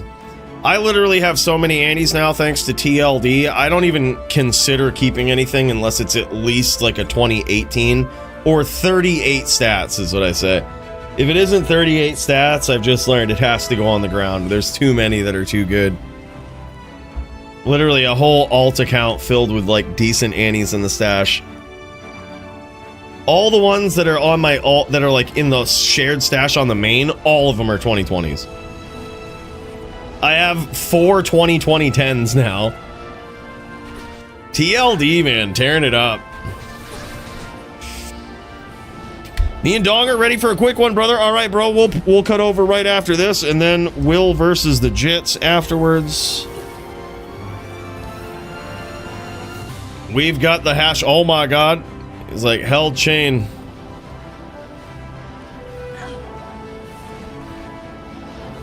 Holy shit, that Hasha chain, man. Holy shit. That Hasha chain, though. Wow. That is incredible. Especially trying to catch a sorceress like Montriana. Holy shit. Montriana had a great game plan, I think. And Hasha caught him. That was insane chains from the hash, man. Insane chains from the hash. Hell yeah. And we have seen this Hasha gear here. Just absolutely beautiful. So let's kick over to It's the Jits on the Shitmobile over here.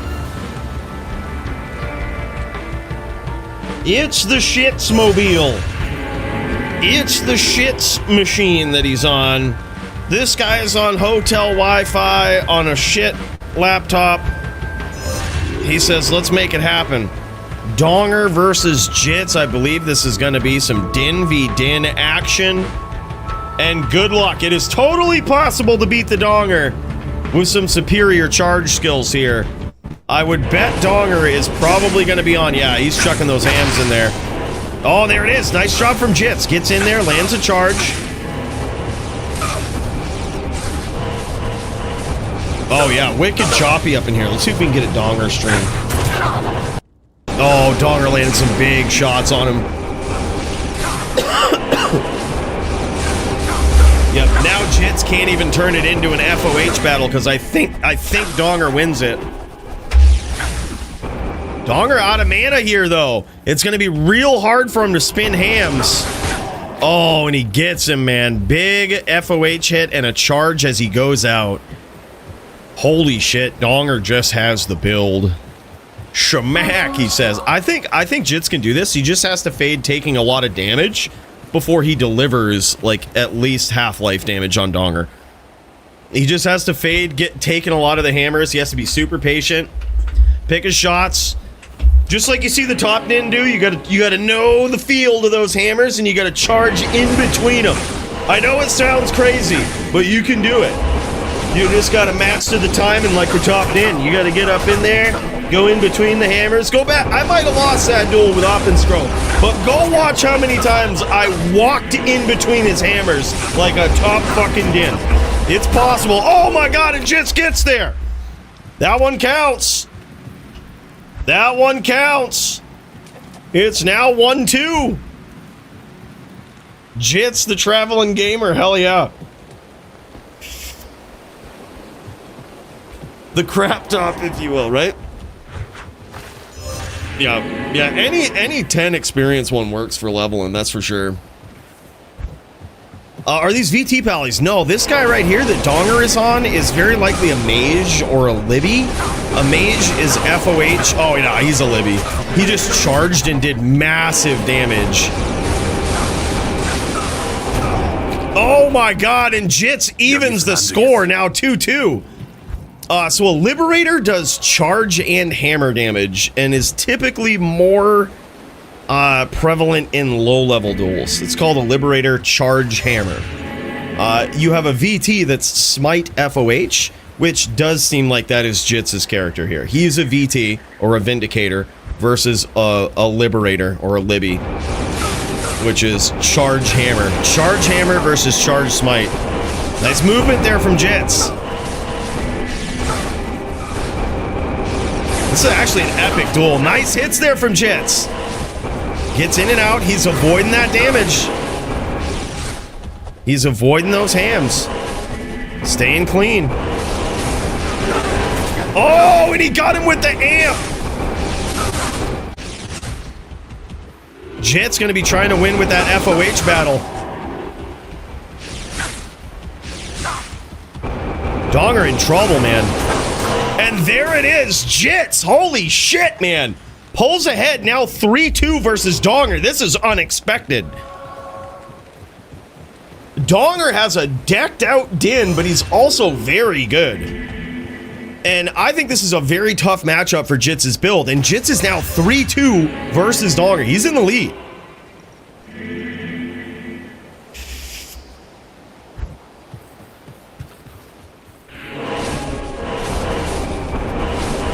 Holy shit. Nice charge in there. Oh my god, look at this! Relentless smites from Jits. He did take a few hammers there, but totally worth it. He made that exchange worth it. He might have run through those hammers, though. Jits was so ready with that. Jits is looking to finish, and that is it! Jits coming from behind takes it in the LLD realm. This guy is a savage. Holy shit, that was good. Nicely done, Jits. That was wild. Not an easy matchup for him there. If I was a betting man, I totally would have bet against Jits. I totally would have thought Donger had this. I would have thought easy, hands down, easy money, Donger had this. That was impressive. On the hotel Wi-Fi on the crap top, yeah. Nate Fizzle versus Mecca ready in about 10 minutes? Oh, hell yeah, man. We got you in there. The queue ain't even that long either. Yeah, hell yeah, man. Nate Fizzle versus Mecca. Hell yeah, we got Will and Jits up in here after this as well. Jits might need a little bit of time to recover. He can't put it down in the inventory. That's LOL. No worries, no worries. Hold up, we'll swap over. We'll swap over to the Jits so that we can see the gear. Yeah, that's crazy. That was so wild. Yeah, he can't put his insight down because there's not enough room, and he also can't put it back on. He goes, yo, let me get that circ. That is a sick circ. 220, 2 open socket with max damage, strength, dex, and yeah, I'm just gonna assume it's max damage, strength, dex jewels in there. Damage is otherwise too high. And that's just a beautiful scepter. Fist, Conce, Blessed Hammer, all +3s. That's so beautiful. Jit's sneaky good movie. He's so good, man.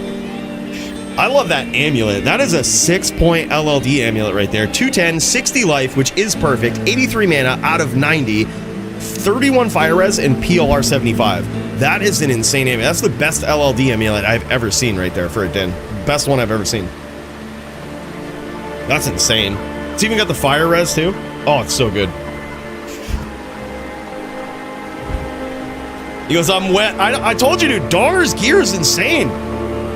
Especially with this build versus Jits's build. I was like, there's no way Jits wins this. But he did. Din v Din, he took it.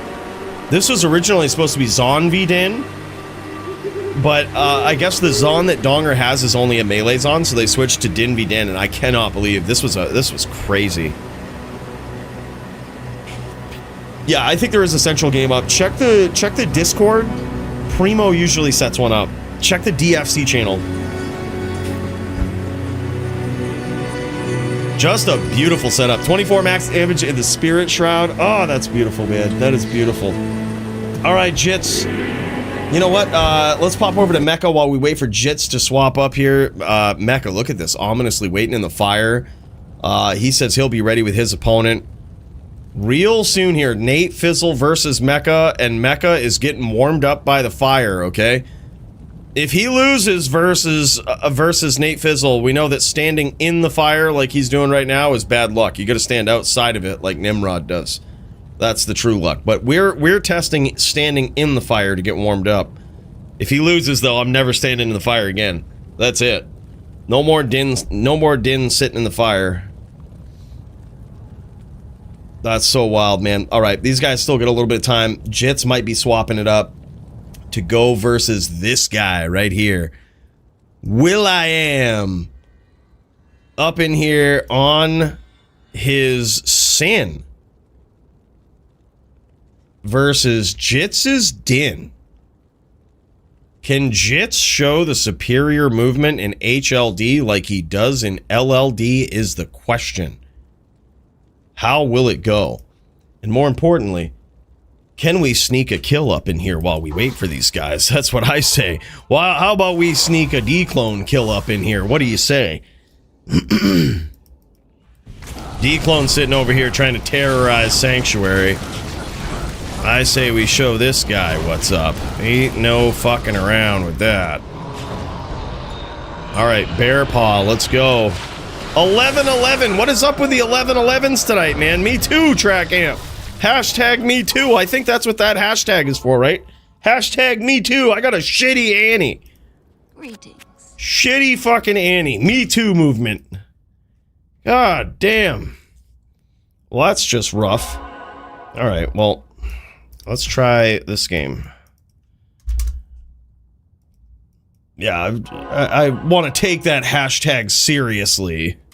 I don't want to, you know, I assume that's probably what it's used for. I don't want to misuse a hashtag in today's culture.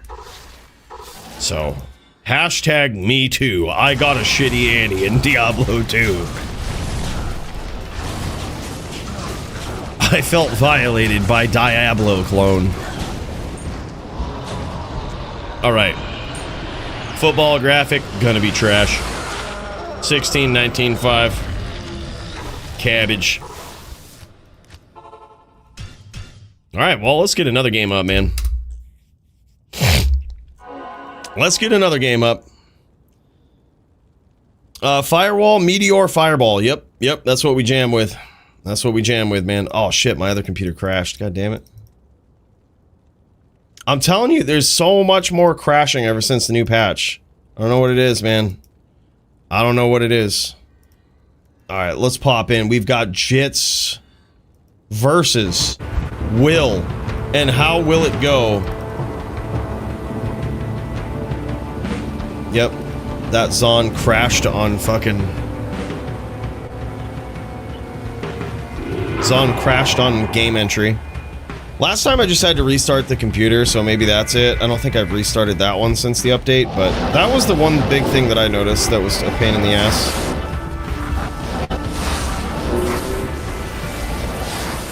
Can Jits do it? Oh my god, he's closing the distance. He's getting in there. He might have landed that shot.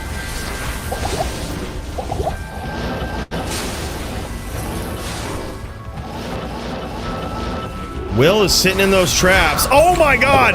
Jits gets there again with a vicious charge. Holy shit. Holy shit. This is a tough matchup too for Jits. A Sin is not easy. It is tough, man. You got to be in and out. You got to be patient. And especially with that strat right there, Will was trying to sit in those traps. He was trying to sit there. He was trying to make it hard for Jits. Jits got in there. He landed a nice charge. Nice up charge too, I think. Holy shit. You have too since that update? Have you restarted since then? Because all of my loaders were crashing and eventually I just restarted the machine and they stopped. So I gotta do it on this other computer, I think. Yep. Hold on, we're gonna restart this computer. We're restarting the computer. Not this one. My remote computer. Oh my god, and he gets there again. What is this? Yes? Jits is on fire, man. Jits is on fire with this den. That boy is sick with it. Claw block is failing Will hard. All your loaders are crashing too? Did you restart? Took me 20 minutes to get 6 stable accounts up. Have you restarted since the update? Do a clean restart. That fixed me for a little while anyway. I haven't really put it to a massive test after the restart, but I was crashing like mad, like I've never seen before. I can only imagine what the crashing will look like when we get more stash tabs. It'll probably be worse. Yes, fresh restart? That's scary. Clint and I are looking. Oh, hell yeah, man. We'll get you in the queue. Clint v. Alpaca. Hell yeah. Alpaca Bowl. Fook, yeah, bud. We've got Nate Fizzle versus Mecca for the HL or the Melee title bout after this, and then we got Clint versus Alpaca. So we just got Melee title, then you guys are up, man. Short queue. Ooh, that time Will punished him. Now we're gonna see what Jits does with his back against the ropes here, because he is in a lot of trouble. Will sitting in those traps.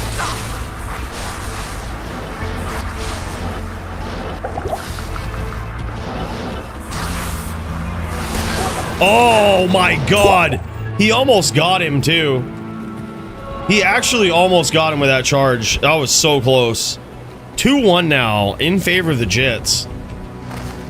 The Risen Botter after Clint? Hell yeah, man! Can't wait to see it. Botta v Riz. Oh, that's gonna be so good. I can't carry anymore. Sin PK, man. I can't carry anymore. I can't carry anymore. That one's gonna be wild.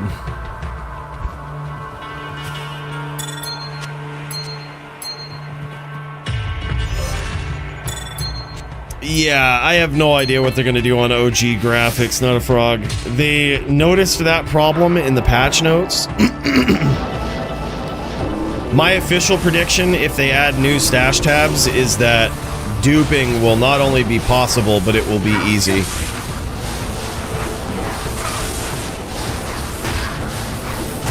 Oh my god, huge hits from the Jits! The order welcomes Now 3-1 in his favor. That is so wild. He doesn't even have, it doesn't even look like he has a grief. That doesn't look like a grief. That looks like a, that looks like an Astrion's, maybe?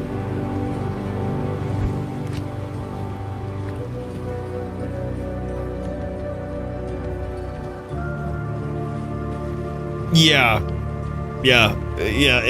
Oh, it's a death. Oh, wow. Holy shit. He's using death. That's crazy. I was gonna say, it doesn't look like a grief, whatever it is.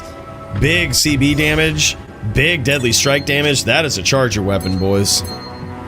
That is a charger weapon. They've always had problems with classic graphics. Even the current shared stash tabs, or I shouldn't say current, the previous shared stash tabs were actually fucky in classic graphics. On certain computers, I could switch to classic graphics and would not be able to click the stash tabs. The thing that they were just noticing has been around for a while. It just depended on it depended on the machine that I was on, but it would always happen for me. Jits just connected there. Wasn't clean.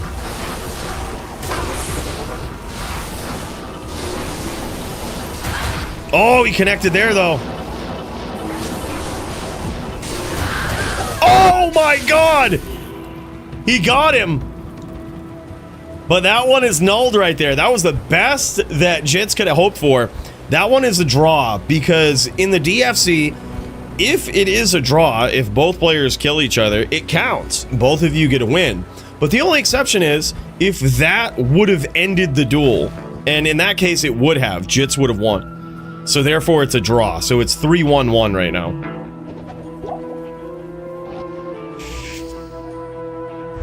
Yeah, I can do it on some rigs, not on others. Still the same problem. It's really weird, but that's existed for me for a long time. They're just noticing it now ever since they swapped the stash tabs and drew attention to it. But yeah, that will probably be an issue. Classic graphics accessing tabs. Here's what I say. Who gives a shit about classic graphics? I think they ought to do away with classic graphics in this game. The only reason I even like them is because if you're sitting AFK, it will... Sitting in classic graphics mode will make it way easier on your machine. But I don't think they really ought to focus on it. Like, okay, yeah, stash tabs don't work in classic. Fuck them. Don't even focus on it. Just let it happen. Just let it be shit. Like, who cares? The only reason people go to classic graphics for real is to lower the demand on their machine. And Jits does it with the charger din. That is so wild. Nicely done, Jits. That is a tough duel for Din.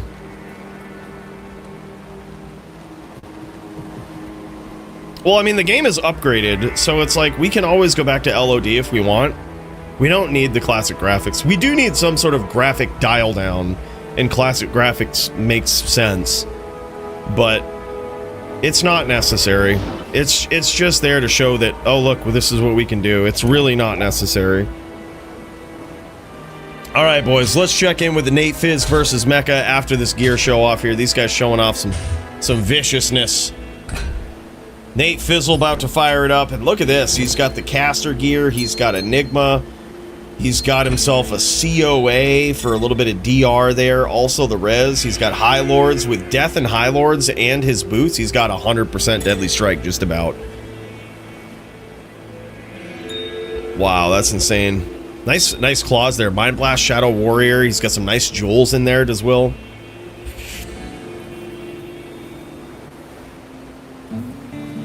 Beautiful setup, man. That was crazy. He was trying to show off the belt there, I think, too. But holy shit. Jits coming in with a death weapon. Wild, boys. All right, and here we go.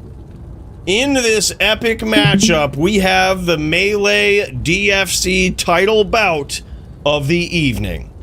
Who's gonna win it? Will Nate Fizzle hold on to his title, or will Mecca dethrone the champ?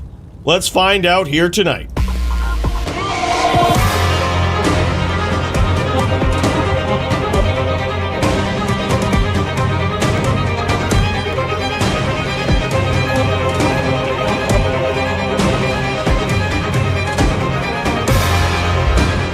In this corner, we've got the reigning, defending DFC Melee champion. Someone has got to stop this guy. Nate Fizzle is on a absolute slaying binge of his own at the top these days. A golden-looking den, absolutely destroying any competition that has even threatened him at the top. But tonight, Mecca is on a recent undefeated streak of his own, and he seems to be the most promising prospect.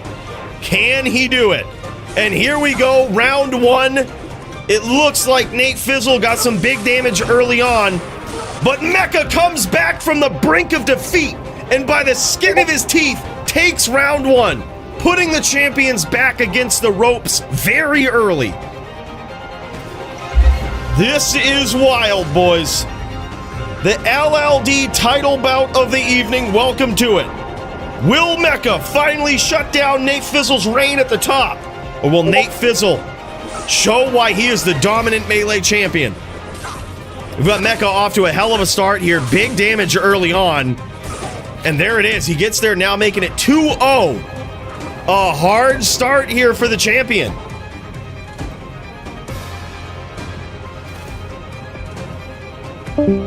And so far, Nate Fizzle has a hole he's got to climb out of now. He's down too early. Oh, big hits from Mecca.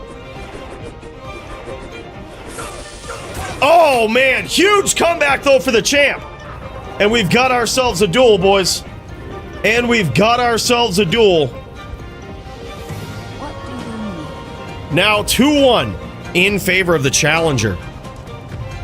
Click and hold, that's where it is.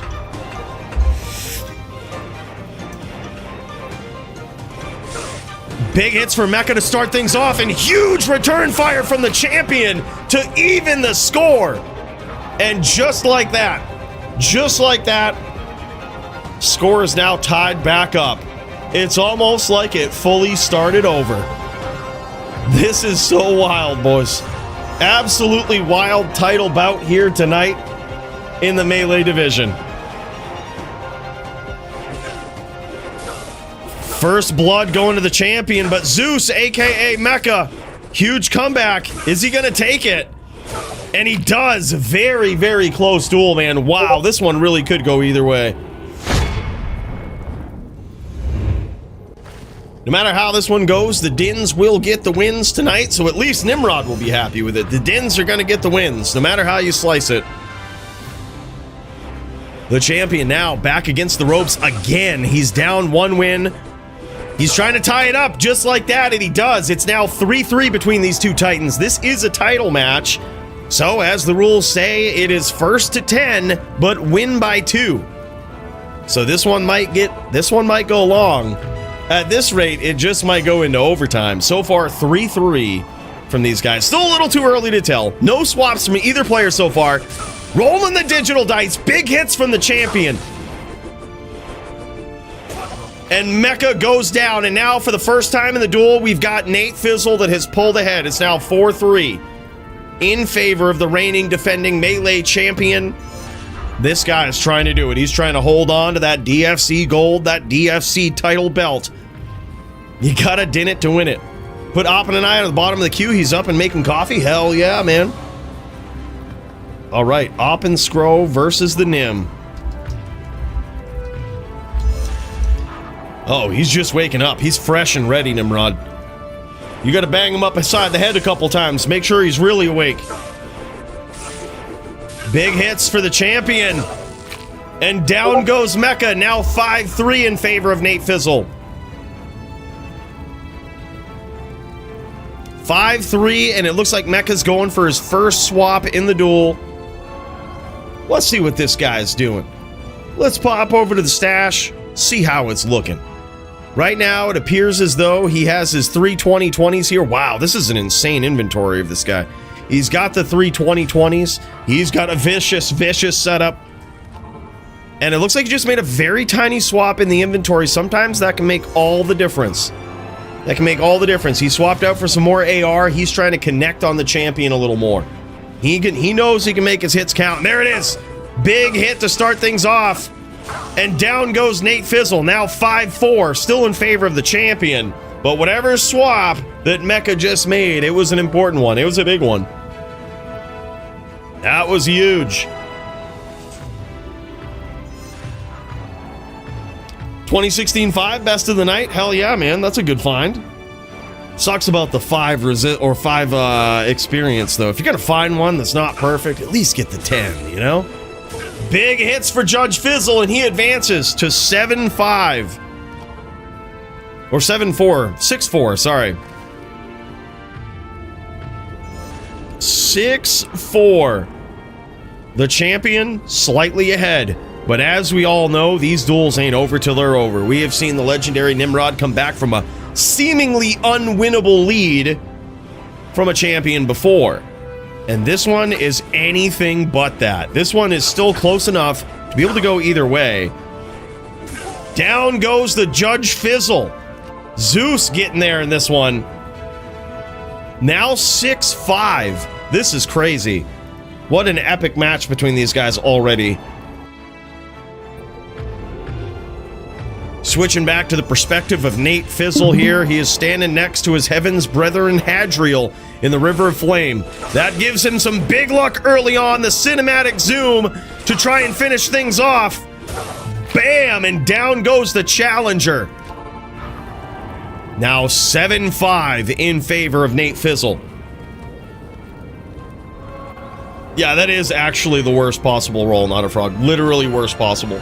Not even a perfect anti-perfect. Yeah, that's really bad.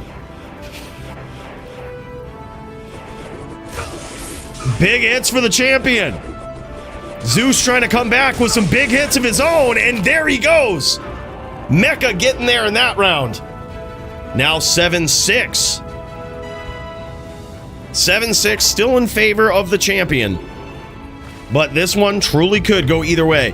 These dins look so similar. They both very likely have E-Rep godly 2-socket armor, and that's going to give them that golden look, assuming that they don't have any life that's associated with it, or some other mod that changes its color. Damn, and there it is. The champion gets that round. Now pulling ahead. Or staying ahead, I should say. 8-6 in his favor. Nate Fizzle has an absolutely nasty armor. If we remember it from last week, it's something like a E-Rep Sacred Armor, 2-socket, nearly perfect godly roll for defense on it, and it has base strength and base life on it with 2 40-15s. It's so wild. It's so vicious. Such a heavy hitting armor. He might have swapped to Fortitude. These guys might be on the Fortitude setup. That's very possible in this Din v Din. That could also be the case. I don't see a Phoenix coming from either one of these guys, but I also don't see any CA procs, which makes me think that they are not on Fortitude. Or is it 6-7? I heard you can't say that anymore, or else the chat blows up. Yeah, that's what it is. These guys went no fort, man. I love it. I love it. This is old school right here. Reported, LOL. He says, clear Holy Shield. With pleasure, LOL. Crazy.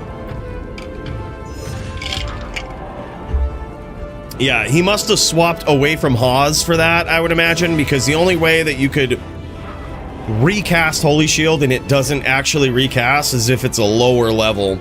So that means he probably swapped off from Hawes for a second swap there.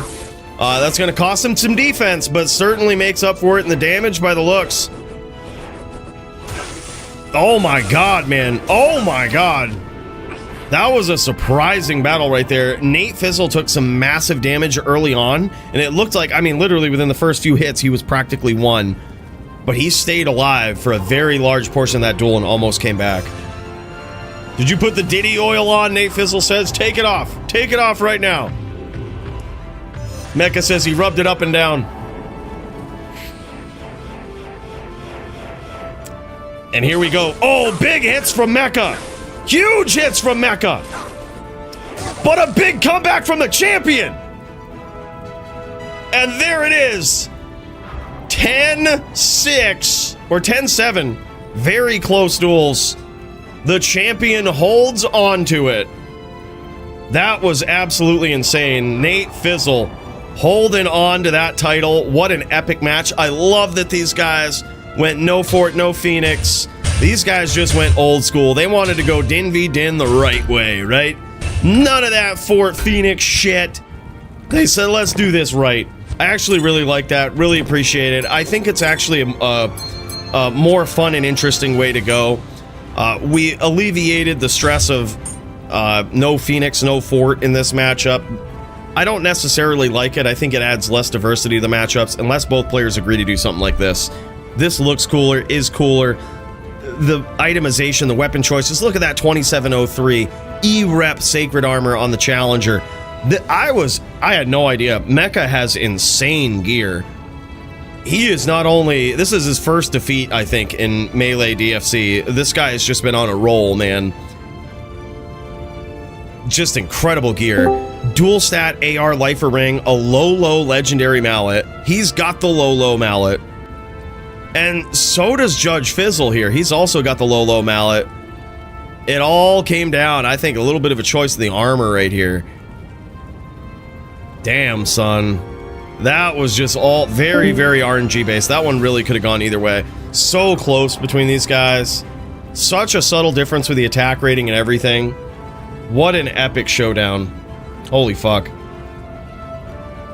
Great fight between these guys. Up next, boys, we've got Clint versus Alpaca Bull. Big virtual round of applause for the champion and for Mecca. That was epic. Good duels, guys. Let's get up in there. Mr. Alpaca versus the Clint. How will it go? Let's find out.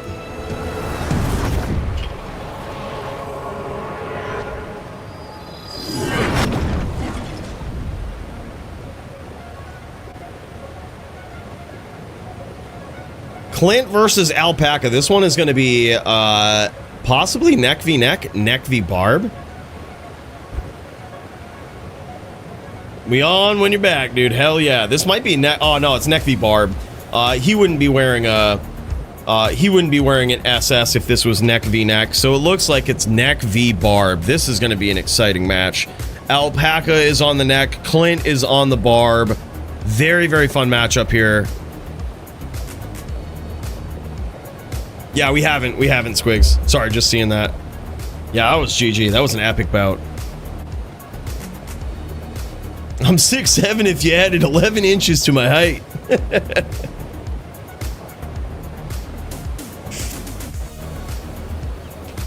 Oppen Scroll and I will be ready in game. All right, brother. We've got Bottosaurus after this for some Sin PK, and then we've got Oppen Scroll v Nim. All right. These guys, he's back. He's back and ready to jam. Alpaca on the Necro versus Clint on the Barb. I don't see Clint streaming it, which that's fine. But always fun to see the Barb perspective in this. Usually in these, it's a lot more fun to see the aggressor's point of view. But if they're hyper aggressive, we might be able to see it regardless. Look at this, dude. Alpaca Bull ready to cast that bone prison. You can see it. You can see him with his hand on the trigger. He's ready to go just like that. That is an incredible skill in this matchup. Nice chain there from Clint. Now, what Bone Prison does is you might think, wow, Bone Prison is pointless against characters that can teleport. Well, not necessarily. bone prison will sort of act as a shield for you and eat up a ton of damage if you time it properly. You cast it on the barb.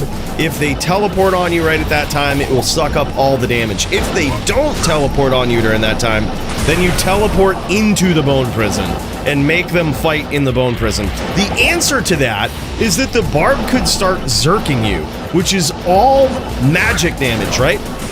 So all of the DR that you've stacked up, it doesn't matter. That magic damage is going right through it, right? It's gonna treat it like it doesn't exist, and it looks like that's what Clint is looking for right now. He is looking for a clean chain Zerk, and he's got a nice chain lock, as we've seen. There it is, nice whirl from Clint, sneaky name lock. Beautiful chain from Clint.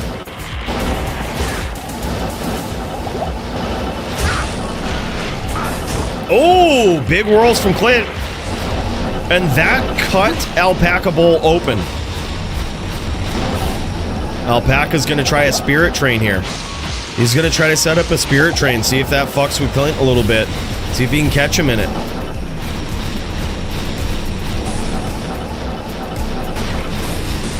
Trying not to let Clint get close. The answer to a Necro who kind of stays on the outside like that too is some CT stomping, right? You bring up that C or T screen depending on the direction they're at and just CT cast, stomp right on top of them. The more you practice that, the better you get at it, the more clean your CT stomps look, and they are so surprising. I don't care who you are, when someone CT stomps your ass, it's bad. It's bad news. But look at this, Alpaca Bowl trying to recast that battle orders. Oh, and he lets him bow. Clint lets him bow. We thought Clint was going to say, protect yourself at all times, and put his ass down for casting that battle orders. But Clint is a nice guy, right? Clint's a good dude. I done gave that boy reps versus Barb tonight. Let's go, Willie. Oh, shit, and down goes Willie.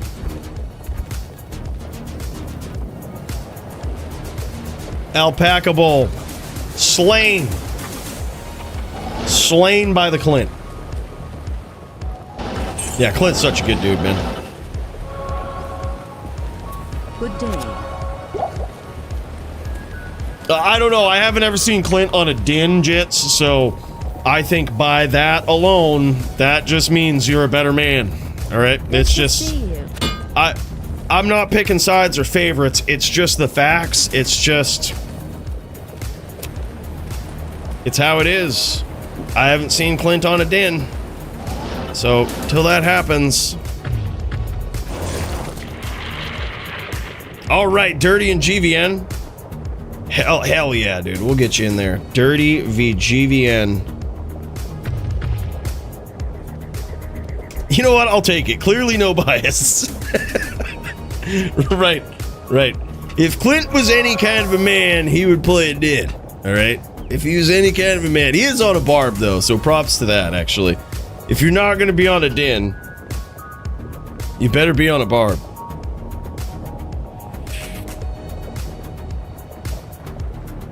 I show mercy if I'm winning. Otherwise, I'm dunking you on bow. Oh, hell yeah.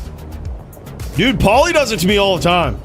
I've learned... I love dueling Pauly because even in pub games, he tries to dunk on you when you're bowing and when you're grabbing mana.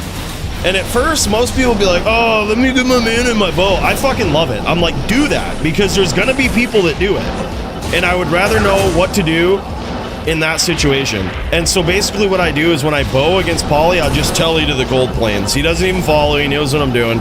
I just tell you to the cold plains. Literal fucking cold plains, sometimes stony field.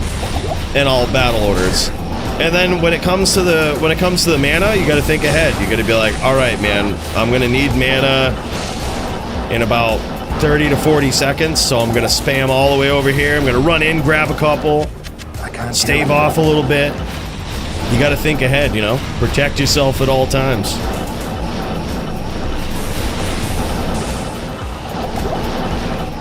So far, Clint is up 1-0 for the Bard player. Big hits! Alpaca Bowl in trouble, and a beautiful chain lock from Clint.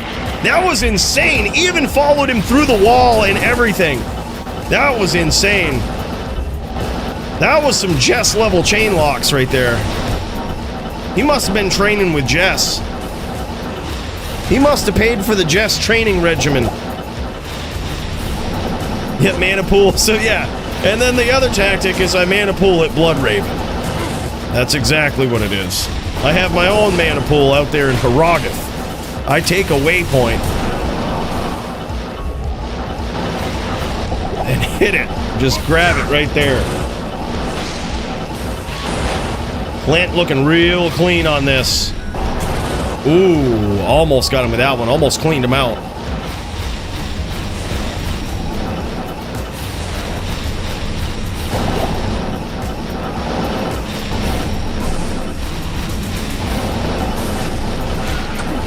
Nice shots there from Alpaca. That's what he's got to do. Set up these spirit trains and look for the spear. All while kind of maintaining, always looking for that bone prison. That's what he's looking for here. He's trying to drop that bone prison in there. He's trying to make it happen. He's got to defend himself with that bone prison. He's got to try to fight inside of it at this point. He gets clipped again and again. Somehow that bone armor holding on for him.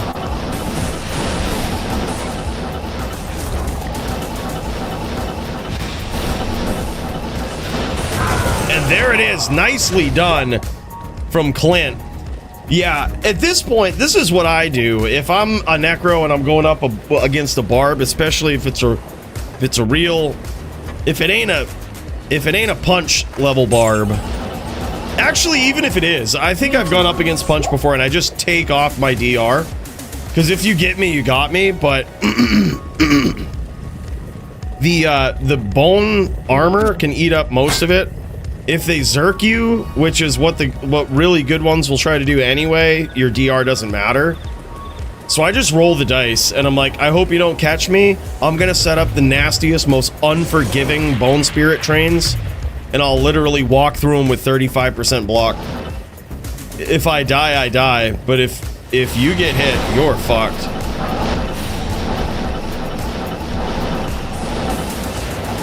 I also run a poison and bone hybrid. Yeah, and that is also clutch, dude. Well-timed bone prisons are also very clutch.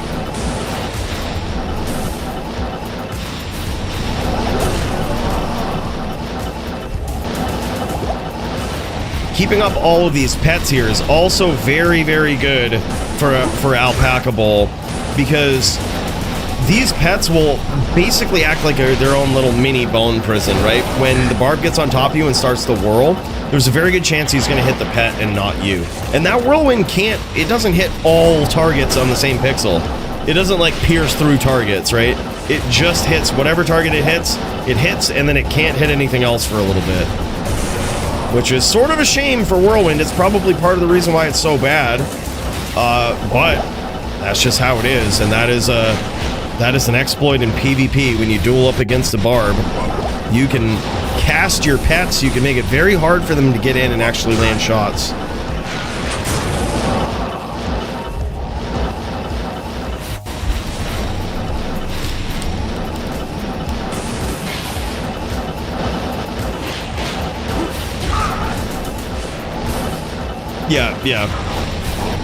Yeah, I know what you mean, Squigs. I think this is actually a very tough match for the barb. Ooh, nice chain Zerk there from Clint. Very nice chain Zerk. Gets in a big hit, though. Cuts right through that bone armor. Clint aggressively chasing here.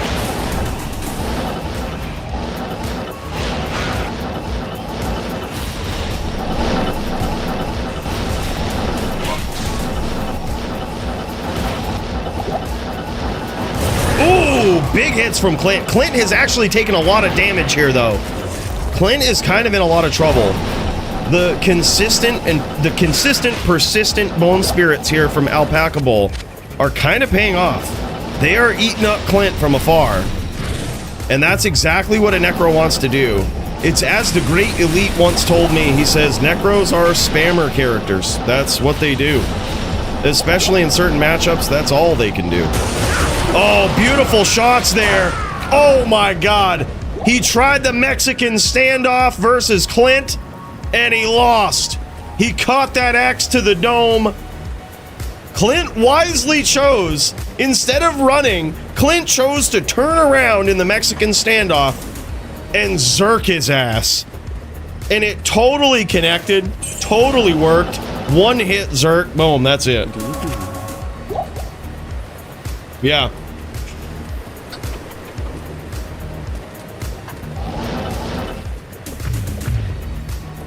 Yep, exactly.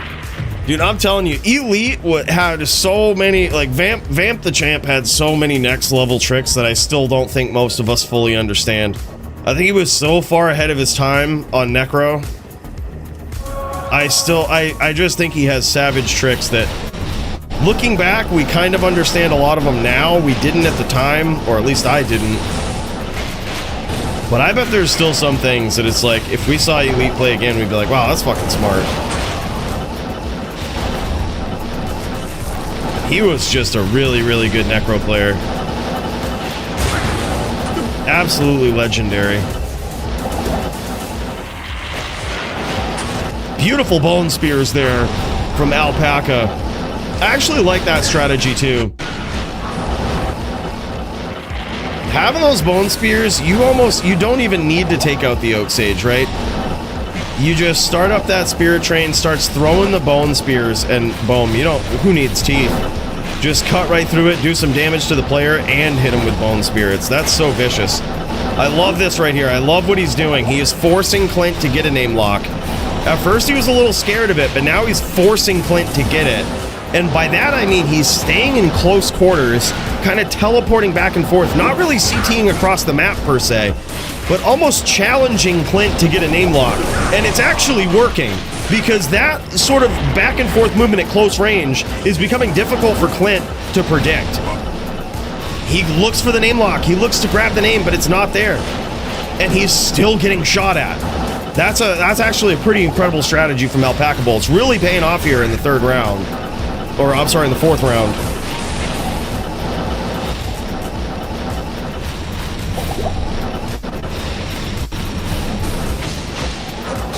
It's like Clint backing off a little bit. He might have been repooling there.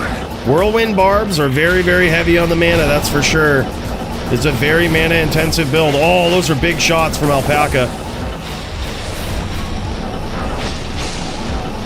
Love the Mushroom Cloud.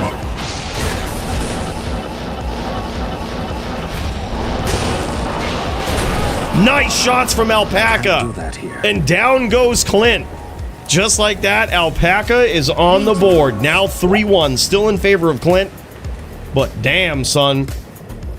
Alpaca trying to pack up a comebacker. Good to see you. That's what he's doing.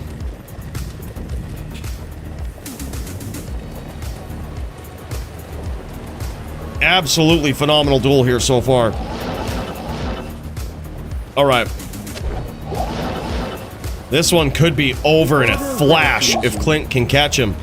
Catch him with a beautiful Zerk. If he gets a name lock proper, that could be really, really bad.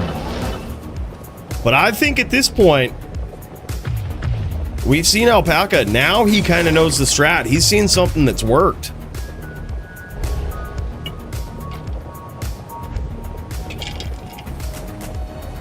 Yeah, I think so too, Squigs. I think it really, this is a matchup. It's just kind of a classic FPK. I think it really does depend on the skill level of each player, and Alpaca Bowl is coming online here in these later rounds. Clint is surprisingly good on this barb, though. Surprisingly good. Beautiful chains from Clint.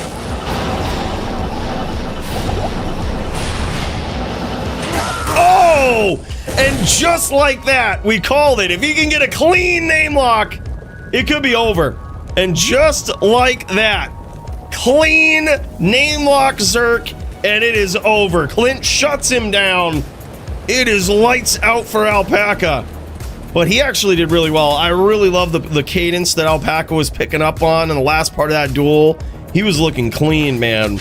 But Clint was on point. That was crazy. Clean chain Zerk.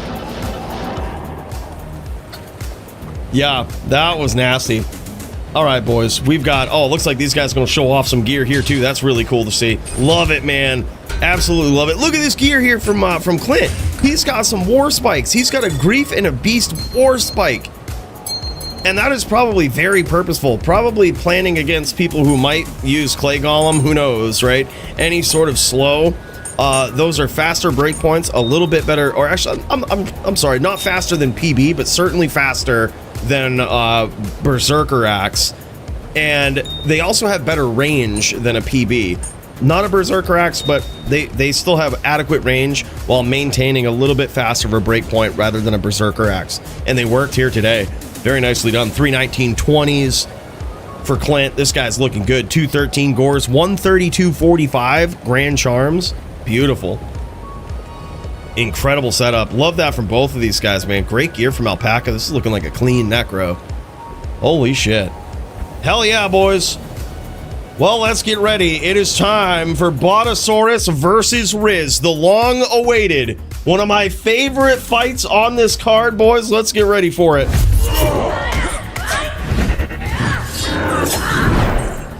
Oh, shit. This is gonna be wild. This is gonna be an absolute feast right here. A feast for us all. Sin v Sin, epic Sin v PK showdown between two of the best Sin players to ever do it. Bottosaurus versus Riz. Riz, the most aggressive player probably in all of D2 history. Botta, one of the highest rankings and best performing Sins in D2 history.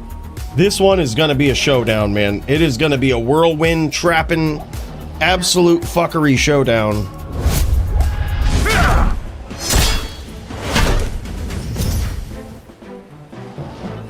This one's gonna be wild, boys. Buckle those softy belts, because we're about to see some violence. Massive pre-buffing here for Sins as well. You can see this cube just absolutely filled with pre-buff claws, demon limbs, SOJs, and Maras. Everything you could possibly imagine to buff up the battle orders, the venom, the fade, everything about it. It's wild. Fight of the night, faux show. That was so good, man. Yeah, that was really good. Clint v Alpaca, that was awesome.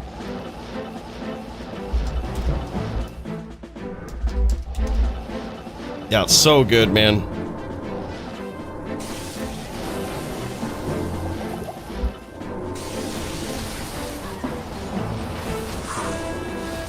And here we go, boys. And here we go. Oh my god, this violence is out of control already. Bottosaurus is going to be whirling away. I think Riz might have a sneaky name lock here. Holy shit! Botta goes in for it and gets clipped by that whirl. That one literally looked like Botta was going to have that. He had that Mind Blast name lock. I think Riz was trying to hide a name lock of his own and surprisingly just got in there, closed the distance, made it happen. But Botta, holy shit, man. He gets in there, tries to finish strong with the whirlwind, gets clipped by Riz.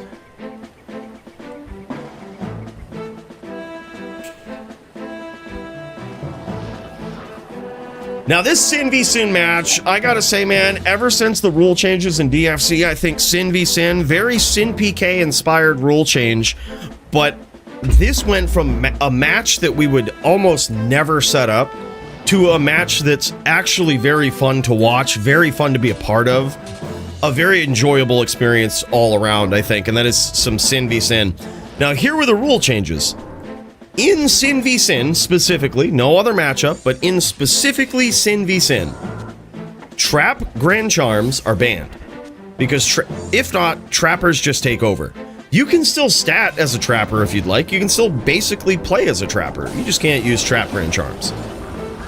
The other rule is, you have to wear a Chaos Claw. You have to wear the Chaos Rune Word. So you can't just stack up Trap Claws, play as a Trapper with no Trap GCs. You still kind of have to either handicap your build or use Whirlwind, right? Use the Chaos Claw by the very least. You don't have to Whirlwind if you don't want to. You can play it. You can play it like a Trapper. And there it is, man. Botta gets in there, evening up the score. But more often than not, what we see is absolutely savage Hive Sin builds like what both of these guys have. It very well could be, we haven't seen a lot of traps from Riz here, and it could be that I'm not paying attention.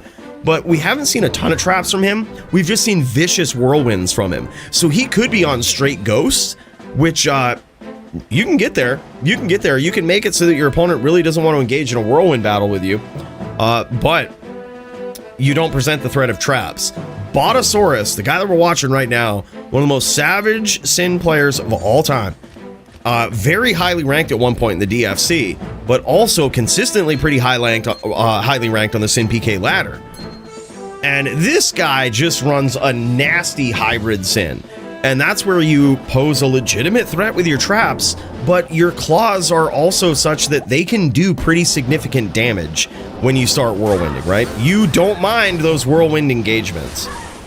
You also see these guys as the engagement starts. Nice hits there from Botta.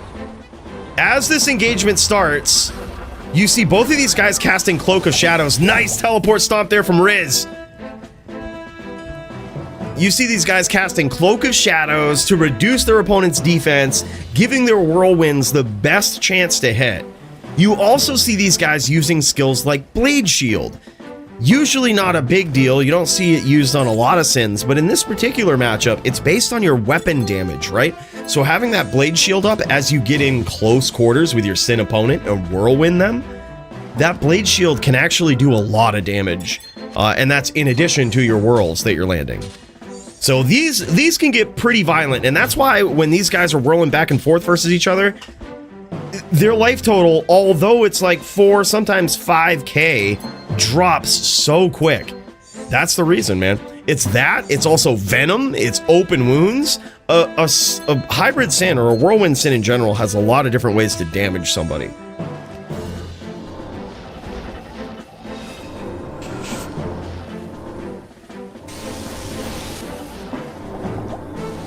And here we go. Bottosaurus setting up some traps, trying to harass Riz from the outside, trying to discourage these engagements, or at least trying to make sure that he wins them. I don't think he's trying to discourage them. He just wants to make sure that he wins them.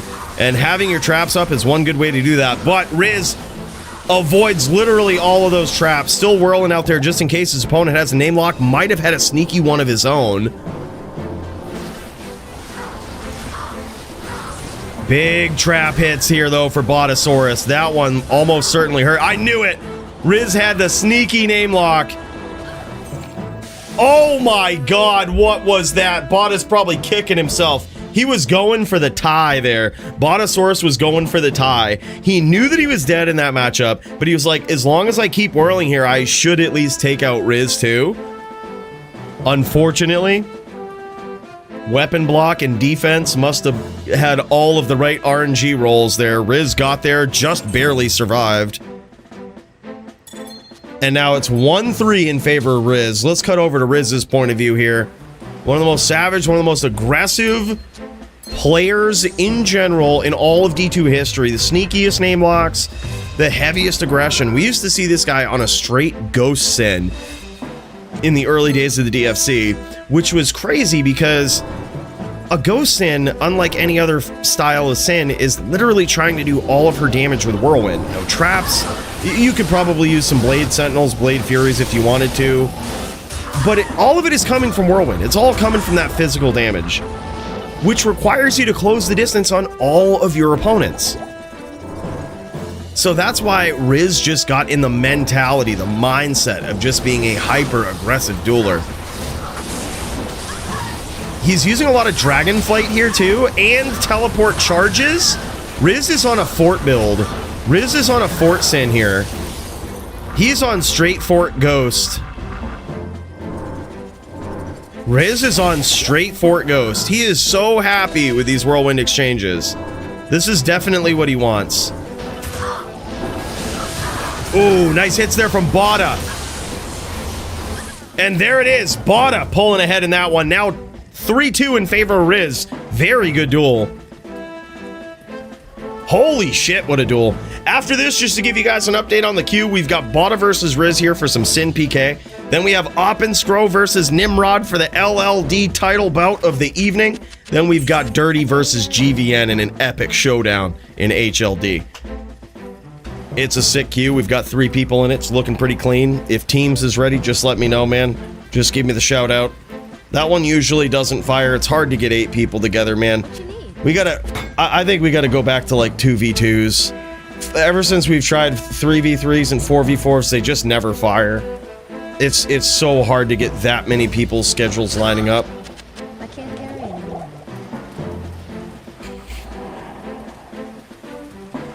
Yeah, GVN's a monster. Dirty is so... I don't know if you can call him underrated still. He's so fucking so savage, but I think the jig is up and people know that now. Dirty also a savage. That one is going to be good. Yeah, I think they're quicker 2v2s. It's just also easier to get 4 people that might have a schedule that aligns. And then if you don't, you at least have a team of 2 and another team of 2 that might be ready that could duel. You know what I mean? It might just be the way to go. Try some 2v2s. No more 4v4s or 3v3s.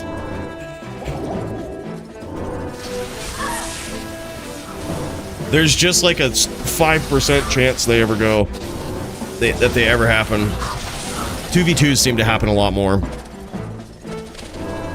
Riz staying on the outside, utilizing those Blade Sentinels, Blade Furies. Oh, big hits from Riz. Getting sneaky, getting up in there. He has a name lock here too. Botta wisely whirls out of it though.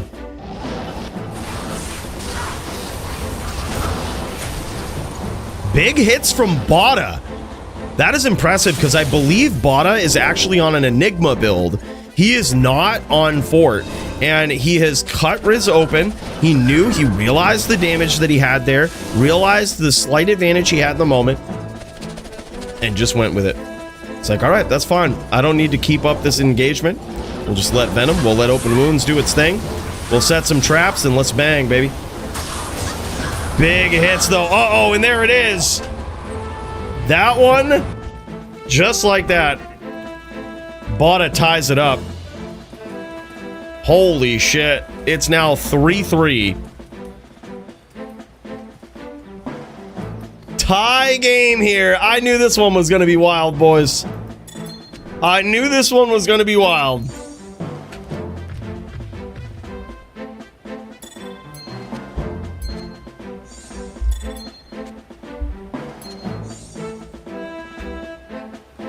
I told you, man, Sin v Sin is actually a cool duel now. This used to be such a bad duel to watch when it was just like Trapper encouraged.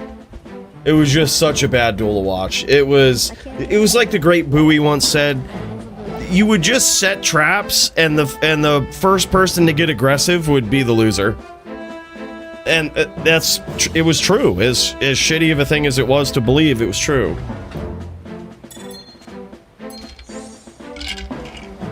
Me and Track down for 2v4, lol, fuck him.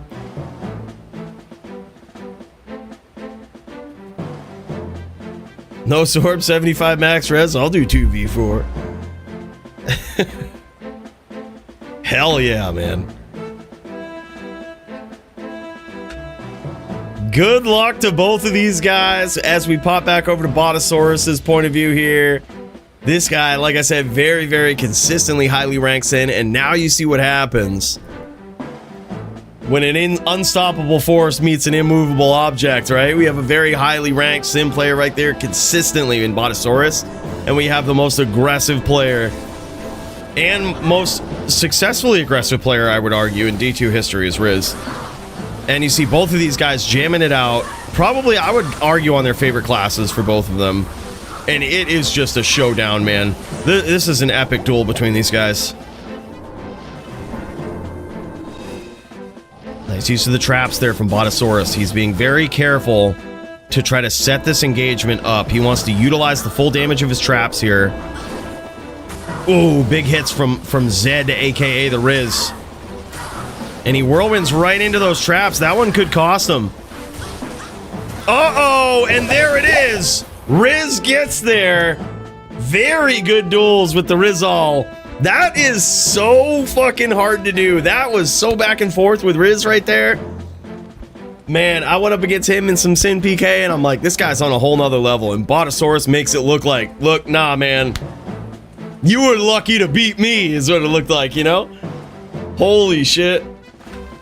That was crazy. Good fucking duel between these guys. Yeah, he says I got stuck in Whirlwind. I figured as much. Damn, son. Epic duel. These guys might show off their gear here, too. That'd be cool. Sin PK is really cool to see the gear.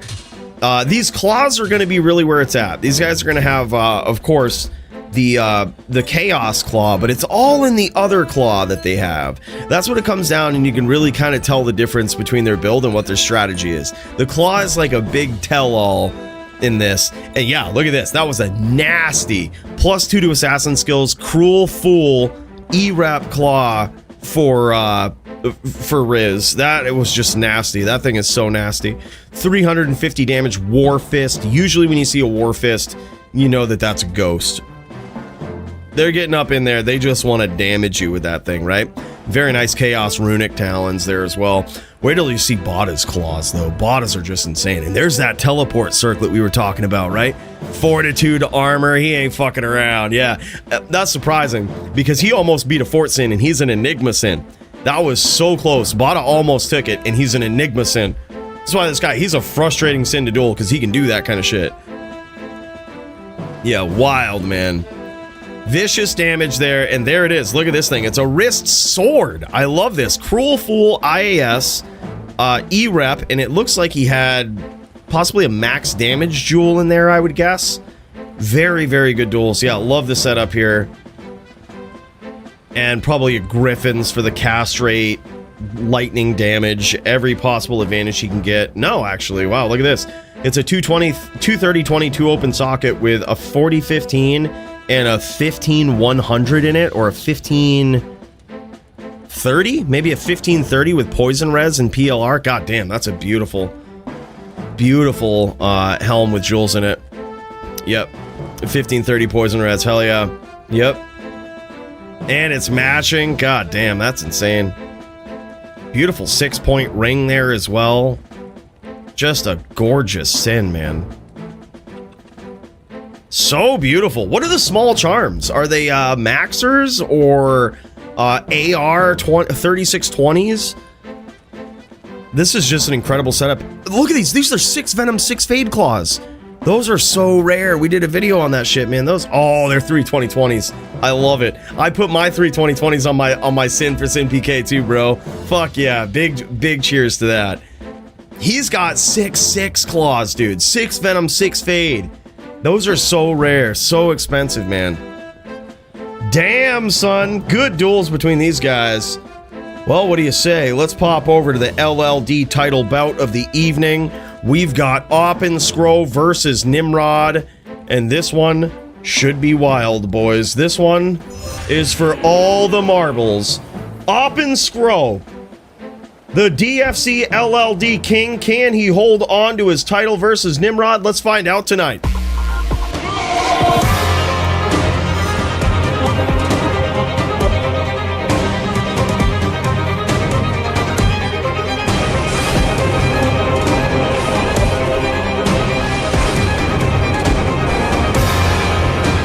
Corner, we've got reigning, defending, dominant LLD champion Oppen Scroll, and Nimrod being very, very tricky, throwing those hams as well. This is practically a mirror match, and this is where it gets really dangerous for Nim, is when he starts to go FOH toe-to-toe with Oppen Scroll. Oh, big hits for Oppen Scroll. Because that FOH scepter that Oppen Scroll has is so hard to beat. Many a duelers tap out to it. Beautiful hits there from Nimrod right at the last moment. But Oppen Scroll happy to throw some hams of his own, and he got there. That was a beautiful angle from Nim there, though.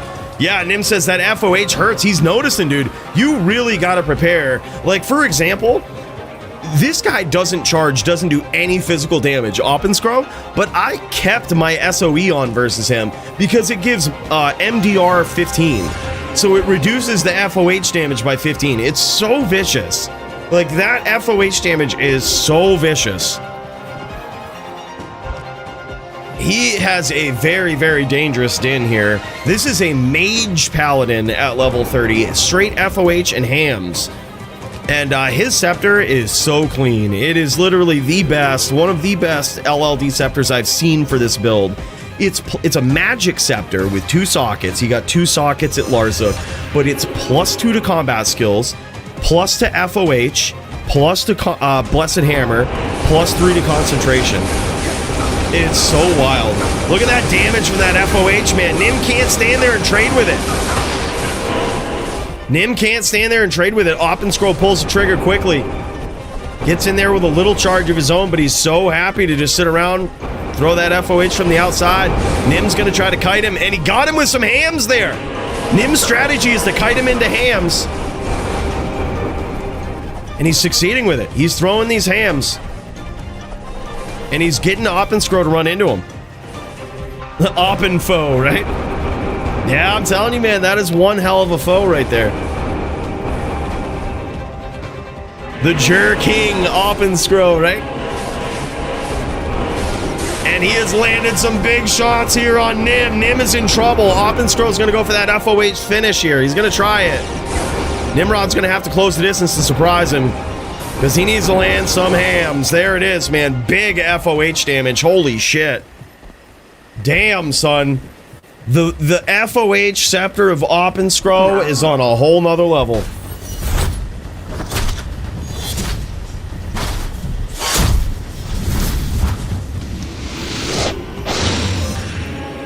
It's on a whole nother level, boys. Nim is going to have to be quick. He's going to have to get in there. He's going to have to surprise him. Get in there with some charges. Keep him guessing. Nice hams there from Oppen Scroll. Those landed, and so did those. Nim is in trouble here. Early on, Oppen Scroll in some big shots.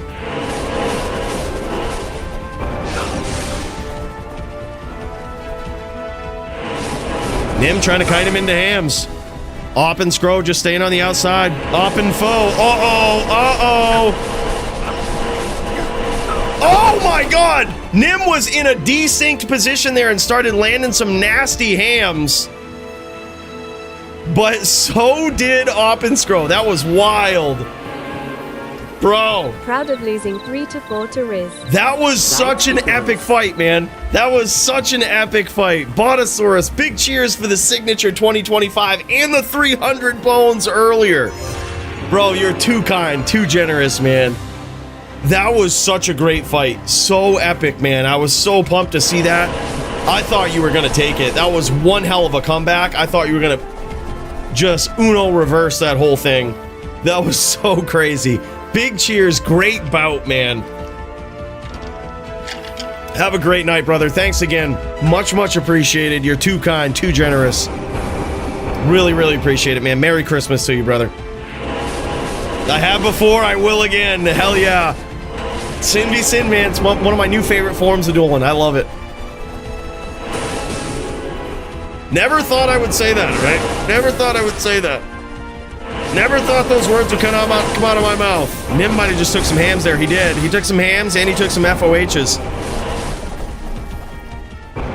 Oppen Scroll is really good at dodging these hammers on the chase here, too. Uh-oh, Nim is in a bad spot. He might have eaten another hammer there.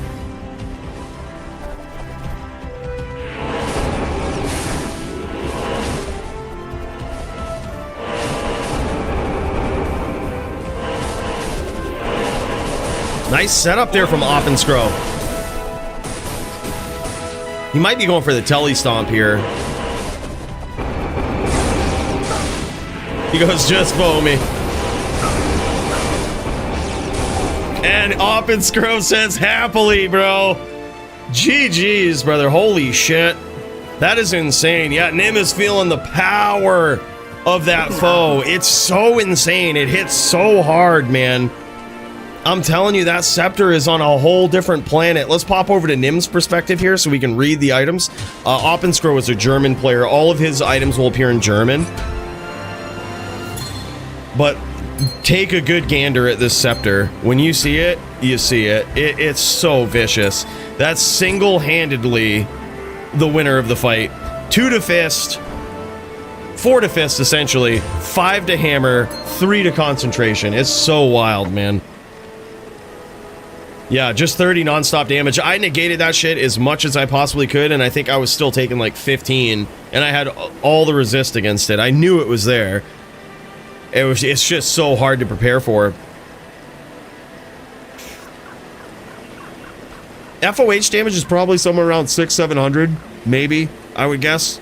We could build it in max roll and find out, but it's probably quite high. Beautiful rep life Amy there too. 50 life, 79 mana, 5 rep life on a 210 Pally Amy. That thing is beautiful, man. We need to get a scepter like that. That thing is so gorgeous. And the crazy thing is, as crazy as that scepter is, it can actually get meaningfully slightly better. It can get 10 cast on it. And that saves you a ring spot, allowing you to use an SOJ. It's literally the scepter that if that gets 10 cast, it's outrageously expensive. Because it literally breaks your damage if it has 10 cast. Gives you back the SOJ for 125. And it's just so wild.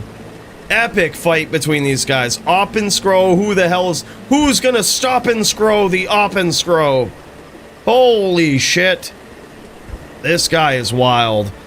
Alright, boys. Well, that being what it is, we now have Dirty versus GVN. What an epic belt. Thanks for showing off the gear, guys. That was so good. So wild.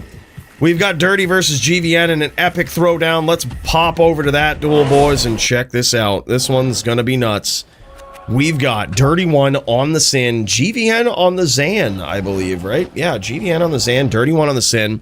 This one's going to be nuts. Curious to see. It looks like Dirty's actually going in dual claw here. This could be dangerous. He isn't going with the SS. He's going in dual claw. He's got the plague. He's gonna make it work. I got full faith in Dirty, man. If Dirty likes that setup, if Dirty's going for it, I got faith. The order welcomes you. Need to show you the GG Scepter shopping method so you can shop one. Is there is it just Act 2 Drognin? Good day. Act 2 Drognin in Hell? That seems to be the one I would go with.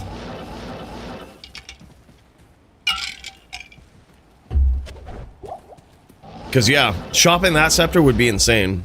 Yes. That would be top tier scepter right there. Act 4.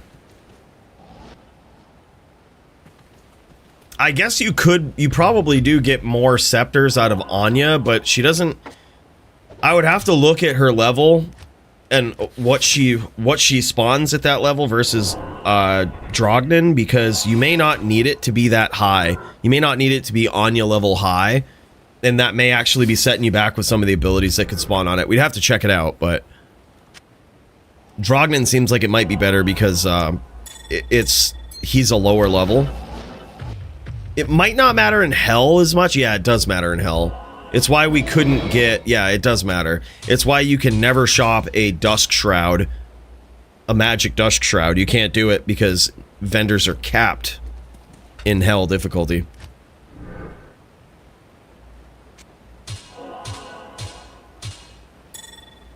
Yeah, it seems good. I mean, it's not bad. Speed-wise, it's pretty fast.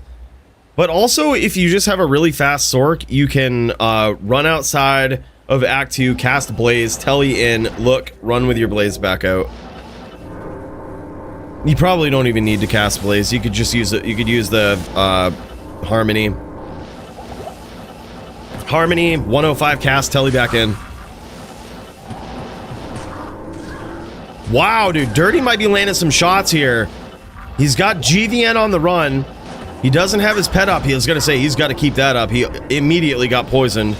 That's why he has, though, it looks like he has Plague so that he can just get rid of that poison. And he's got the Whirlwind here, too, posing a very, very big threat to GVN. I love it. Plague is going to eat some of that poison damage up. Fade will also help, I believe. Maybe it does. I can't remember if it really reduces poison length. I don't think it does, actually. I think it's just curse length. No Blade Shield here for Dirty.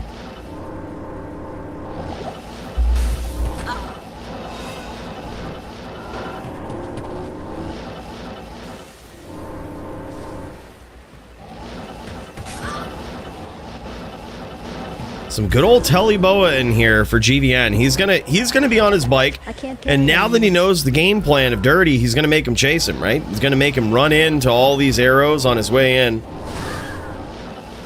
And you can see how important that Shadow Bay is, just eating up all of those guided arrows.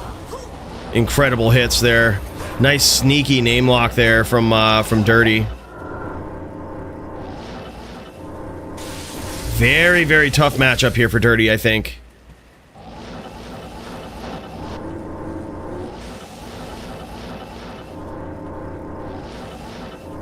Yeah, Act 3 wouldn't be a bad place. You have I think that's a nice portal setup in Act 3, but I seriously think Drognin is better just because you don't really need the level to be that high. I think you just start spawning skills that you don't need at that point, or start unnecessarily upping scepters to like Caduceus's, which that can happen in Act 3 too. So I think anything above Act 2 is just a mistake. Because there's no need for any of those to ever be a Caduceus. You do? Really, Jits? No shit. Alright. We're looking for an Oppen Scroll scepter. Wow, incredible finish there from GVN. Very, very tough matchup for Dirty here. He chose to go with a dual claw in here, and I like his setup. He has a Chaos Claw for the Whirlwind to really test out GVN with the Whirls. He has Plague to fight back against the Poison Length. But that comes at the cost of having lesser block. Right, that's kind of the drawback to it. I am overburdened. Damn, son.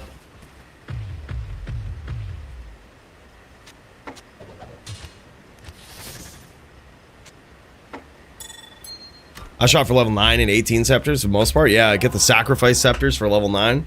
Hell yeah, dude. What can you get? Sacrifice and ED?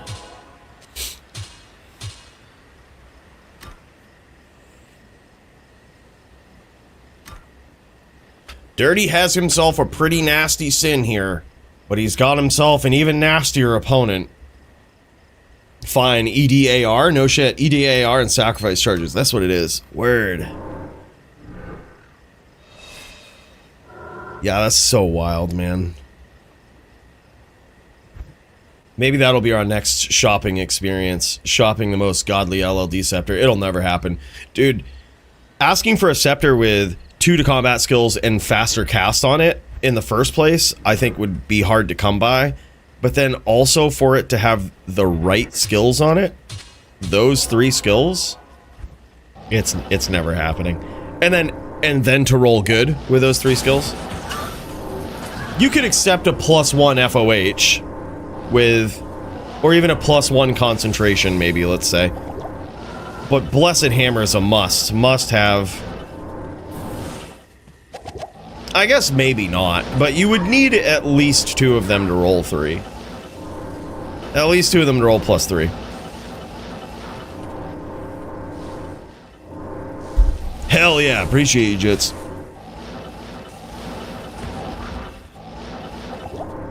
Yeah, sack scepters are pretty common. I accidentally shopped one during our shopping escapades. Yeah, I think so too. Nothing else really matters. All fucking hit 1 open socket? Shit. Shit.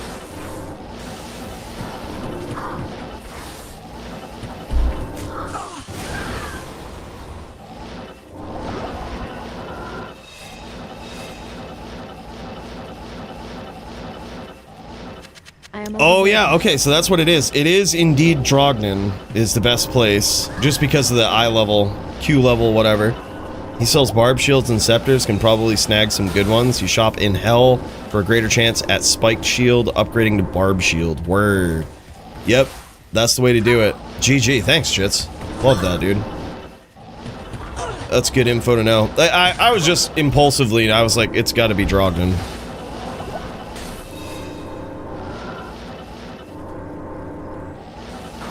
$30 ED sacrifice with 2 sockets is money? No shit. Maybe you ought to shop those. Holy fuck. I can't carry anymore. Sack Scepter's where it's at, man.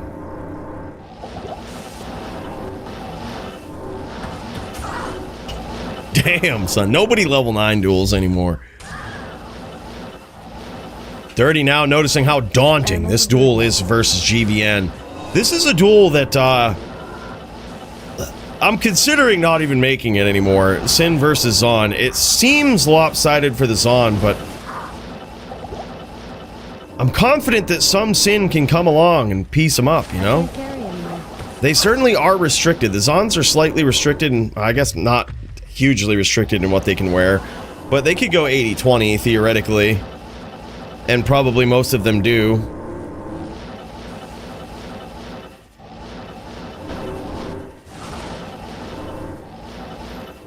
Which kind of does force you on the whirlwind plan.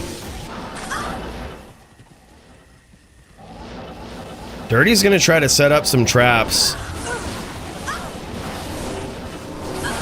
Love this plan. Love that plan. I actually think that was very intelligent there from Dirty. He tried to bait these name lock stomps and just very happily kept GVN around sitting in those traps.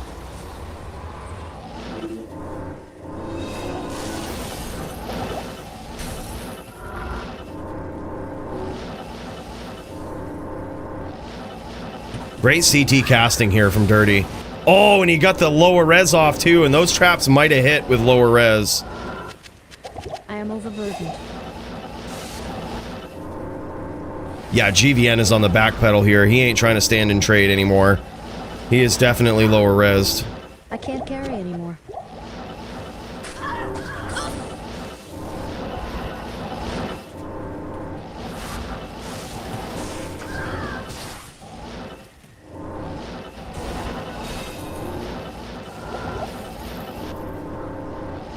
Nice CT casting again from Dirty. Looking like he's probably trying to set up a rebo here. Nice hits there from Dirty, and he doesn't get too antsy with it. He doesn't try to get too aggressive with it. He's like, I landed the shot, I'm just trying to cut him open. He is playing like a Spider Sin should play right here. Very nicely done. He's actually doing some work versus GVN. This is such a nail biter, man.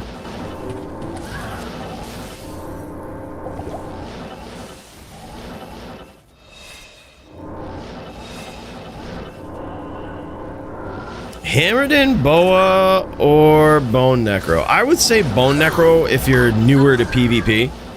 If you're not newer to PvP and you're a fucking savage, Hammerden. If you're kind of mid at PvP but want a pretty high ceiling, Zon. Like, the more you practice, the more savage you can get at it, and it's probably the best dueling class with only one bad matchup.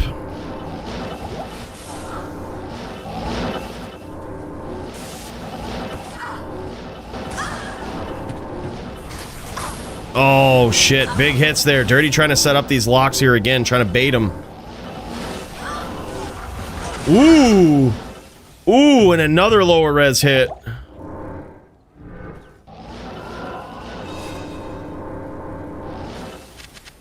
I can't carry anymore.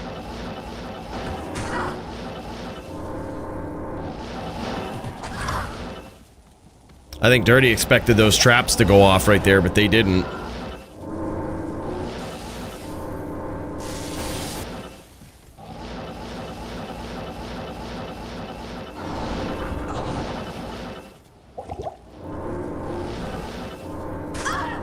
Dirty is trying to get GVN to run into some of these traps.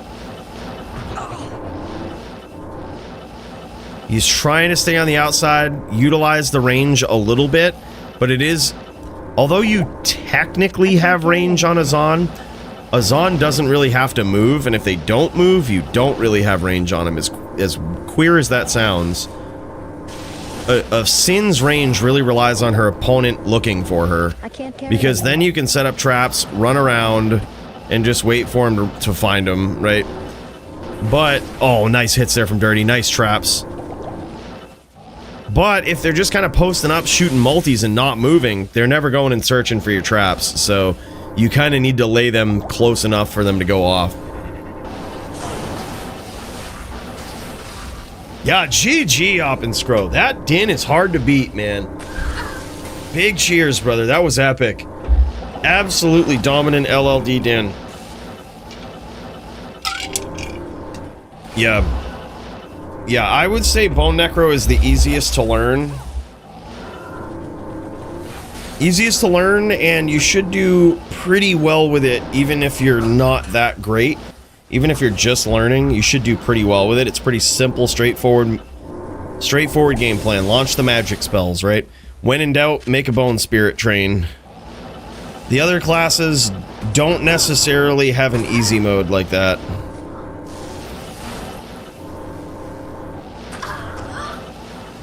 Another big hit there for GVN.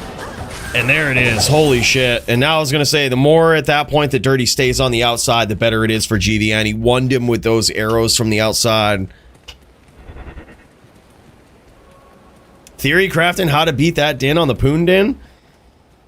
I think a Poon Din is probably the best Din v Din answer to it. You can't... Here's the thing. Hammer Din versus Hammer Din duels... I'm confident that I'm at least as good as Oppen Scroll throwing just hams. I can't carry anymore. So, what you gotta do is you gotta look at your advantages in the duel, right? So, with me, I look at it and I say, I'm probably just as good as Oppen Scroll at the hams. So, let's count that out and say it's even. You don't win the duel with hams alone. You need something else. Each Din needs something else. So you look at the FOH, which is a trick that I have, right? And you look at Oppen Scroll's FOH, and you're like, you can't beat Oppen Scroll's FOH. If it came down to it, and it was just an FOH duel, Oppen Scroll would win. So, with me, I'm like, what's the other thing that I have that most other duelers don't have? Charging ability, right? Like, I'm a pretty good charger. I would say better than most. So it's like, if I hope to beat Oppen Scroll, I have to surprise him with charges every once in a while maintaining the threat of hammers and FOH, right? Try to make him engage with that, and that's how you have to approach it with any dueler. With the Poon Din, you kind of have to ask yourself the same thing. You have the FOH, the Poons, and the charge. Are you a good enough charger to hit Oppen Scroll clean? And, you know, to confuse him enough? Can you charge in and out of the hammers clean? I honestly think that takes a lot of work. Like, it takes a lot of practice to be able to do that clean. Just, like, have full confidence in your charge abilities. It does take a lot. But it's possible. But if you're not there, be honest with yourself and be like, I won't get him with charge. So what have you got? You've got FOH. You're probably not going to be as FOH with a Poon Din. So your only option there is to have some other threat that keeps him guessing, whether you're mediocre with charge, let's say, or maybe you're really good with charge. But you've got to be really good at aiming your jabs at that point. You've got to be really good at throwing poons. You've got to be able to pick up on any movement pattern very quickly and land on it.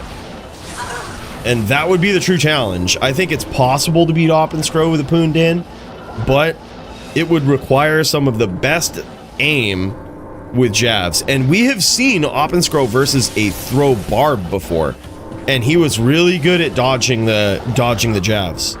He did leave the door open to show his weaknesses with it sometimes.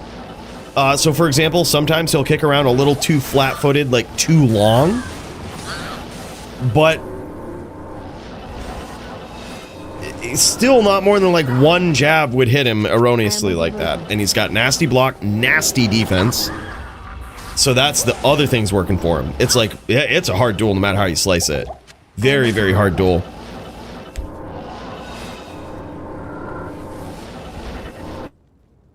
Yeah, he definitely does. He hides his blind spot well. Oh, big hits there from GVN. Looks like a little bit of a lag spike from Dirty. Yeah, he hides his blind spot very well. He's very aware of his hammer position, which I'm going to say puts him far above most Din players. Like, him and Nim are very aware of their hammer positions. But Oppen Scroll is aware of his hammer positions offensively and defensively. He's a very, very good Din player. So, like, when you're spinning hams, he's very aware of where they probably are. That's some high-level Din shit. Then he's also, when he's spinning hams, he's very aware of, like, where they can actually connect, where you might be. if you make any subtle movements, where he's going next. That's some high-level shit there, too. Dirty trying to set up some nasty traps there and keep GVN in the heat of battle. Did a great job there.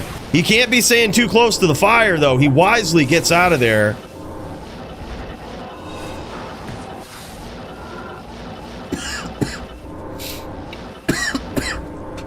Yeah, very, very good.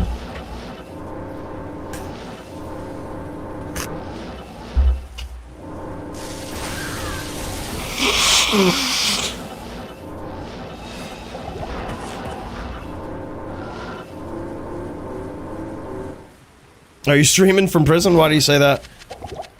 Yeah, and pray for Charge KB going in for the free smite? Yeah. Or something. Yeah, I think Jits has some nasty smites. You always got to look at yourself as to, when you're dueling, especially when you're dueling at the highest level, right?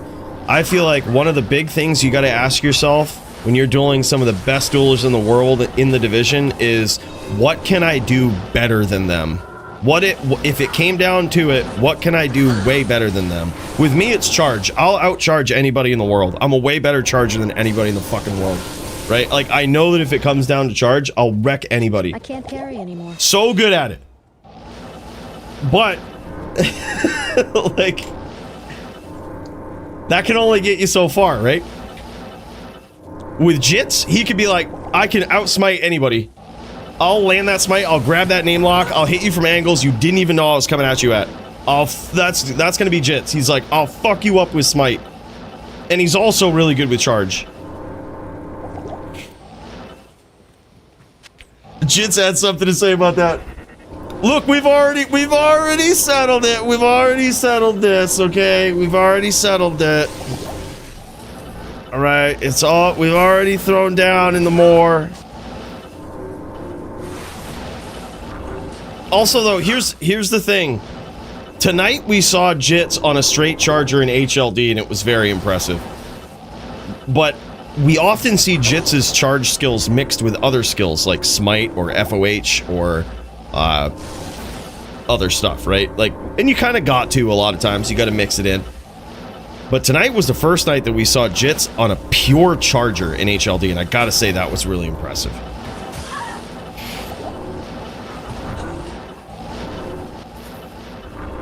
So that's, I gotta say, feather in Jits' cap for that. Because one of my arguments was that I'm one of the only players that's ever gone like straight charger on shit, and just one shit with straight charger. But now Jits is in that. Now Jits is in that conversation too. He's got a pretty dominant, pretty impressive win on straight charger. So I don't know. That's a tough one. That's a tough one. I still think ain't no offense. I still just think I'm the best charger in the world, man. Best LLD charger in the world. We'll be specific with it, all right? You might beat me HLD. You might be better than me HLD. Best LLD charger in the world, right here. I gotta narrow it down very specifically.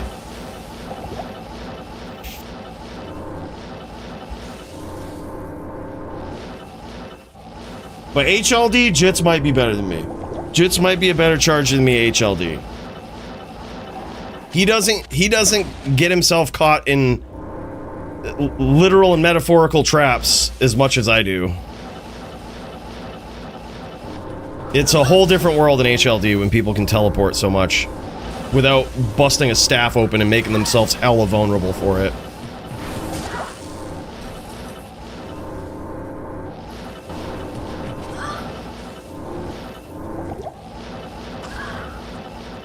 But yeah, like I did beat Oppen Scroll once, and I did it on a straight charger. The first time me and Oppen Scroll had our showdown, I beat him, and it was just straight charge.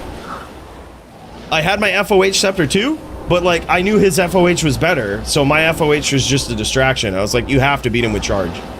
Like you just have to be, you have to be so good with charge it outshines the hammers, the FOH, everything. And we did it. We pulled it off. The second time though, we went in with a Libby. I ain't gonna make that mistake. If I go up against Oppen Scroll again, straight charger. If he beats that boy is nasty. I still think I can do it. I still think I can beat him on a charger. Even with the big defense and all that, I think I got it. I think I can beat Oppen Scroll.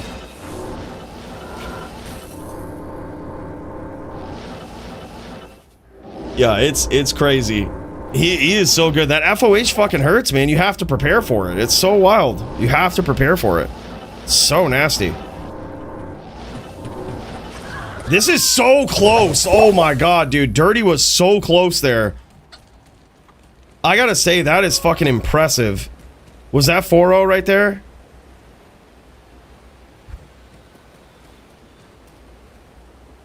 .3-0. Okay, good. He's still got the opportunity for a comeback. Dude, he was so close. All of these rounds, or at least a couple of them, have actually been very close. And Dirty almost got there, which is very impressive on a dual claw sin like this. Especially against a savage Zon player like GVN. Holy shit. Yeah.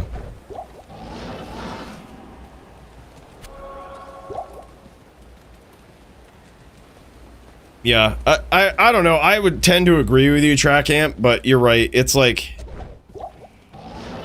I am very biased with it because I haven't played all LLD builds at the highest level, so I don't understand how powerful mana pots could be on some of them. But I do know for the ones that I have played, like an H-Din or a Charger, it's probably not that bad of an idea. Especially whereas those still just lose to Necros with mana pots. Necro probably isn't that bad either. Druid doesn't even need mana pots, but you know, he probably wouldn't benefit or get hurt by having mana pots. It's probably Sork is like the only one. Sork, maybe Barb should not be allowed it, but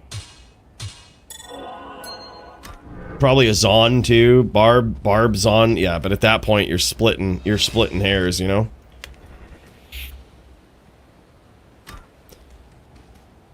Yeah, so it's tough. Zons currently have to make a decision as to whether or not they want insight or they want damage. Or not damage, but they want insight or they want attack speed. That's what the choice they have to make. And I guess theoretically, if my Charger could have mana pots, I'd just foot charge the fuck out of people all day. So that's probably a bad idea too. Yeah, it's probably a bad idea for mana and LLD. Nice traps there, but an insane chain lock from GVN. Scoring some big damage there.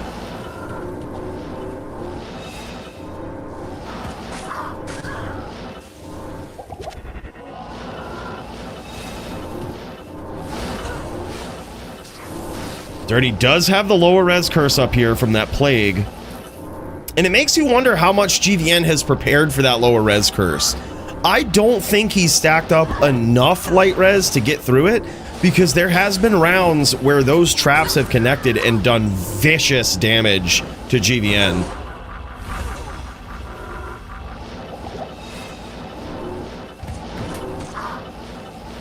I love the way Dirty's setting up traps on these engagements, though.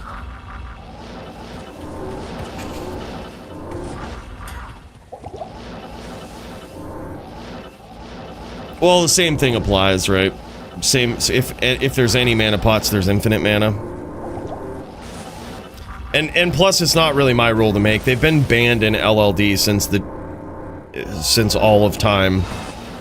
So it's like, at some point, you can't be so pretentious that you think you know better than a rule that's been in place forever. There's got to be a real good reason for it, and I just don't see it.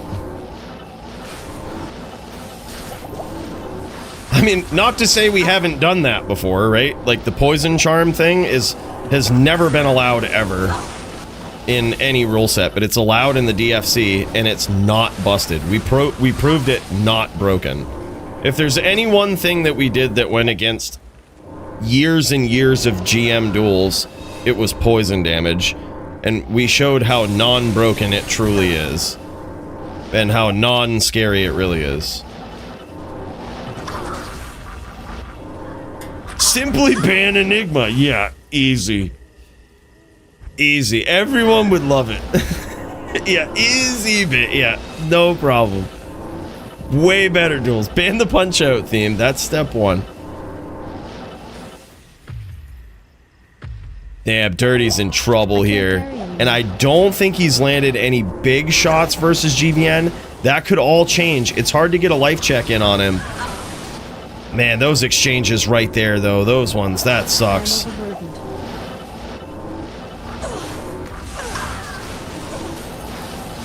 Nice bait from Dirty there. That was insane.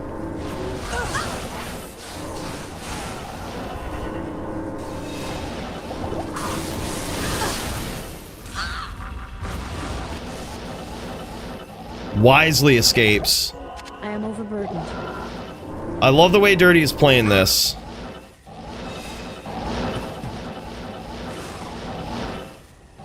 He's trying to bait the name lock and get GVN to come into these traps. I can't carry anymore.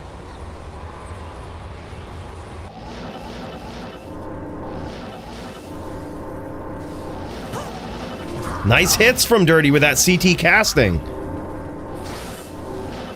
God, what a rough matchup, though. Dirty's doing some damage.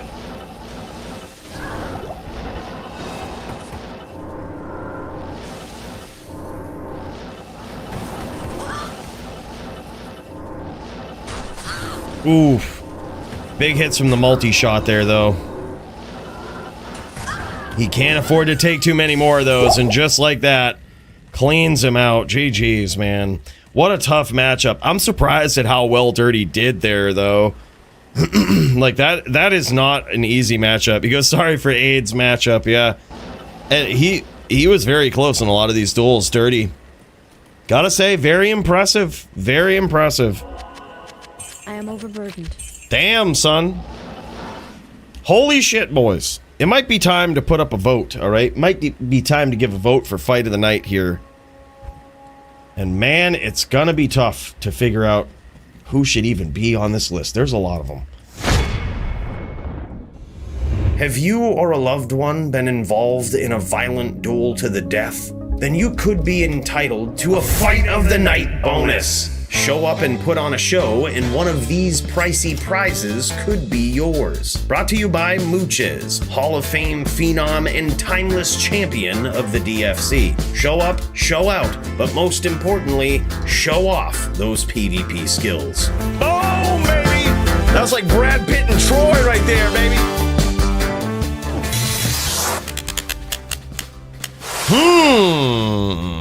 Damn, son. Damn. Alright, I've got a list. Here's the order of my list that it's in.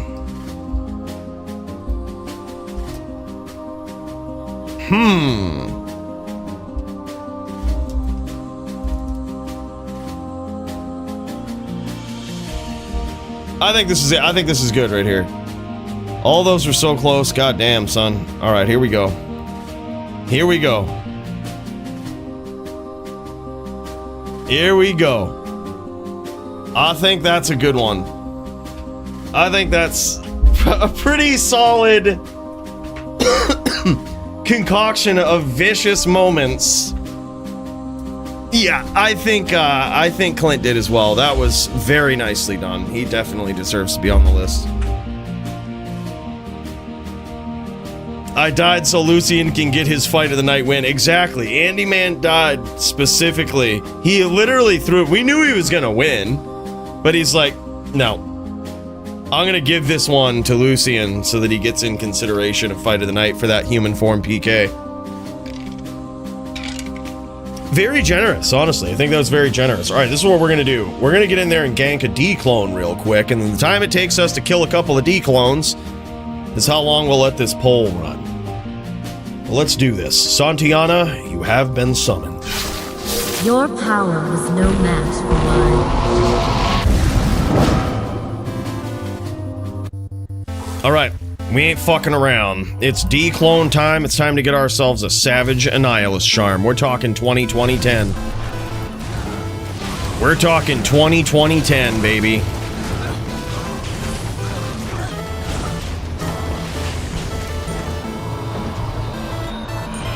Bear Paw 20-20-10?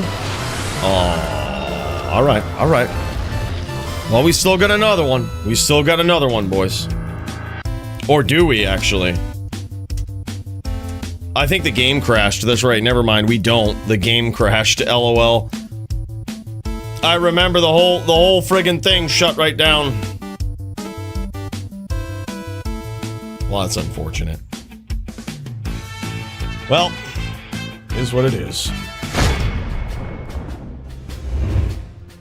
We got in there, we did some damage to Dclone, but let's see here. And the poll goes to Lucien, the human form PKer. Holy shit. That was crazy. That was a really good one.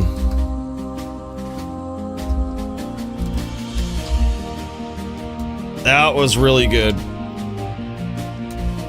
Absolutely insane. Yeah. I got like 35 un-ID'd Annies if you want them. Well, shit. I won't turn those down. I say we check them out. What do you say? What do you say, boys? I say we check them out from patent pending. Hell yeah. Hell yeah. All right, well, let me make a game. I'm gonna make Jack1 password 1, brother. Hell game. Let's do this. Yeah. Oh, yeah. I'm bringing over my gold fine barb, which Matty thought was worse than his. What a noob. What an absolute noob.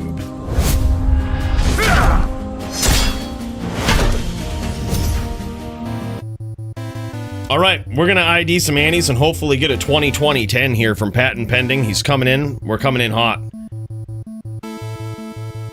He says he's got 35 of them. It's time to get these books ready, man. And you know we got the Punch-Out theme because it's broken. That's gonna give us all the luck we need. Be like 2 or 3 minutes? Yeah, no worries, man. Take your time. We'll be here. Look at this din, though. Can you believe this? Matty thought his din was, or his barb was better than this barb right here. Just because he had slightly more gold find. What's the hell game? We're maxed out on resistances. We actually do damage, unlike his shit barb. Look at this helm.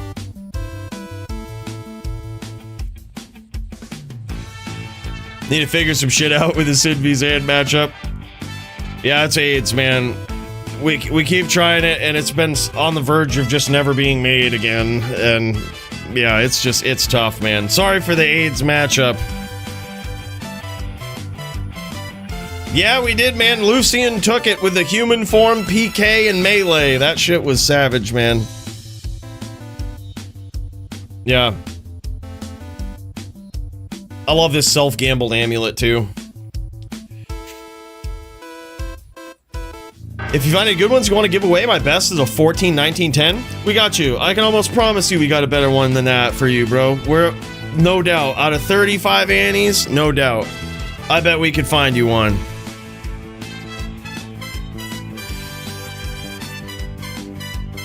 My first match was Sin v Zon versus GDA. It's possible to win them. Yeah, I mean, I think it's possible. It's just... It's one of those duels that the curve of it, as you go, as both players get to like the GG level of play, just becomes unwinnable for the Sin, I think. Oh shit, here we go, boys. Let's do this. Let's do this. Sending some love to this board right here. Look at this. All right, first one. 20-12-6. All right. 14-19-10. That's exactly as bad as yours. All right, so what is that? 14-19 is 33 stats with 10. All right, let's do this. We can do better than that. 33 stats. There's another 33 stats with 5. No good. 33 stats. We can beat that. We're gonna need some rolls though. Holy shit. 1729. That's technically better. That's technically better. I'm gonna set that aside for you. That one right there is yours, super dude. That one's at least gonna be yours. 17, 20, 10, 9, 20, 15, 6. That one's better than that one too. Look, I think we should give these to this guy right here. Those are technically better. They've got more total stats and res. That's 33. That's tied. We got some. We definitely got some better ones for you. 11, 10, 8. Get the fook out of here with that one. Get up out of here with that one. Big shout out to Patent Pending, man. Make sure you tip one back to this guy. This is all on him right here. 34 stats. That's technically better. We're gonna get this. We're gonna hook Super Dude up, man. We've got 3 Annies that are technically better than his. Some of them arguably, but some of them certainly. We've got it. 15, 10, 5, cabbage. I can't. 18, 11, 8. Damn, son. 13, 26. Unfortunately, not good enough. 17, 26. That one's a good one. We'll put that one up there. That's the good Annies right there. 15, 14, cabbage. 19, 17, 5. I mean, technically, pretty good. He says these ones as well. Oh, hell yeah. We'll throw them up in the pile.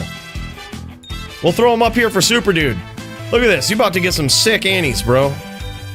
I'm glad you said something.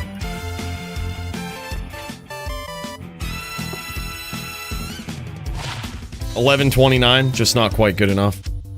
Jagger and I gonna be dancing about 15 minutes? Hell yeah. Don't mind us just ripping massive Annies here from Patent Pending. Just ripping massive Annies.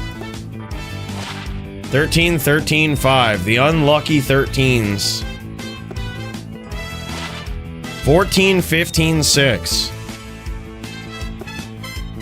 Oh, 2029, baby. I don't know what happened to that one. I don't know what happened to it. That one disappeared. That one fucking poofed.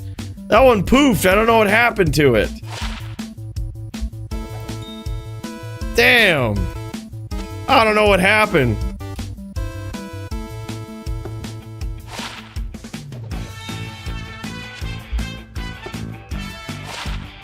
$16, 15, or 16, 19, 9? That's good. We need to get a savage one here. Let's go. 17, 19. 7. That's not horrible. Those are far above average up there in that corner. 15, 26. Okay. Okay. Get ready, Super Dude. We about to drop you this game name here. 18, 16, 10. That one's better than yours for sure. And it's got the 10.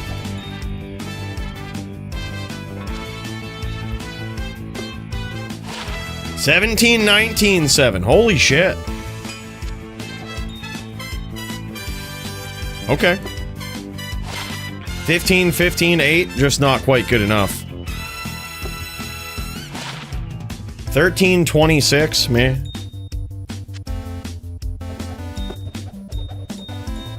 Oh, hell yeah, man. 16, 18, 5. I mean, technically okay. He says, seems like a good time to vacate my stash of subpar Annies. Look, bro. All of these are yours. Come to Jek1, password 1. JECK1, password 1, Super Dude. It's a hell game, non-ladder. All of these are yours, courtesy of Patent Pending, man. These are some savage Annies, and these ones up here you might want to grab first before they poof, because those things are fucking insane. Wild.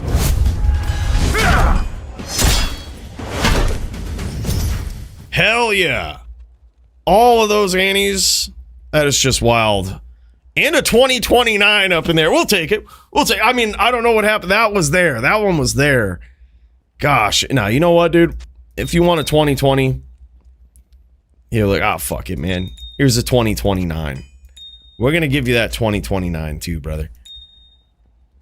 What happened to my 2010? I thought I had one of those up in here. There it is. Yeah, we'll make sure you get this 2029, courtesy of patent pending.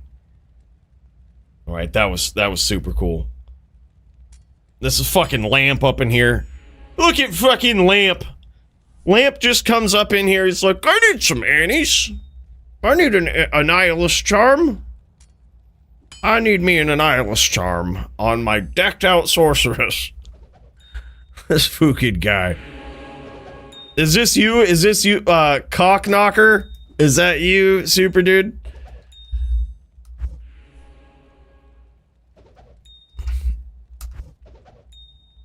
Members in channel game. Ah, god damn it. It's not telling me who's in here. God damn it, Lamp. God damn it. Is that you? Is this you? Let me know in YouTube chat. Let me know that this is our boy Super Dude. That it's you, Cock Knocker. Let me know in the YouTube chat so we're sure.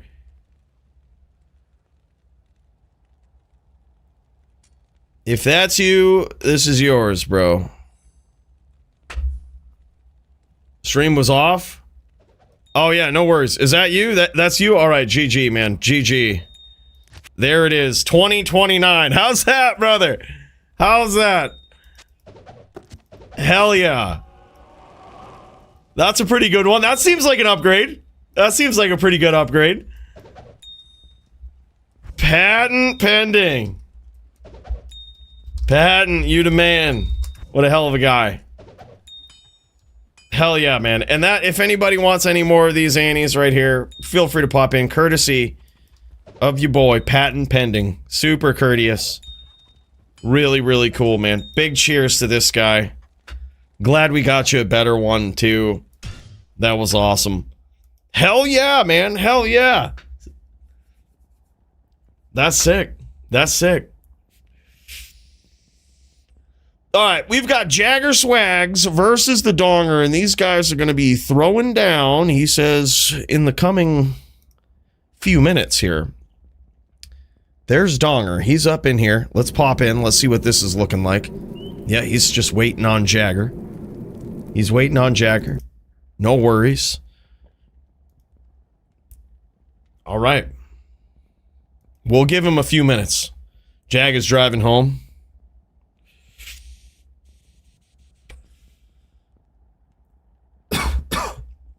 Alright, we'll give him a few minutes, man. No worries. No worries. Who do you guys also think should get a Fight of the Night prize tonight? We got Lucien, the People's Champ. I think Clint for sure. There were so many, man. So many. Who else? Yeah, Clint for sure. You think Riz?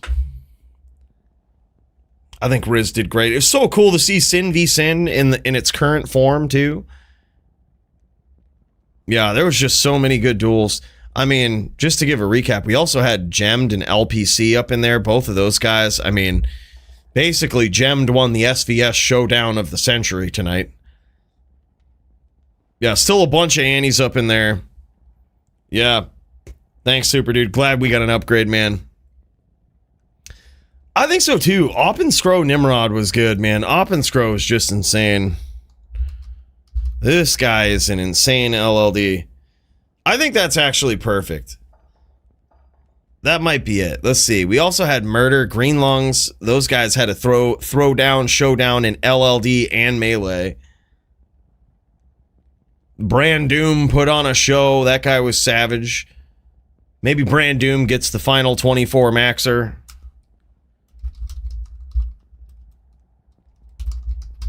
Could do that. Yeah, I think that looks clean. Because it's Melee, Melee, HLD, LLD. Pretty good prize split out right there. Yep, that's good. Yeah. So that's what we'll do. We'll You know, while we wait for our boy, why don't we just take care of that, right? I'm going to make a game, Jek 2, password 1, normal game. This is what we'll do. We're going to go Lucien the People's Champ. Just let me know. That'll be the 5K win right there, right? 5K FG win. That is for the big PK. Then we have Clint, and we'll go with a 25 for that. We'll go Oppen Scroll with a 25, and we'll go Brand Doom with a 24 maxer. If any of those guys are around, pop into Jek 2 password 1. Non-ladder, we got a little prize for you here. And if you're Lucien, just let me know, JSP. We'll send you 5K, man.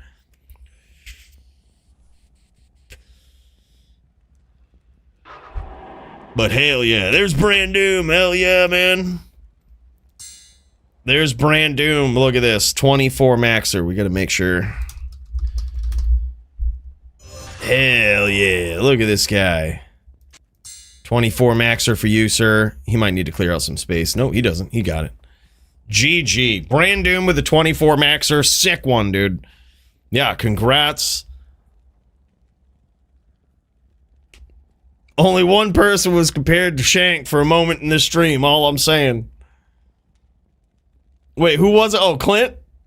Wait, who are we talking about? I forgot. I say a lot of shit in the course of a stream. Right? I say a lot of shit. Who did we compare to Toe Shank? Clint? Yeah, that's what I thought. Yeah. Yeah, he's in there. He won himself one. He's got himself a 25. That was solid, man. Yeah, so these right here will go to Clint and Oppen Scroll. These charms right here, those are savage. Those are worth about 35 jaws and climbing. Those are pretty insane. Where the 24 maxer be getting found? I mean, anywhere. Probably Nightmare Cows would be the best, but when he chained Alpaca for, I don't know, 5 business days, right?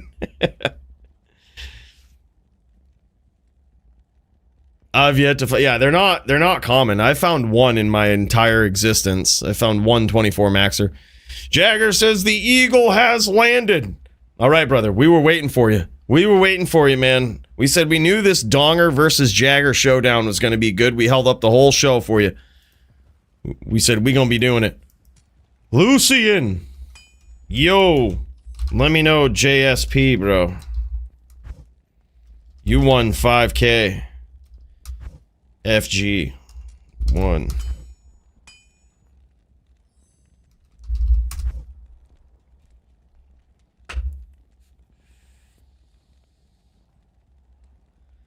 No way! Thank you guys. He says, I appreciate it. Hell yeah, man. That was a fucking awesome once-in-a-lifetime kill in Melee. That was once-in-a-lifetime kill. That was so epic. Hell yeah. Oh, we're out of fag juice over here. We gotta get some more of that. We're getting low on the fag juice. I am Simmy on JSP. Alright, we'll find him, dude. Simmy. Alright, let's pop into the JSP. We'll send him some 5K here. Send him some 5K of the JSP golds. D2 JSP. Alright, we'll go here. We'll go here. We'll go Simmy. And there he is, man. Alright, I'm gonna send it to you. I'm gonna send it to you. 5,000 DFC Fight of the Night prize. And there we go. Nailed it, dude. Just like that. Sent. GG, man. GG. That's fucking awesome. That was such an epic kill.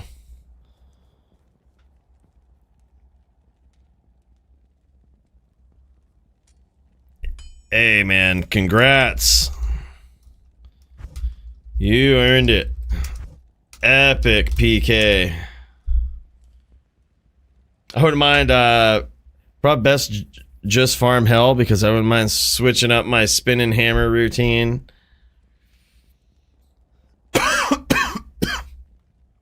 Oh, are you? I'm sorry. If you're farming Nightmare with an Oridin, are you mostly looking for charms and jewels? Yes. Yep, just looking for charms and jewels there. See you then, man. Next one will probably be last one of the year.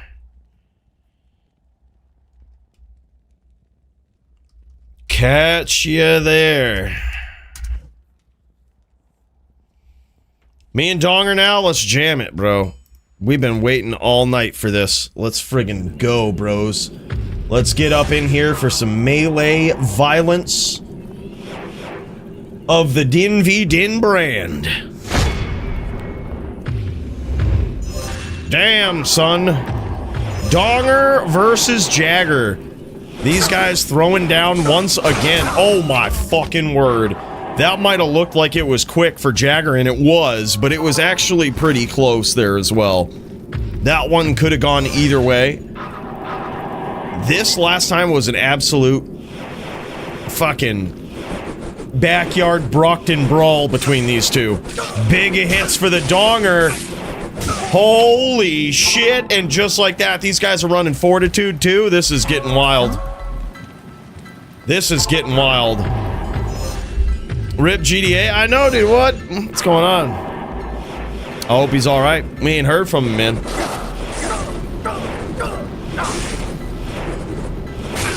Oh my god, big hits from 17, aka the Jagger, but a big comeback from Donger! And he pulls ahead now, making it 2-1. Bros, I knew, I told you. I told you it was worth it. Big worth it. Check the clip. He had bow. Oh yeah, these boys don't miss bow. These guys don't be doing none of that shit. Holy shit, alright, it's twos between these guys. The first time these guys met inside the digital arena, it was an epic showdown. Jagger Swagger came out on top, but holy shit, it was two of the most decked out, savaged-in players in Melee scene right now. And it was back and forth between them. And I would expect nothing but fireworks from round two with Fortitude involved. Holy shit, and there it is. Jagger now pulling ahead 3-2 in his favor. This is getting wild. Jagger the Swags. Jagger public enemy number one. Love the Discord name, man.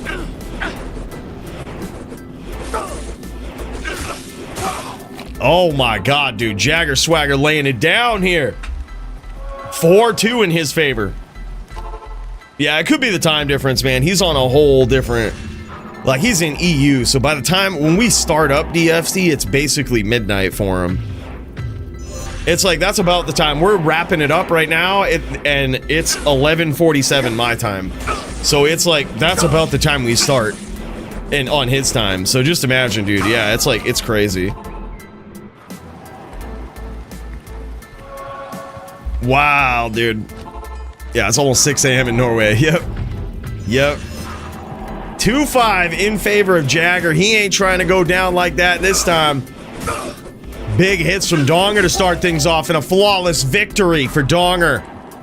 That one don't feel good when your opponent doesn't even have to kiss a Kara. Donger showing what's up. This auto-bander. Donger coming back, now 5-4 in favor of Jagger, but what a close one, man. I told you I'd expect no less in this Melee showdown. Just ripped a 265, 201 AR, 6 crit on a 15 ED Razor Bow. 12 med aura though, first roll. Not bad. Was it 15% superior to start up with? If it was, I would re-roll it. Yeah, he said it was 15 ED, yep. Yeah, fuck it, I'd re-roll it. 275, 6 or bust. Or I should say this. You should just get another Razor Bow and then keep the best one. That's always what I do when I'm rolling the highest level shit. Just get 2 of the base. It's expensive, but get 2 of them. And that way you always have the best roll. Because it sucks to let that roll go, but...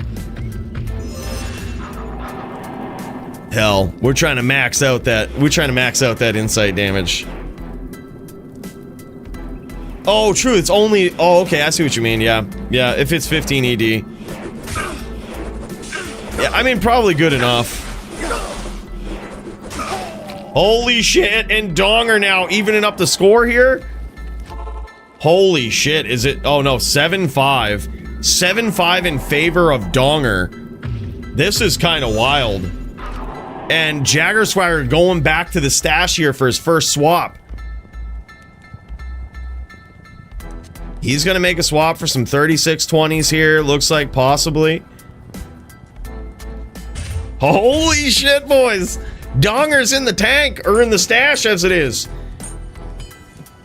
Oh, hell no. He's just going straight for the 3-20-20. He's like, you know what? Fuck it. We maxing out the damage. We rolling and strolling. We scrolling. Let's fucking go, man.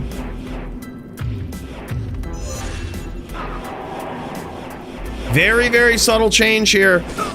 I kind of like that with Jagger. I think his build has what it takes. He gets that swap RNG, gets him right back in the winners column. Now 7-6.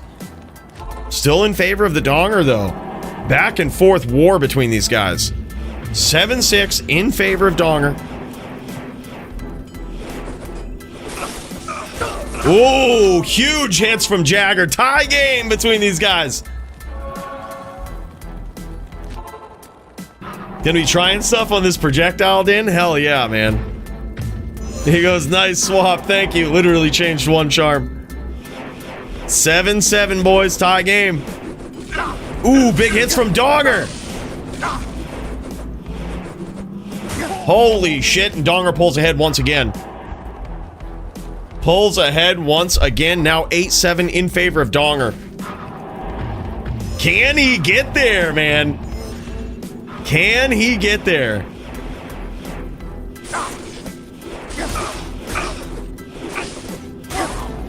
Let's pop over to Donger here. This guy's looking clean. Literal one life there. That was crazy. 9-7 in favor of Donger. This is kind of wild.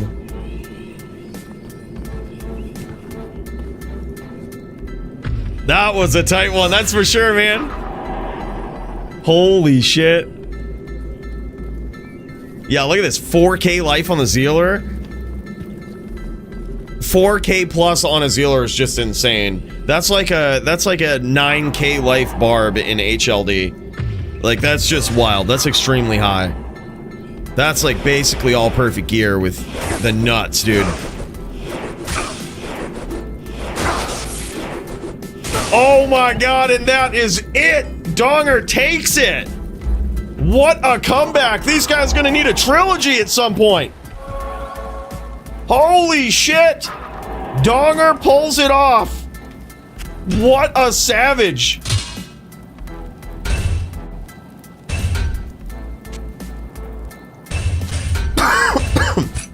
That is so wild, man. I cannot believe Donger did that. He done got there, boys. He done got there. And look at this.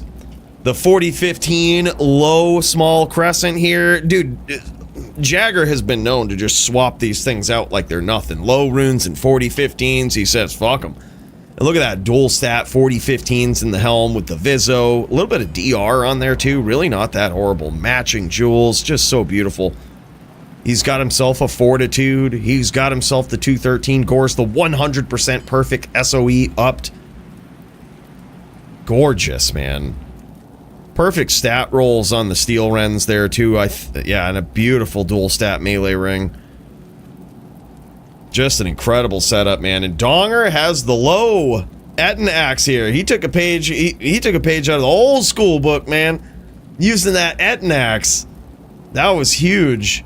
A very comparable diadem there. It's actually these guys' builds are very comparable. I think the only difference was that Donger had to use the gloves, so he had to change up his gloves that he was wearing. But other than that, these guys, again, 100% perfect upstring of ears. That's beautiful. Yeah, dexterity, godly, vampire bone gloves, 2010s. with a 23 strength, 118 attack rating, 11 life leech with 55 life. Stone circle melee ring. That thing is beautiful with a perfect raven, matching perfect raven to boot. He's got himself some 31920s and some 3620s in the inventory. Very good, man. That's looking clean. That next GG, that's that old school shit, man. That is that old school shit. Damn, son. All right, boys. What a hell of a show. That was crazy. Absolutely wild, boys.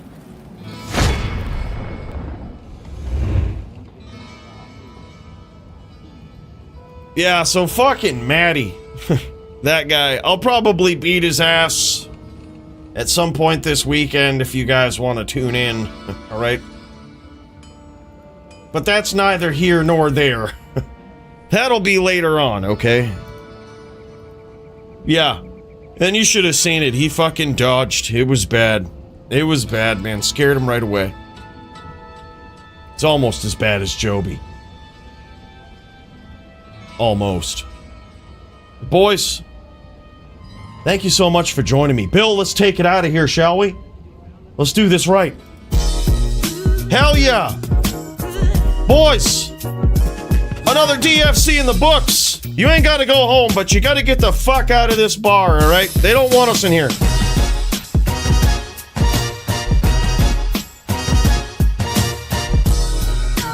GG's to everyone here. Don't worry. We'll be back next week, man. We'll see you then.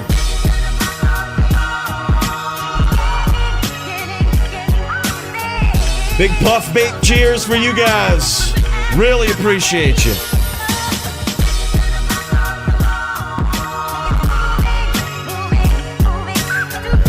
It means a lot to be here every week, guys. You allow this to happen, man. It's all of us. It's a team effort. It's the whole community, man. What a special time it is to be alive in Diablo 2. We'll catch you guys next week. See you in the Discord. Peace.